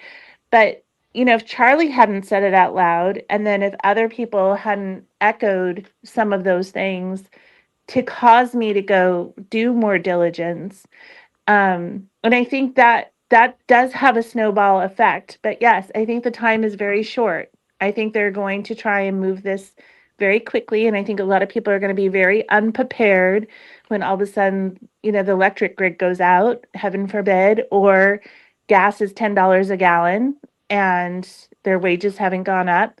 They're going to have to make we've lived a very cushy life here in America, and we haven't really had to face the music. It'll be interesting to see how this all plays out, but I think always building the framework, knowing that there's going to be more tipping points. We know the trajectory of this. We know where it's headed. And even if the people aren't ready yet, if we have a skeleton and a crew of leaders who are coming up with viable solutions, then hopefully they'll be able to jump out of that boiling pot of water and have an alternative. But yeah, it's a grind. It's a real grind. It is. And, let's acknowledge what happens to people when they speak out. I mean, look at what happened to you. You were arrested and went through this whole ordeal. And this is actually part of the reason why I talk about these crypto prisoners of war, of which there are now 8, which has been expanding. And they all have the common attribute of, we talk about the fact that at the root of this problem is we have banks and the military industrial complex. Well, a lot of these people that have been arrested for crypto were promoting economic freedom. They were promoting peace. They were promoting the use of cryptocurrency to stop central banks funding wars. They were promoting technology that protected people's Fourth Amendment right to privacy. And those are the people that have been attacked. So you were attacked. They were all attacked. So I think that we have to do 2 things. One, speak the truth. And the more people that have courage, because I know a lot of people who listen to this show talk to me privately and they agree with it, but everyone needs to speak up. More people need to come forward, and we need to defend the people that get targeted by the state when they do speak the truth. That's why I'm so eager to promote and to try to free some of these other people. We have the Enemies of the State event, and to also advocate for whistleblowers who expose government corruption. We have to defend that, because part of the reason that they target people who speak the truth is to have a chilling effect, and we can't let that work. So not only do we have to defend the people that are out on the front lines speaking the truth, but we need to also not let it have that chilling effect, because they know that that's an effective tactic, and it's coming again. Yeah, no, definitely. And they made a mistake realizing that you can't really chill a redhead. So that didn't work out for them. But it makes me want to double down. I have too much of my dad's blood in me. But yeah, no, it takes a certain ethos, I guess, to be able to say, no matter what, I have a strong faith, and I believe I have to pick up my cross and get walking. And, my Savior put himself up on a cross and was nailed to it and stabbed in the side and betrayed by everybody, right? But he did it because it was the right thing to do. So you have to do what's right regardless of outcome. And as a hospice nurse, then when you have that final breath, you'll know yourself, whether you believe there's a maker or not, that well done. You lived your life, you spent it, you did the best that you could, no matter the outcome. And I think if all of us, kind of get our mindset on that, like, I'm determined to do what's right, regardless of outcome. I don't care if we win. I don't care if they persecute. I don't care if the whole group goes away and I have no sphere of influence.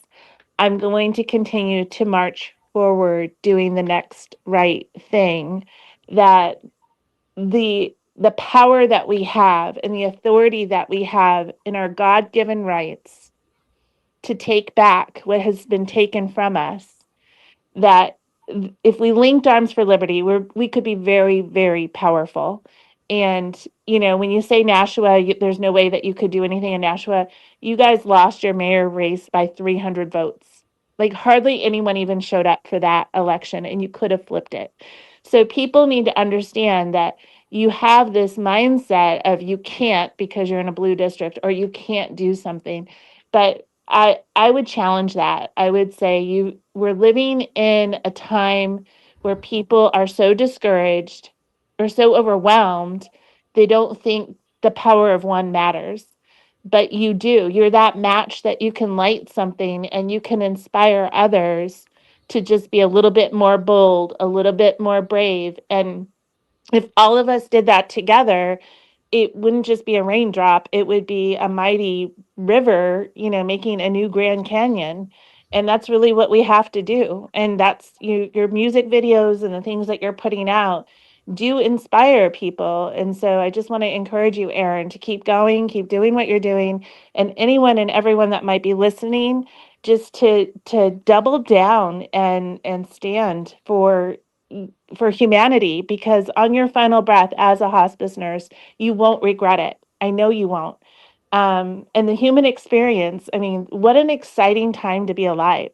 Like, this is a part of history that is, when you step back and you zoom out, like, we are really in a really spectacular pivot point in history. And so be a history maker, be part of it, like, embrace all that life has to give you. Don't just be a wallflower. Well said. Well, I think that's a great way to end it. We've been on now for a little over 4 hours and 17 minutes, but I think that's a great way to close it out. Unless you have any other final thoughts. No, thank you for letting me join. And sorry that I made it go so long. Oh no, this is why this is here, and I actually really appreciate having you on and respect your thoughts and insights. And on the way out, I'm going to play a couple songs. I have some new songs this week. One is relatively new. It's "Ditch the Dollar," but it's a song about bombing Iran and killing all of the young girls there, 170 of them. And then there's one called "We Are the Map Makers," which is kind of expresses this conflict that I have in how much time to spend exposing the problem versus building the parallel solutions. And then there's one other, I played these at the beginning as well, but it's "Sign My Name in Light." It's just about the idea of kind of rejecting the technocratic state that's being pushed on us through these click wrap agreements and through what I think is kind of the lack of informed consent. So I'll play those on the way out, and we'll see everyone here next Thursday at 6 p.m. Have a great night.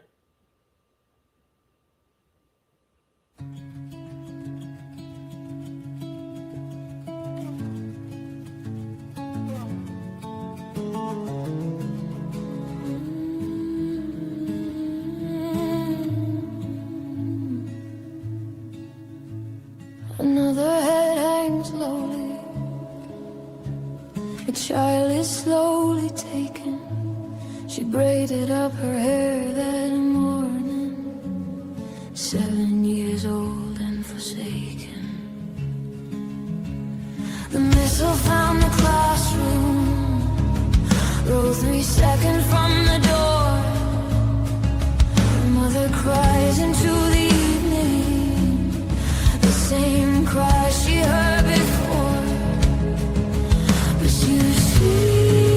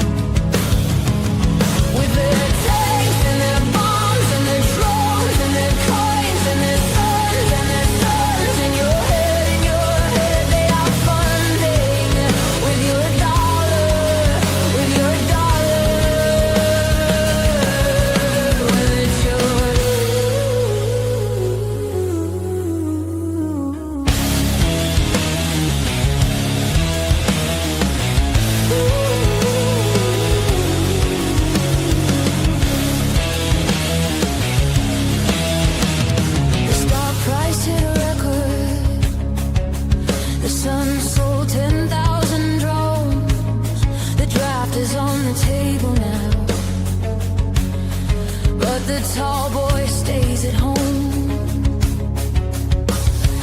6'8", you go to war. 6'9", you're free.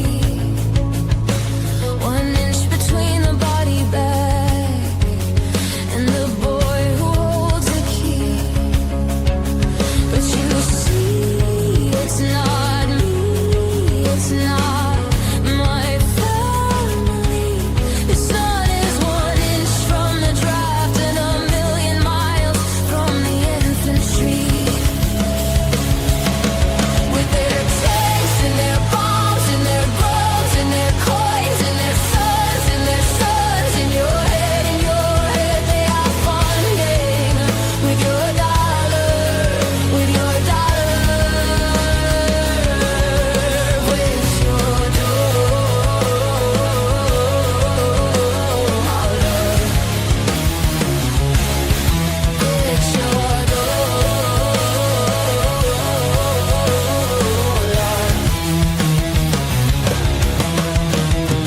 $70 billion to rebuild while they bomb smart cities where the school used to stand. They call it the Board of Peace, but peace does not have a chairman, and peace does not need your money to exist. So stop giving it to them.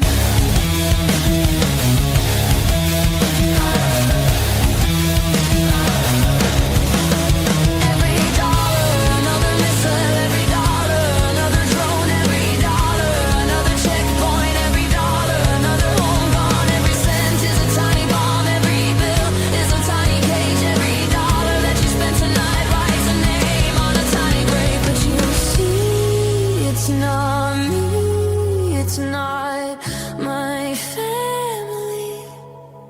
But the dollar in my pocket built the bomb that killed her. With their tanks and their bombs and their drones and their coins and their sons in your head, you are funding with your dollar, with your dollar. Ditch your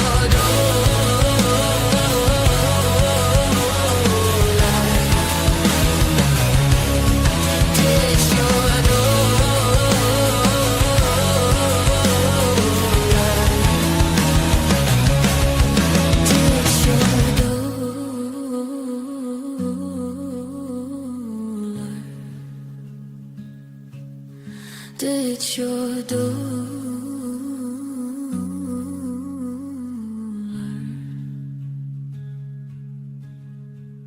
Another head hangs lowly.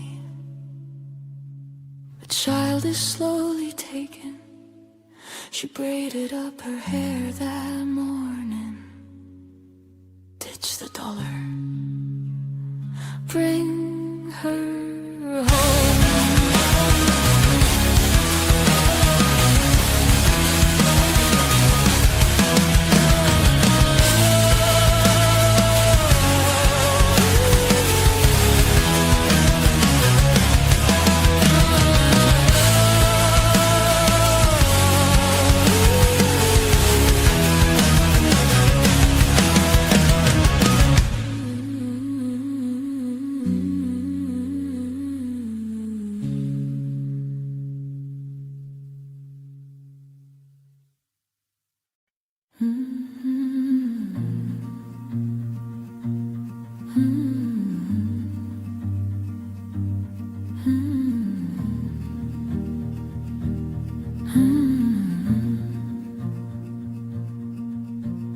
We are the map makers, charting their control.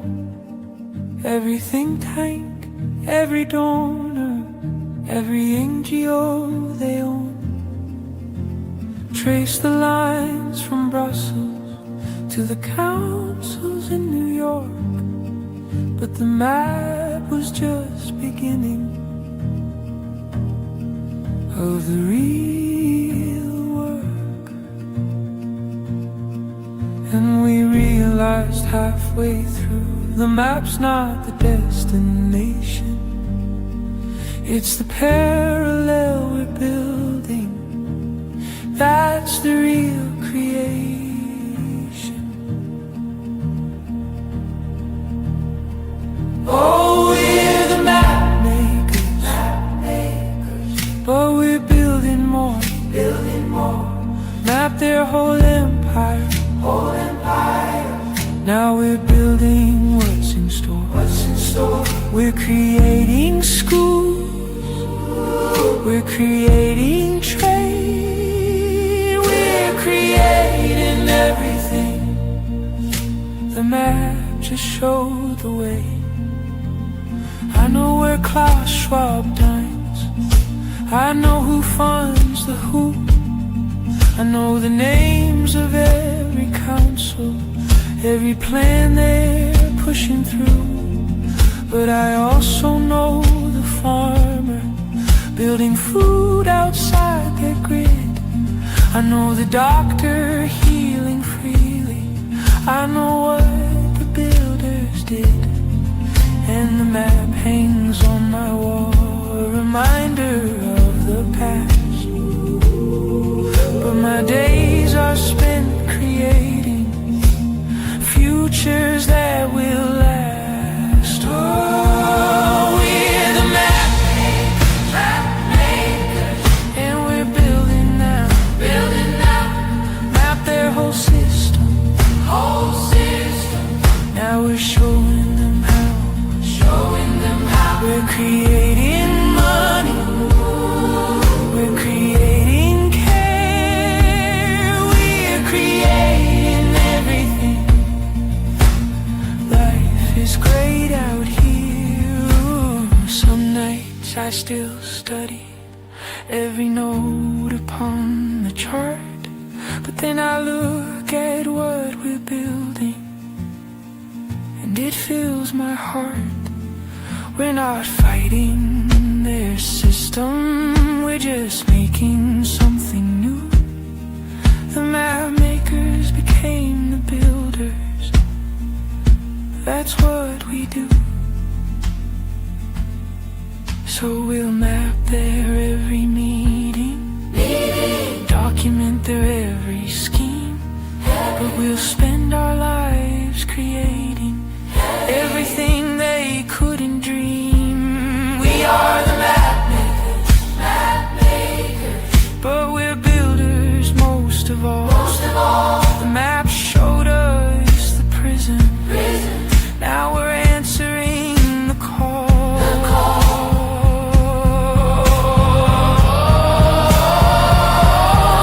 We're the map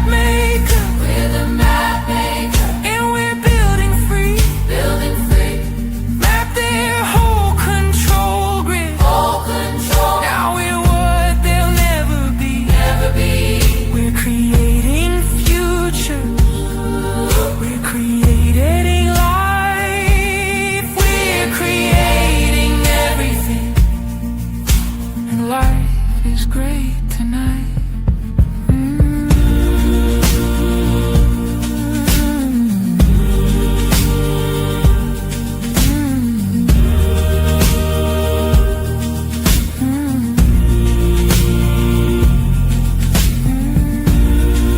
The map maker, building now. The map maker, life is great.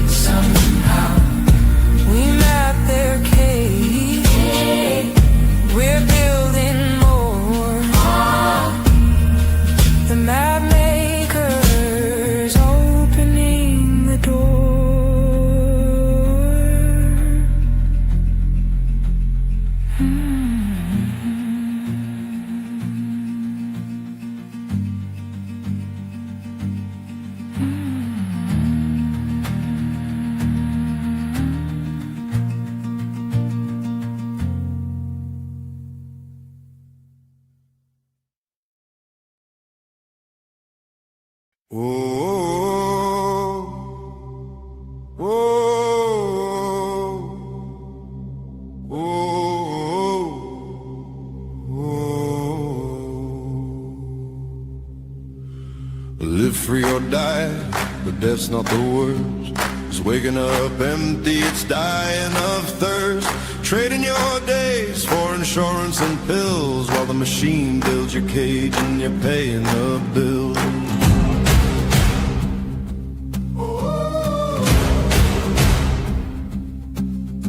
Quiet desperation, that's the real grave. A life half lived as a comfortable slave. This ain't what you were born for, you know it's true. You feel it in your chest, breaking through. They're wiring the walls, closing in, tracking your dollars underneath your skin.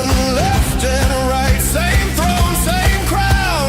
No one stands up, no one makes a sound. They hand you a ballad like it means something real. Two wings of one bird, same deal, same steel. We say no, no to the chase, no to the dollar running through our veins, no to the white coats, no to the lies. This is the day that we rise.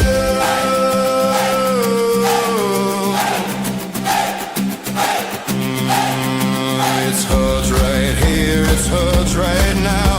Your rights are yours, you take them back, not giving out. Not from the left, not from the right. They were always yours, now step into the light. The daylight breaks, a new day comes. We take it back, every last one. Live free or die, we fan the flame. Nothing will ever be the same. Fan the flame.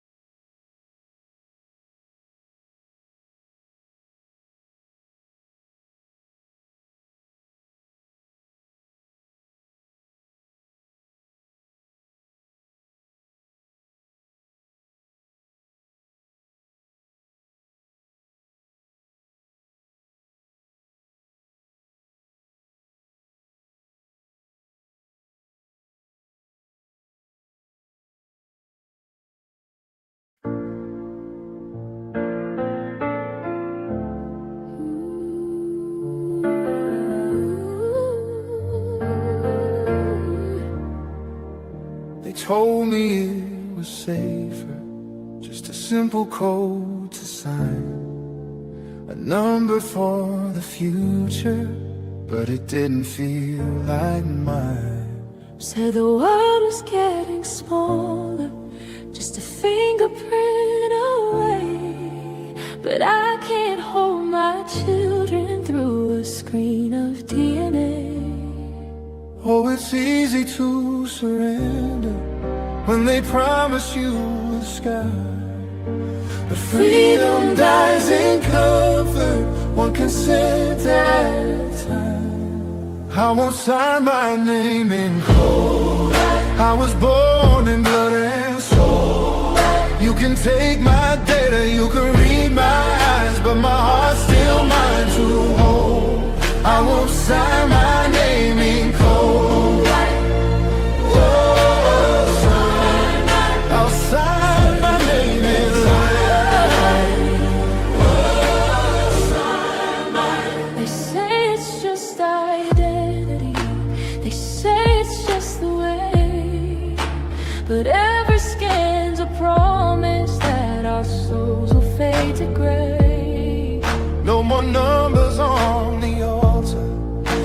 were saints of silicone. We were meant for love, not logging on. You can map my face, you can mark my tone, but you'll never write my song. The melody belongs to every heart that's still holding on. I won't sign my name in code. I was born in love, not sold. Every chain they draw in wire will melt it down with fire, fire. Oh, I'll sign my name in code. No, I'll sign my name in light. I'll sign my. Let the record show I was free. Then my name was written in love, not circuitry.